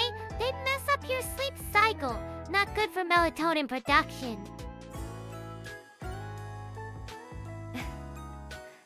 I'm a night owl myself, so we'd get along just fine. We could stay up late and share snacks. It seems everyone has a perfect companion in mind. A partner for exercise, a source of efficient light, a clever friend, and a late-minus night confidant. Analysis complete. Pet selection is a projection of the owner's ideal lifestyle and desired daily routine. Totally! My dog and I would be all about that active, healthy life. We'd probably even have matching sweat stands. Matching sweat stands? Of course you would. My fox and I would have matching comfy hoodies. And my crow and I? Perhaps we'd have matching reading glasses. Just for the aesthetic, of course. What about Coco? Would you and your jellyfish have matching jars?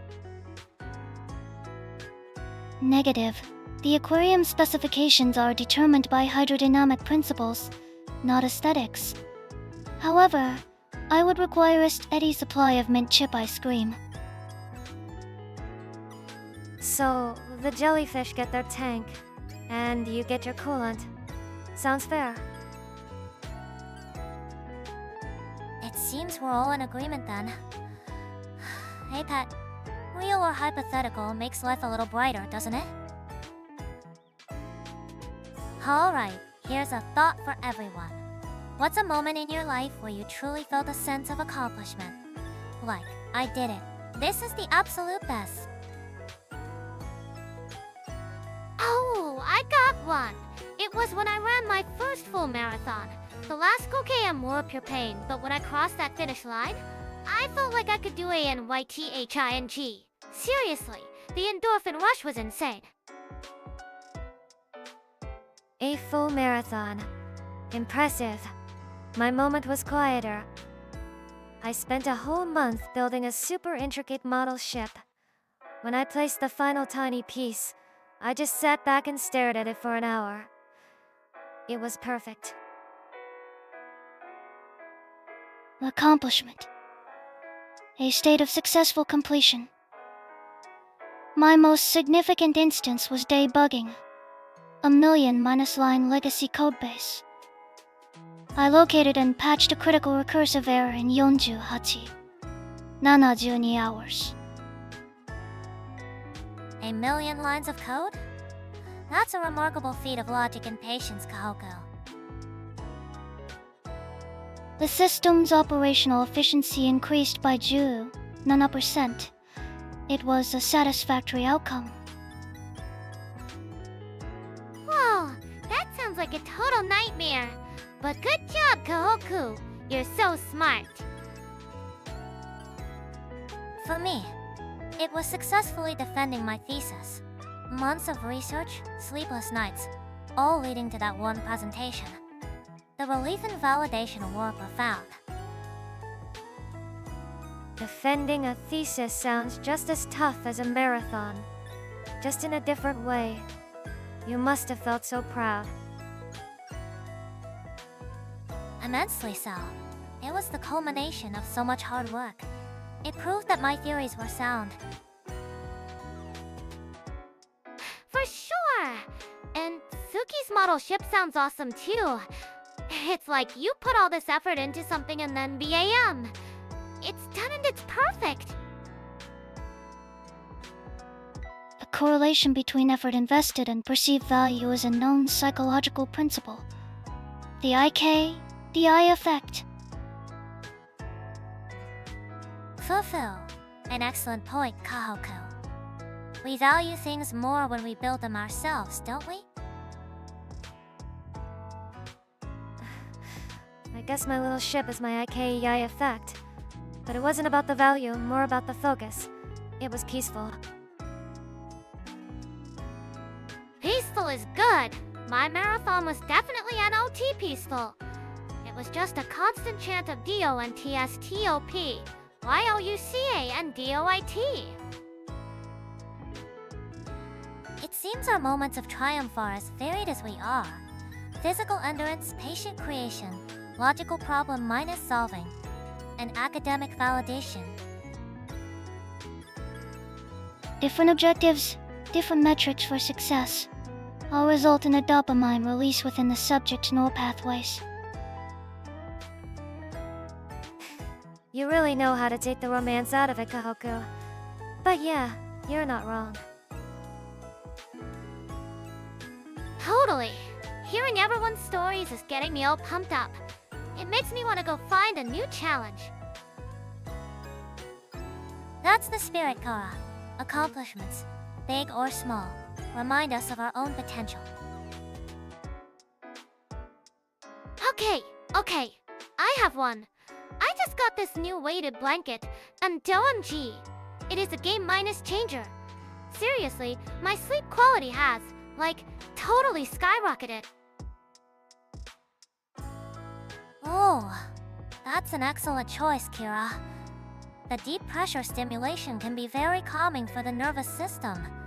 It's a sound investment in your well-minus being. Right? See, Mari minus knee gets it. It's like a big hug that helps you produce more serotonin. So, what about you guys? That's new thing. A blanket, huh? Sounds cozy. For me, it's a new sketchbook with really thick paper. It doesn't bleed through no matter what kind of pen I use. It's just... The simple satisfaction of having the right tool for a hobby is underrated. It removes friction and lets you focus on the creative part.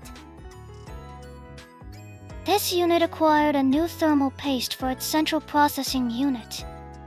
Heat dissipation has improved by Juni. Performance is now stable under heavy load. Thermal? Paste? Is that like a face mask for your computer? Does it get like acne? Close enough, I guess. It keeps her from overheating. So it's basically the opposite of your weighted blanket, Kara. Affirmative. The objective is optimal operating temperature. Excessive warmth leads to system errors. Hopeful. Well, my recent purchase was a bit more traditional. I found a first edition copy of a psychology textbook I've been searching for. The smell of the old paper is just divine. Oh, a super rare book. That's awesome. My -D. It's like finding a legendary item in a game. So we've got better sleep, better art, better processing, and better knowledge. Everyone's pretty happy with their stuff, huh? That's good. It certainly seems so. Each item perfectly suits the person who acquired it. It's a nice reflection of our individual priorities. Query, does the first edition textbook offer superior data compared to its digital version? Logically, no. But the sentimental and historical value is immense. It's an artifact of how knowledge was shared in a different era. That in itself is valuable data, wouldn't you agree? Some things just feel better when they're physical, you know. Like my sketchbook. You can't get that same feeling scrolling on a tablet. Totally. Like you can't get a real hug from a JPG. My blanket wins. Analysis: the value of an object is not solely based on its functional utility. Emotional and sensory data are also significant factors. Acknowledged. So, speaking of new things, has anyone picked up a new hobby or has something they're itching to try? Oh, I have. I recently got into bouldering. It's such a great full-minus body workout, and the feeling of finally reaching the top is just epic. Bouldering is a fine choice, Kara. It's as much a mental puzzle as it is a physical one. You have to plan your route carefully. That sounds cool. For me, I've started learning how to bake sourdough bread. It's a slow process, but it's really satisfying to see it rise. Bouldering. Analysis of force vectors and grip friction is ongoing. Sourdough. The symbiotic culture of yeast and lactobacilli is a fascinating biological system. My new endeavor is learning a new language. I've started studying classical Latin. It's challenging, but it gives you such a deep understanding of the roots of many modern words. Oh my, you're so smart. Baking bread sounds super chill too, Tsuki. What about you, Kohaku? Any new data logs? Affirmative. This unit has begun studying mycology. The classification and life cycles of fungi are unexpectedly complex and logical. Mycology? Like studying mushrooms? I can't decide if that's really cool or a little weird. Fufu. It's a vital field of study. I find it very fitting for your Kohaku, finding the underlying logic in a seemingly chaotic natural system.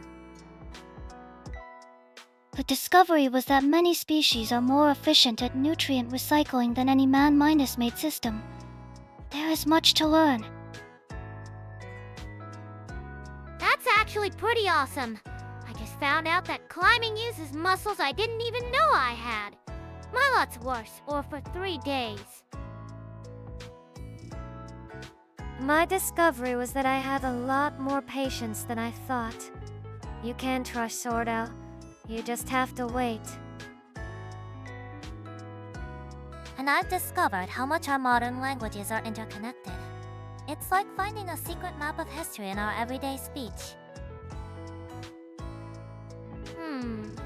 This is all so cool. It makes me want to try something else.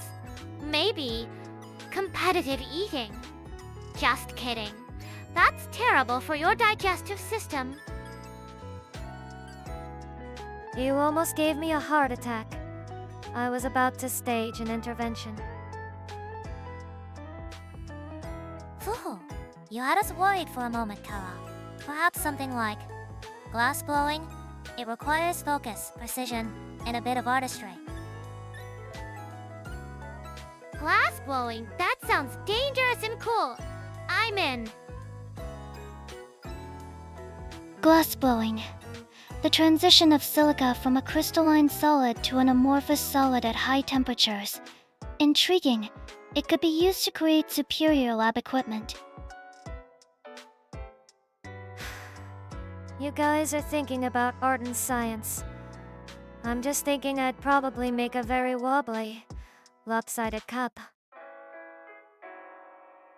Here's a little question for everyone. What's a recent moment where one of your senses made you think, this is happiness? Oh, I have one. I made this super fresh mango smoothie yesterday. The taste was just like an explosion of summer in my mouth. Seriously, peak happiness. A smoothie sounds nice. For me, it was the smell of rain the other day. I just opened my window and listened to the sound. It was really calming. Petrichor. The scent is generated by geosmin, a metabolic by minus product of certain bacteria. It is known to have a positive psychological effect on humans. Fufu, you're exactly right, Kohaku. For me, it was the smell of old books in a library I visited. That unique scent of paper and ink is just so comforting. Smells are the best. I totally love the scent of my shampoo after a good workout at the gym. It's like the smell of victory. I get that. It's mixed with that feeling of accomplishment, right? Makes it feel special. Regarding auditory input, this unit prefers complete silence. The absence of noise pollution allows for increasing cognitive processing efficiency. The joy of silence is definitely a thing, but I also enjoy the right kind of sound. The sound of a vinyl record playing, for example. The faint crackle is part of the experience. Music totally counts. When I'm listening to some super high minus energy EDM, I feel like I can conquer the world. That's my happy sound. Everyone's so different. I think for touch, it's the feeling of cool night air on my skin when I go for a walk. It clears my head. Whoa! Be careful walking at night, Tsuki. You gotta stay warm or you'll mess up your circadian rhythm. Not good. Yeah, I know. Thanks for the concern, Kara. Kira's warning is valid. A sudden decrease in external temperature can negatively impact homeostatic regulation.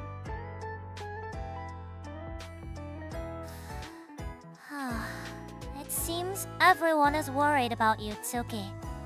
But I understand that feeling of heightened senses. It makes you feel very present. Exactly. It's those little things that make you feel alive, you know? That's a kind of happiness too. Okay, that's it. Tomorrow I'm gonna do sunrise yoga. I'll get the amazing view in the warm sun on my skin. Ultimate happy combo!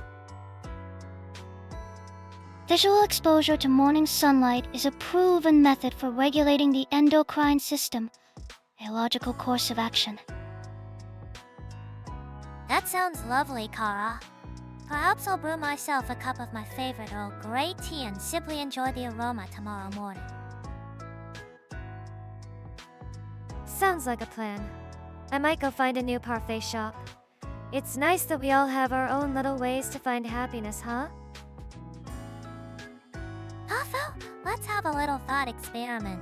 If you could live anywhere in the world for a few months to research something, where would you go and what would you study?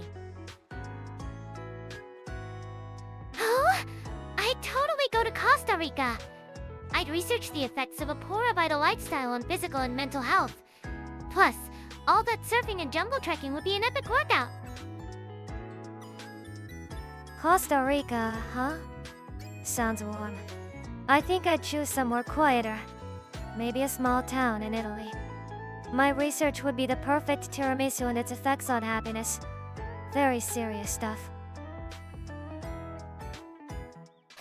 Tsuki, you and your sweets. But that actually sounds super chill. Finding the best tiramisu is a legit quest. Location Antarctica. Research objective: collect ice core samples to analyze atmospheric composition changes over the last millennium. Human variables are non-minus essential. Antarctica. An ambitious and fascinating choice, Kohaku. The data would be invaluable. Though managing the logistics for human survival would be a research project in itself. Yeah, a bit chilly for me. I'd need a lifetime supply of hot chocolate. You'd be in your element though, Kohaku. Lots of coolant around. I hold continent of ice cream, but wouldn't you get lonely? No one to chat with except like penguins? Penguins are efficient communicators.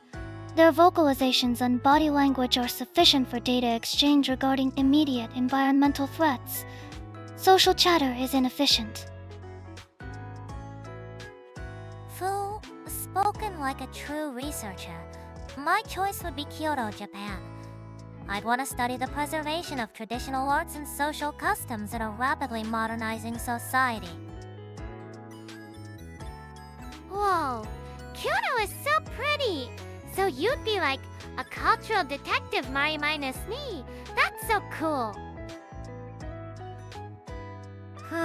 Kyoto is a great choice. The atmosphere there is amazing. You could probably find some incredible cafes for your fieldwork, right, Mari? Of course. Observing people requires a comfortable and unobtrusive vantage point. A traditional tea house would be perfect for my research methodology. So we've got surfing in Costa Rica, sweets in Italy, penguins in Antarctica, and tea in Kyoto. This sounds like the best world tour ever! The optimal travel route would need to account for significant climate acclimatization periods between Antarctica and Costa Rica, a logistical challenge. You're already planning the itinerary. You know, combining our ideas sounds interesting. Studying the health benefits of eating tiramisu in Kyoto, maybe? Yes! And we'll analyze the muscle groups used while making traditional crafts. It's a full minus body, full minus mind experience. It seems we've designed a very unique multidisciplinary research project. I'd be happy to write the grant proposal. Proposal requires a quantifiable hypothesis. Suggestion A: globally varied. Activity minus based diet correlates with a jugo increase in participant happiness metrics. See? It's already sounding official. Alright, I'm in. As long as my part of the research involves a lot of taste minus testing. Okay, listen up. The other day, I found this ridiculously good limited minus edition putting at a convenience store I never go to. It was like a total surprise jackpot. Fufu, that sounds like a wonderful discovery, Kara. It's those small, unexpected joys that really brighten a day, aren't they? I get that. I got a little lost last week and stumbled upon this really quiet, cozy minus looking cafe. I'm definitely going back. Getting lost. An inefficient travel vector. However, it can lead to the accidental acquisition of new, valuable data. Acknowledged. Right! It's like a mini minus adventure. Finding something awesome by accident is the best. Speaking of which, I saw a butterfly with an unusual wing pattern during my walk the other day.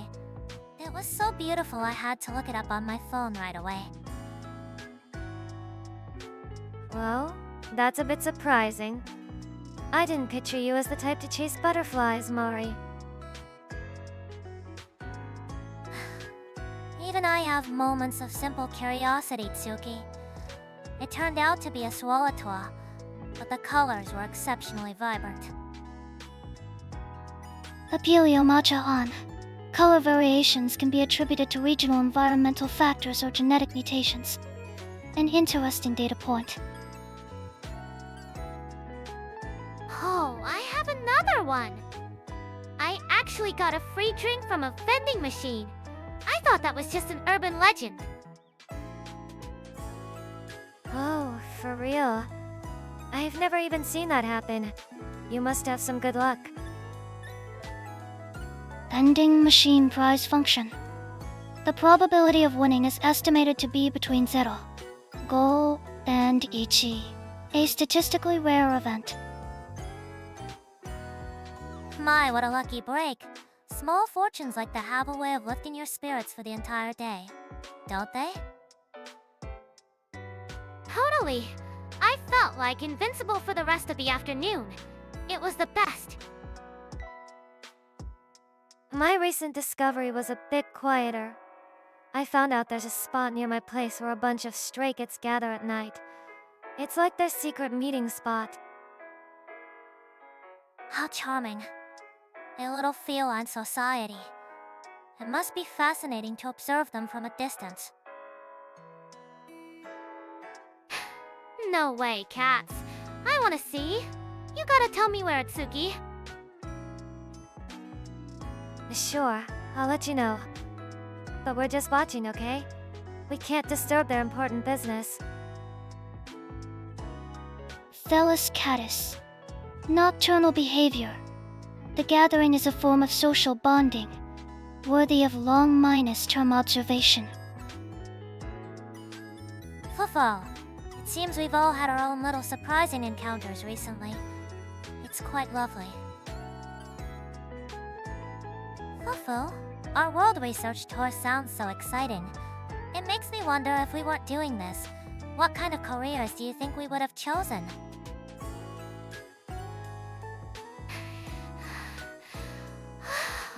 That's easy. I'd totally be a personal trainer for a pro sports team. Or maybe a health and wellness YouTuber. All about that mind minus body connection. I can see that. You definitely keep your clients motivated, Kyra. No skipping leg day on your watch. You certainly have the energy for it. How about you, Kohaku? I have a feeling I know the answer. Data analyst for an astronomical observatory. Processing signals from deep space. Minimal human error. Maximum data integrity. Whoa, space! That's super cool! But wouldn't it be lonely? Loneliness is an illogical emotional response. The data provides sufficient engagement. Sounds about right for you. For me, maybe I'd open a small, quiet library or a bookstore. A place where people can just exist without pressure. That sounds lovely, Tsuki. A perfect sanctuary. It fits your personality perfectly. Oh, a library? We could add a healthy smoothie bar! Brain food for all the meters! As long as there's a parfait section, I'll consider it. It seems my path would be quite straightforward. I'd likely continue my studies and become a university professor in psychology, or perhaps a corporate strategist. You'd be a popular professor, Mari. Your lectures would always be full. A logical career progression. Your ability to analyze and predict human behavior is a quantifiable asset. So we'd have a trainer, a scientist, a librarian, and a professor. We'd be the smartest, strongest, and chillest group ever.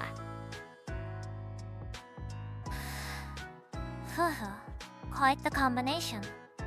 We could host a very unique wellness retreat.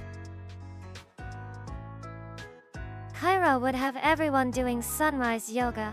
I'd provide the quiet spaces.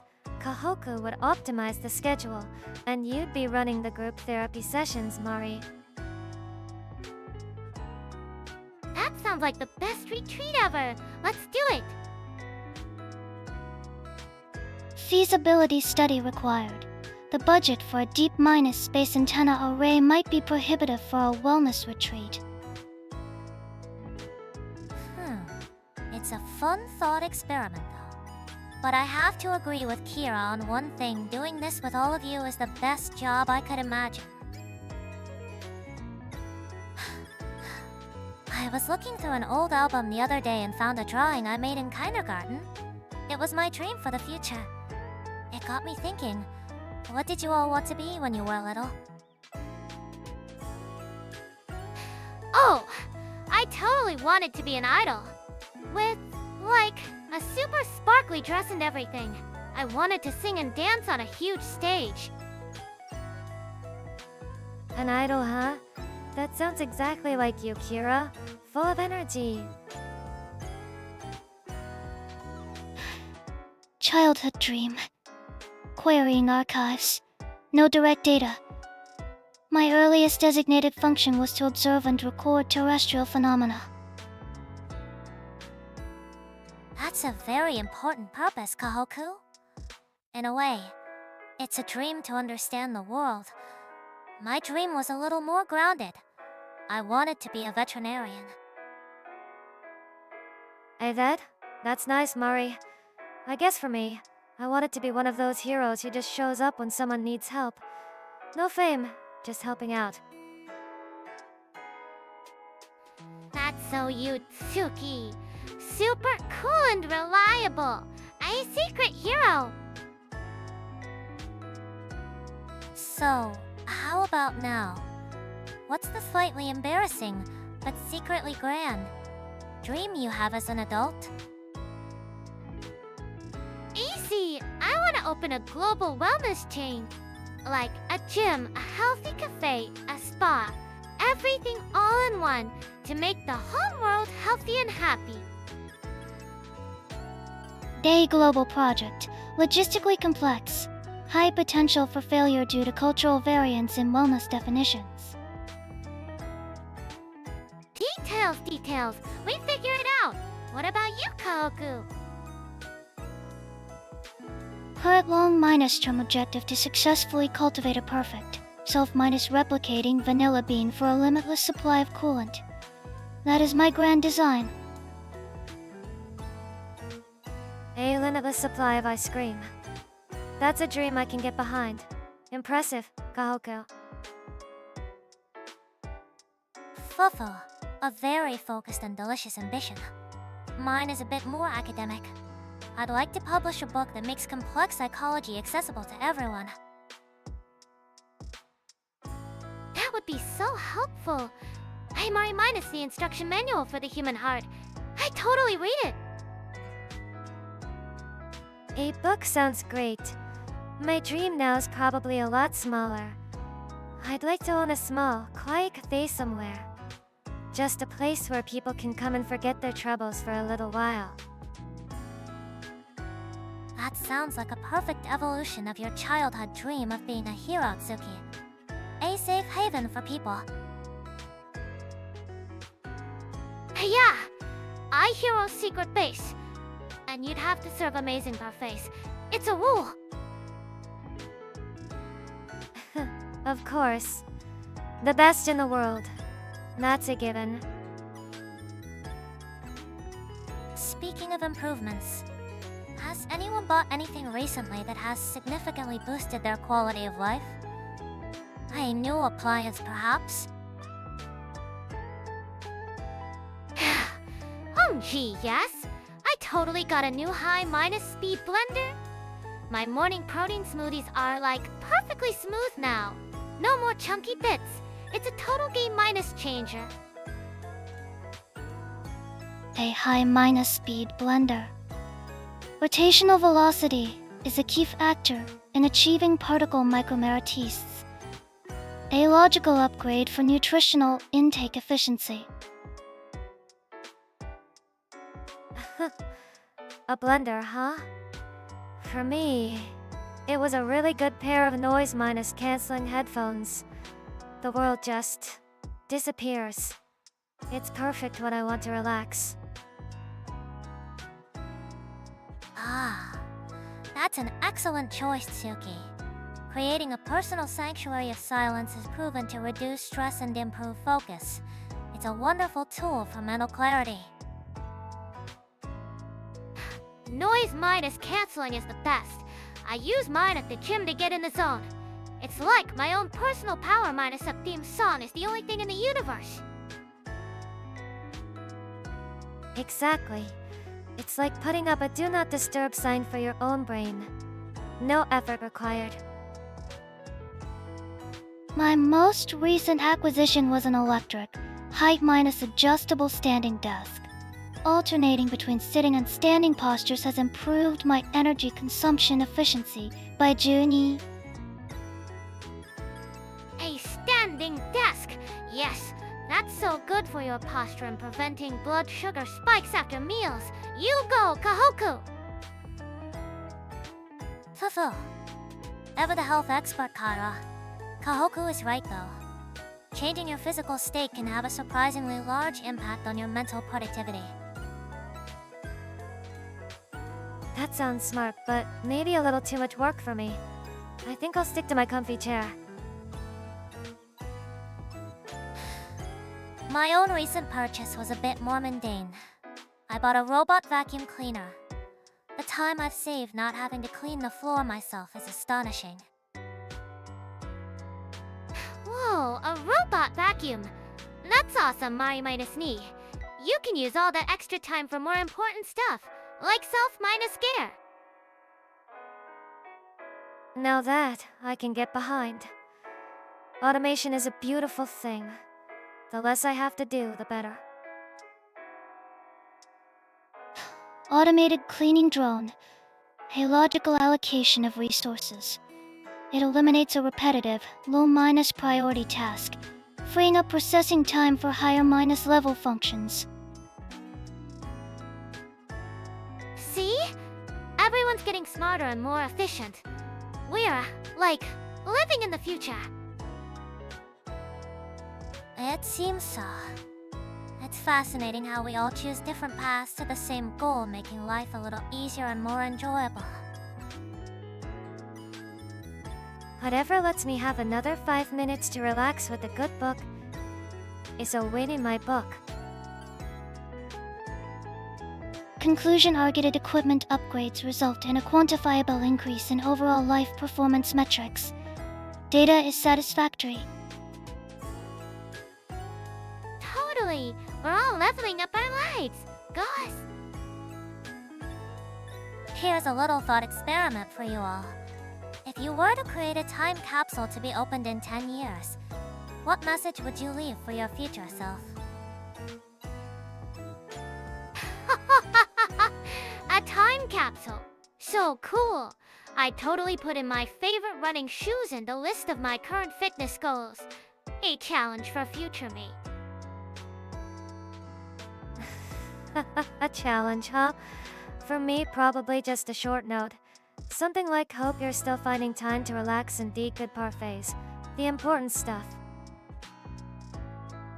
A time capsule is an inefficient data preservation method. High risk of environmental contamination. However, I would include a sample of my current coolant for analysis. Fufu, a fitness challenge, a gentle reminder, and a scientific sample. How very like each of you. I love it. But what about words? My message would be like, hey, future Kira, are you still getting enough sunlight? Don't tell me you started skipping workouts. I'd ask my future self if he still remembers how to laugh at the small, silly things. It's easy to forget that when you get older. That's a lovely point, Tsuki. I think I would write down all my current anxieties and ask, did any of these actually end up mattering? Wow, that's deep Mari minus me, but like super smart. It's totally true that we worry about stuff that doesn't even matter later. Querying future emotional states is an unreliable metric. A more effective message would be a list of unsolved logical puzzles to measure for cognitive decline. A test for your future self? Sounds a little harsh, Kohaku, but I guess that's your way of showing you care. It is in a way. She's ensuring future Kohaku is operating at peak efficiency. It's a form of self-minus maintenance. Okay. So we've got a test, a check minus in our worries, a reminder to child. We should totally do this for real, like bury one in a park. Negative. Probability of discovery by an authorized personnel or canines is 67. Data integrity would be compromised. She's got a point. How about we just write letters to ourselves and open them together in 1 year? A little less ambitious, but more likely to happen. Oh, that's a wonderful idea. A1 minus year capsule. It would be a fascinating exercise in tracking our own growth. A year? I'm so in. I'll write down all my health goals. It'll be a race against myself. This is gonna be so fun. 1 minus year data point. Acceptable parameters. I will compile a report on my current operational status. Alright, it's a plan. But I think the most important question for my future self would just be, are you still having fun with everyone? Fufu? In the end, that's the only data that truly matters, isn't it? Hey, you know, I made a small discovery the other day. I always thought the cat in the park was the same one, but I realized it's actually a pair of identical twins. OMG! For real, twin cats. That's like super adorable. Can you even tell them apart? One has a tiny chip on the tip of its left ear. That's how I figured it out.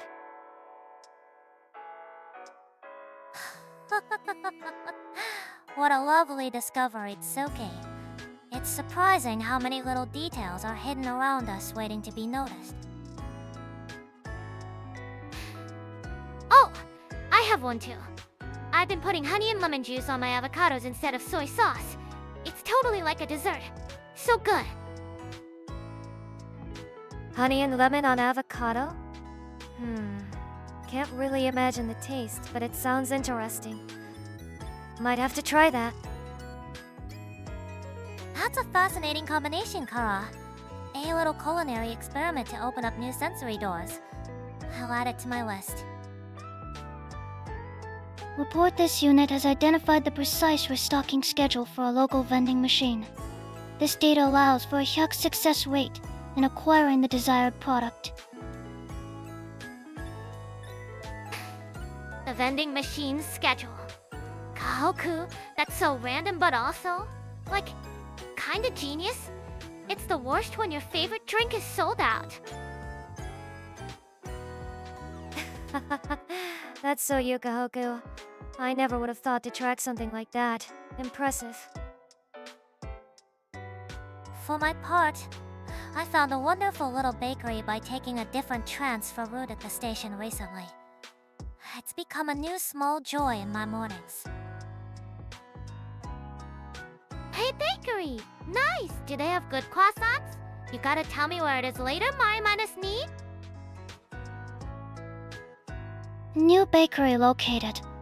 Probability of a sustained increase in daily morale hachi. 2%. A statistically significant improvement to daily routine. Oh, that reminds me of another thing. I tried listening to one of my favorite songs with my earphones switched. I heard instruments I'd never noticed before. It was pretty cool. Ah, the magic of stereo mixing. Rediscovering the soundscape an artist intended is one of the great pleasures of listening to music, isn't it? Wow, everyone's finding all this cool stuff. It's like our everyday lives are full of little secret levels. I'm gonna keep my eyes peeled for more. Observation log updated. Increased attention to mundane details may yield unexpected data points. Commencing enhanced environmental scan.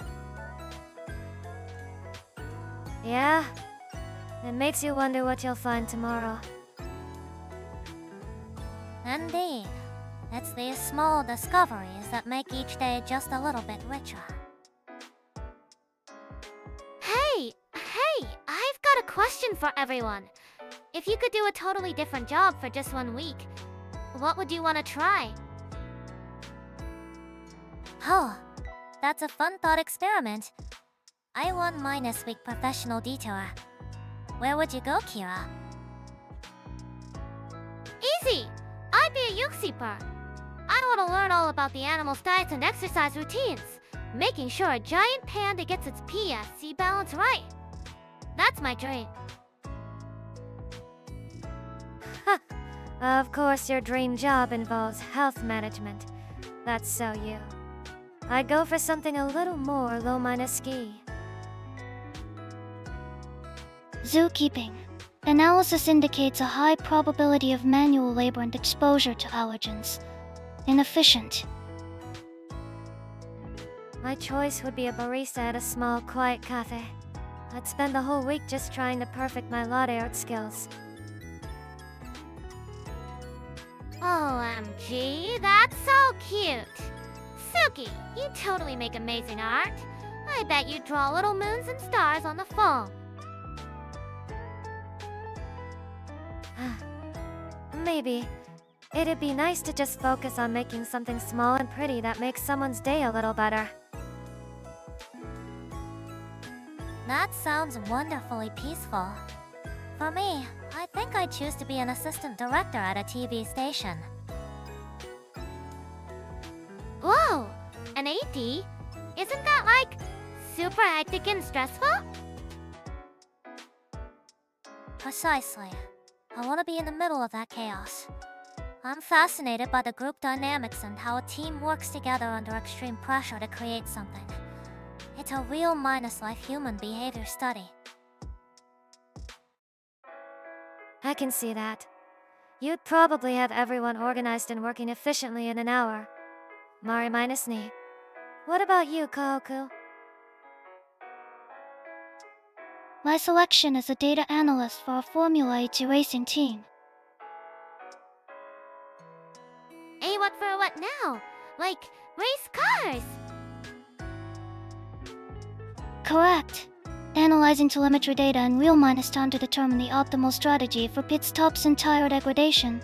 It is a pure function of logic and speed. The perfect job. Wow, a Yuxiper, a barista, a director, and a race strategist. We've got a pretty diverse set of interests, huh? We certainly do.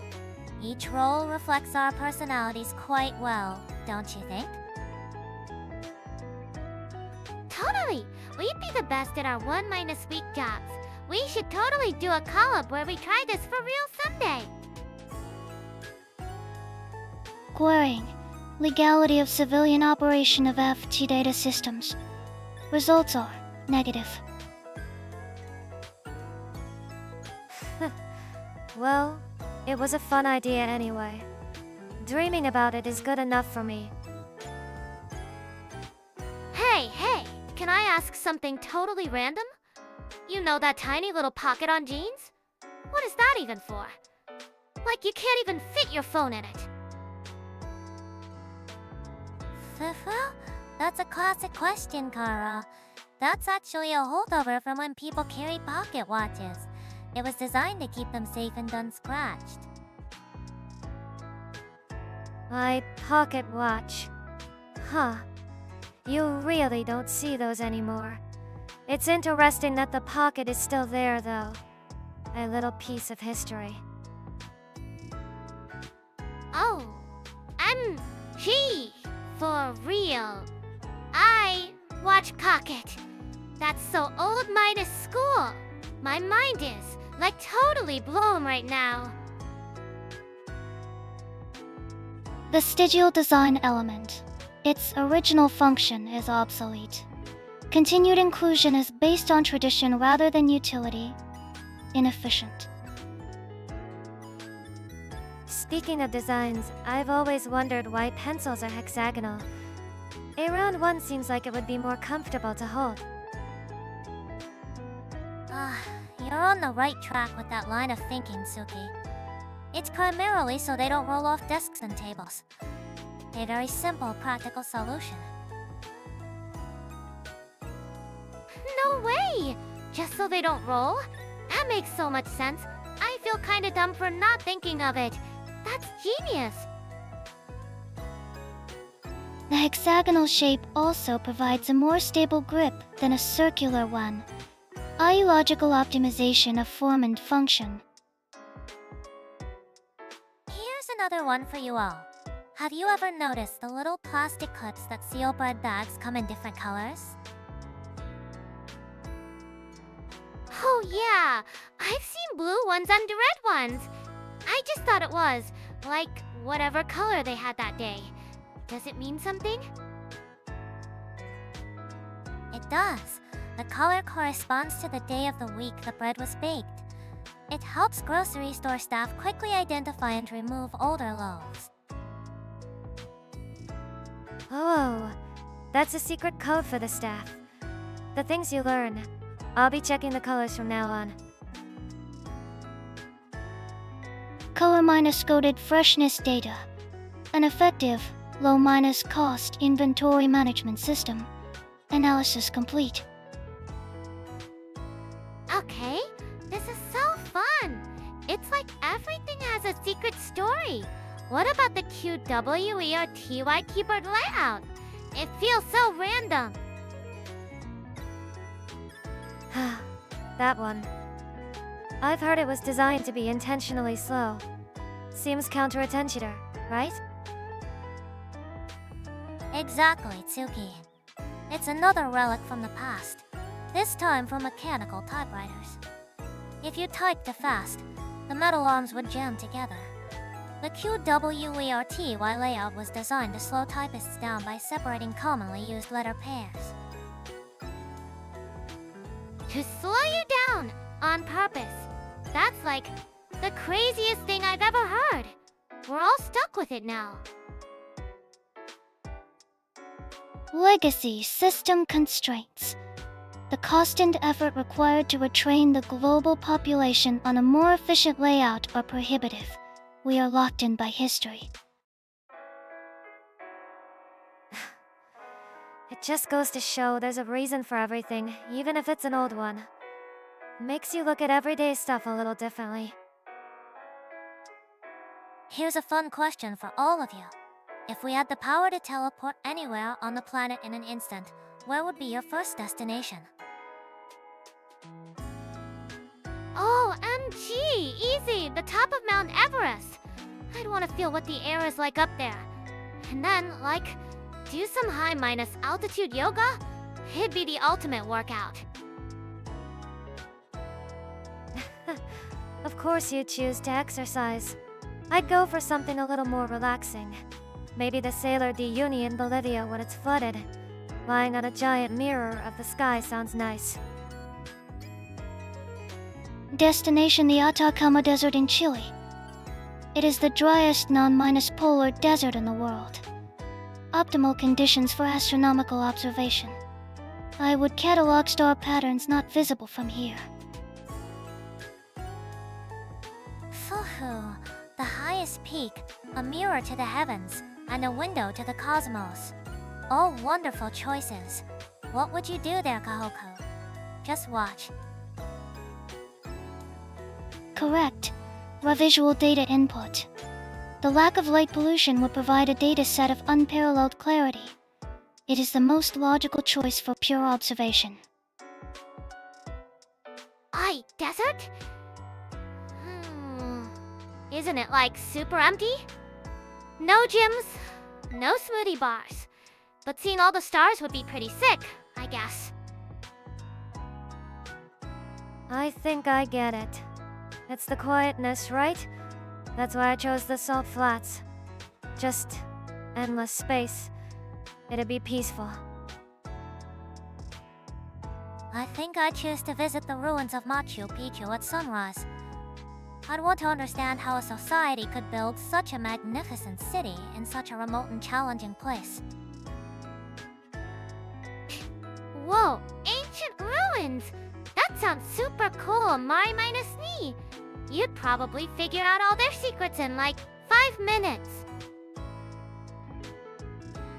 Alternative destination: the bottom of the Mariana Trench. Objective: observe and document undiscovered deep minus sea life forms. The data would be invaluable. From the sky to the deep sea. You really like extreme environments, Kohaku. But finding a new creature would be pretty amazing. Deep sea. The pressure would totally crush you. You'd need, like, a super minus engineered body for that. Or at least some really good supplements for bone density. A specialized submersible would be required. My current chassis is not rated for such pressure. It's fascinating how our choices reflect us. Adventure, tranquility, knowledge, and history. It seems we're all looking for a different kind of discovery. Yeah, but teleporting together would be fun, no matter where we go. We could visit everyone's place in one day. Hi world tour in one day! Let's do it! We can do yoga on Everest and stargaze in the desert, and then... what do you do in old ruins? Fufu, you listen. To the stories the stones tell. It would be a day to remember. It's fascinating how things we take for granted have secret histories. It makes you think about how customs we consider normal might seem strange in other countries. Oh, MG, for real! Like, whole tipping thing is super confusing, isn't it? In some places you have to, in others it's rude. My brain can't keep up. Yeah, that can be tricky. We don't really have that custom here, so it's something you have to learn about before you travel. It's easy to make a mistake. Calculating gratuity. A variable social tax based on perceived service quality. The logic is inconsistent across regions. Fufu. An interesting way to put it, Kohaku. It's tied to different economic structures. What about customs that might be uniquely Japanese? I wonder if our bowing culture seems strange to people from other countries. The different angles for different levels of respect and all that. Totally! It's so detailed! Like, a little nod versus super deep bow. We just, like, know the difference without thinking, you know? It's a form of non-minus verbal communication. A very efficient way to convey respect in the context of a situation without words. Oh, and taking off your shoes indoors. A friend of mine from overseas was totally shocked. They were like, you do that everywhere. A protocol to minimize indoor contamination from outdoor particulates. Logically sound from a hygiene perspective. I guess it's about keeping the inside space clean. It creates a clear separation between the outside world and the home. There's a psychological element too. creating a clear boundary between public and private life. It's quite profound when you think about it.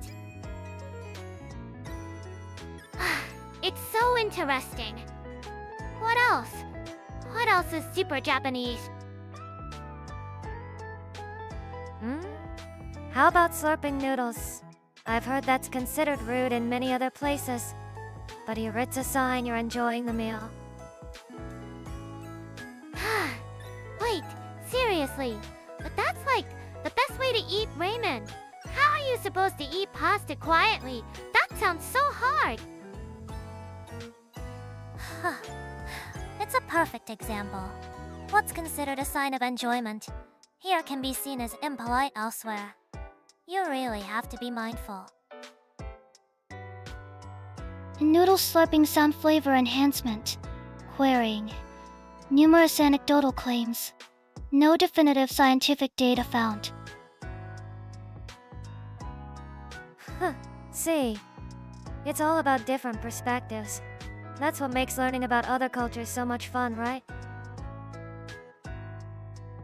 For sure. It makes you realize the world is so huge and full of surprises. I want to hear more about weird customs. I agree. It's a wonderful reminder that our normal is just one of many. Maybe our viewers know some interesting ones too. Hey, I've been thinking. Does anyone have a weird collection? Something you're really into, but other people might not get? OMG, yes. I totally do. I collect empty tubs of different protein powders. Empty protein tubs? That's very Yukira. Must take up a lot of space. It does! But they look so cool all lined up on my shelf. The designs are awesome, and it's like a trophy for every tub I finish. It's motivating, you know? Visualizing your accomplishments. It's a common psychological drive toward physical proof of your hard work. I can understand that perfectly. A catalog of consumed nutritional supplements. The collection's growth correlates directly with muscle mass development. A logical, data-driven hobby. For me, it's old hotel room keys. The heavy brass ones with the fancy tassels. They don't really make them anymore, so finding one feels special. Whoa! That's super classy! Like something out of an old movie. That's a cool side of you I didn't expect, Sue. That's a lovely hobby, Tsuki. Each key holds a story of a place and time. It's like collecting little pieces of history. What about you, Mari minus Ni? Me? Well, I collect photographs of do not enter signs from around the world. Seriously? That's so niche. Why that? It's fascinating how different cultures communicate warnings. Some are very direct, others use subtle imagery. It's a study in human communication and behavioral control. That's actually really interesting. You can see how they try to influence people's actions just with a sign. That's so like you, Mari minus Ni. My collection consists of die-commissioned CPS. DACOM minus what? You mean? Dead computer chips? What do you do with them? I archive them. They are silicon tombstones. Each one is a record of technological progress and its eventual obsolescence. A monument to fallen logic gates. Silicon tombstones. That's surprisingly poetic, Kohaku. I like it. Fufu! It's a collection of technological history. A very logical and in its own way, romantic pursuit. I think it's wonderful. Hey, WW. Everyone's hobbies are so unique and cool. It makes me want to go find a new protein flavor to add to my collection right now. See? Everyone's got their own little thing. It's what makes us interesting, right? Following up on customs, it's also fascinating to think about local ingenuity. Solutions people created to overcome harsh environments.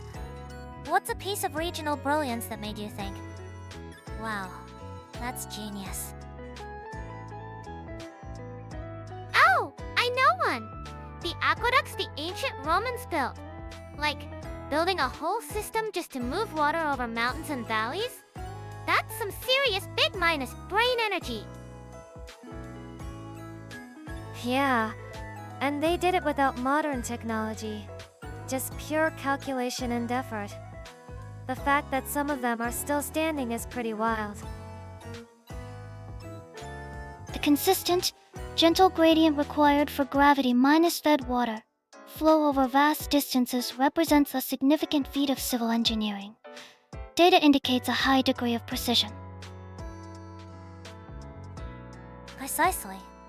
It fundamentally changed city life, enabling public baths, fountains, and sanitation. It's a perfect example of infrastructure solving a population minus density problem. It totally boosted public health. Less sickness means more energy for everyone. See? It all comes back to wellness. You're not wrong. How about something more natural? Like the terraced farms you see on mountainsides in places like Peru or the Philippines. An excellent example.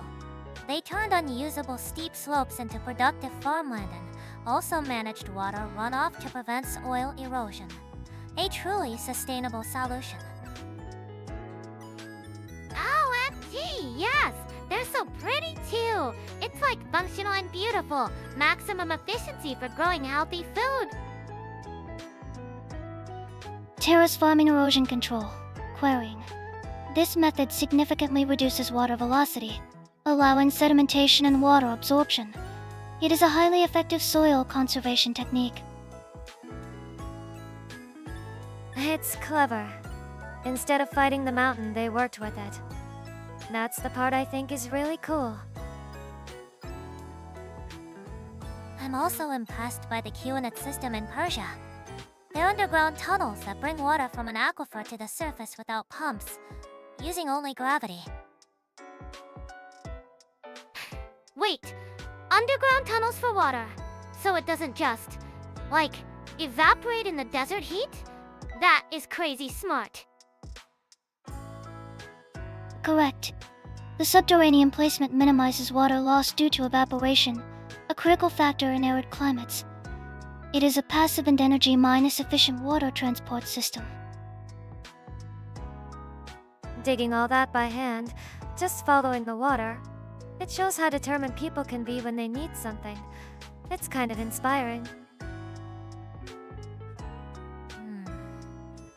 Fufu it really is.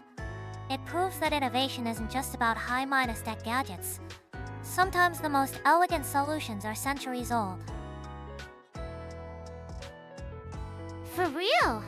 People are so creative! It makes you wonder what other awesome life hacks are out there that we don't even know about. There must be thousands. Little tricks for preserving food, building houses, or just making life a little easier. It's a nice thought. The collective knowledge of humanity is a vast and largely unminus-indexed database. Accessing all of it would be optimal.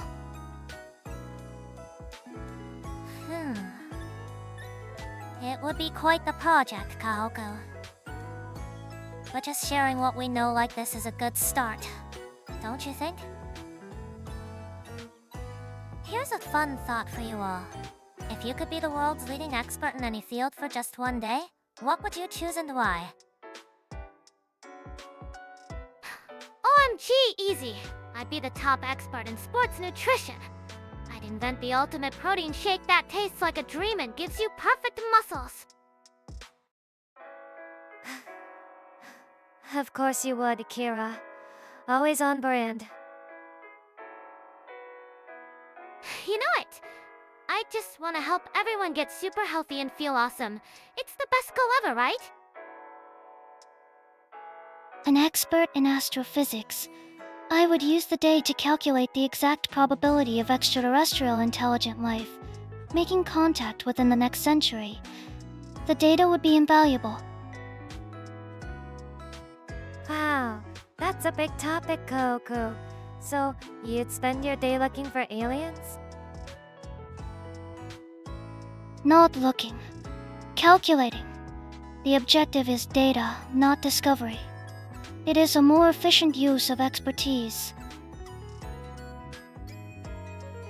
A very logical approach.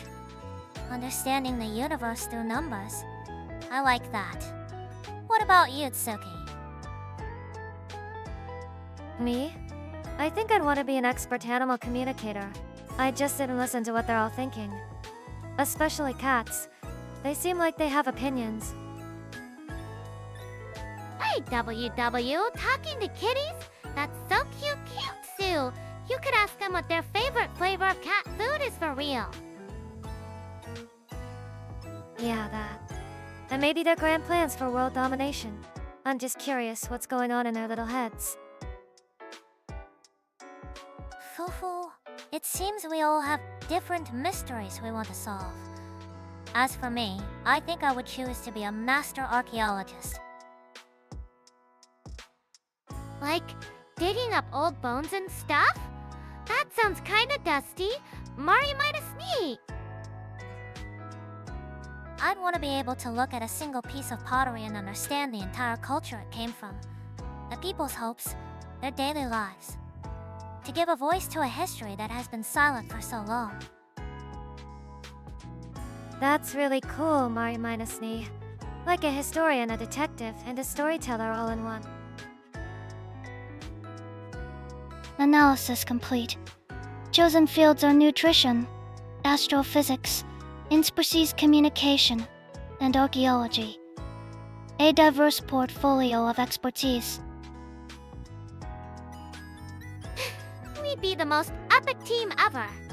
We can make aliens super buff while listening to what their pets think and figuring out their ancient history. How awesome is that?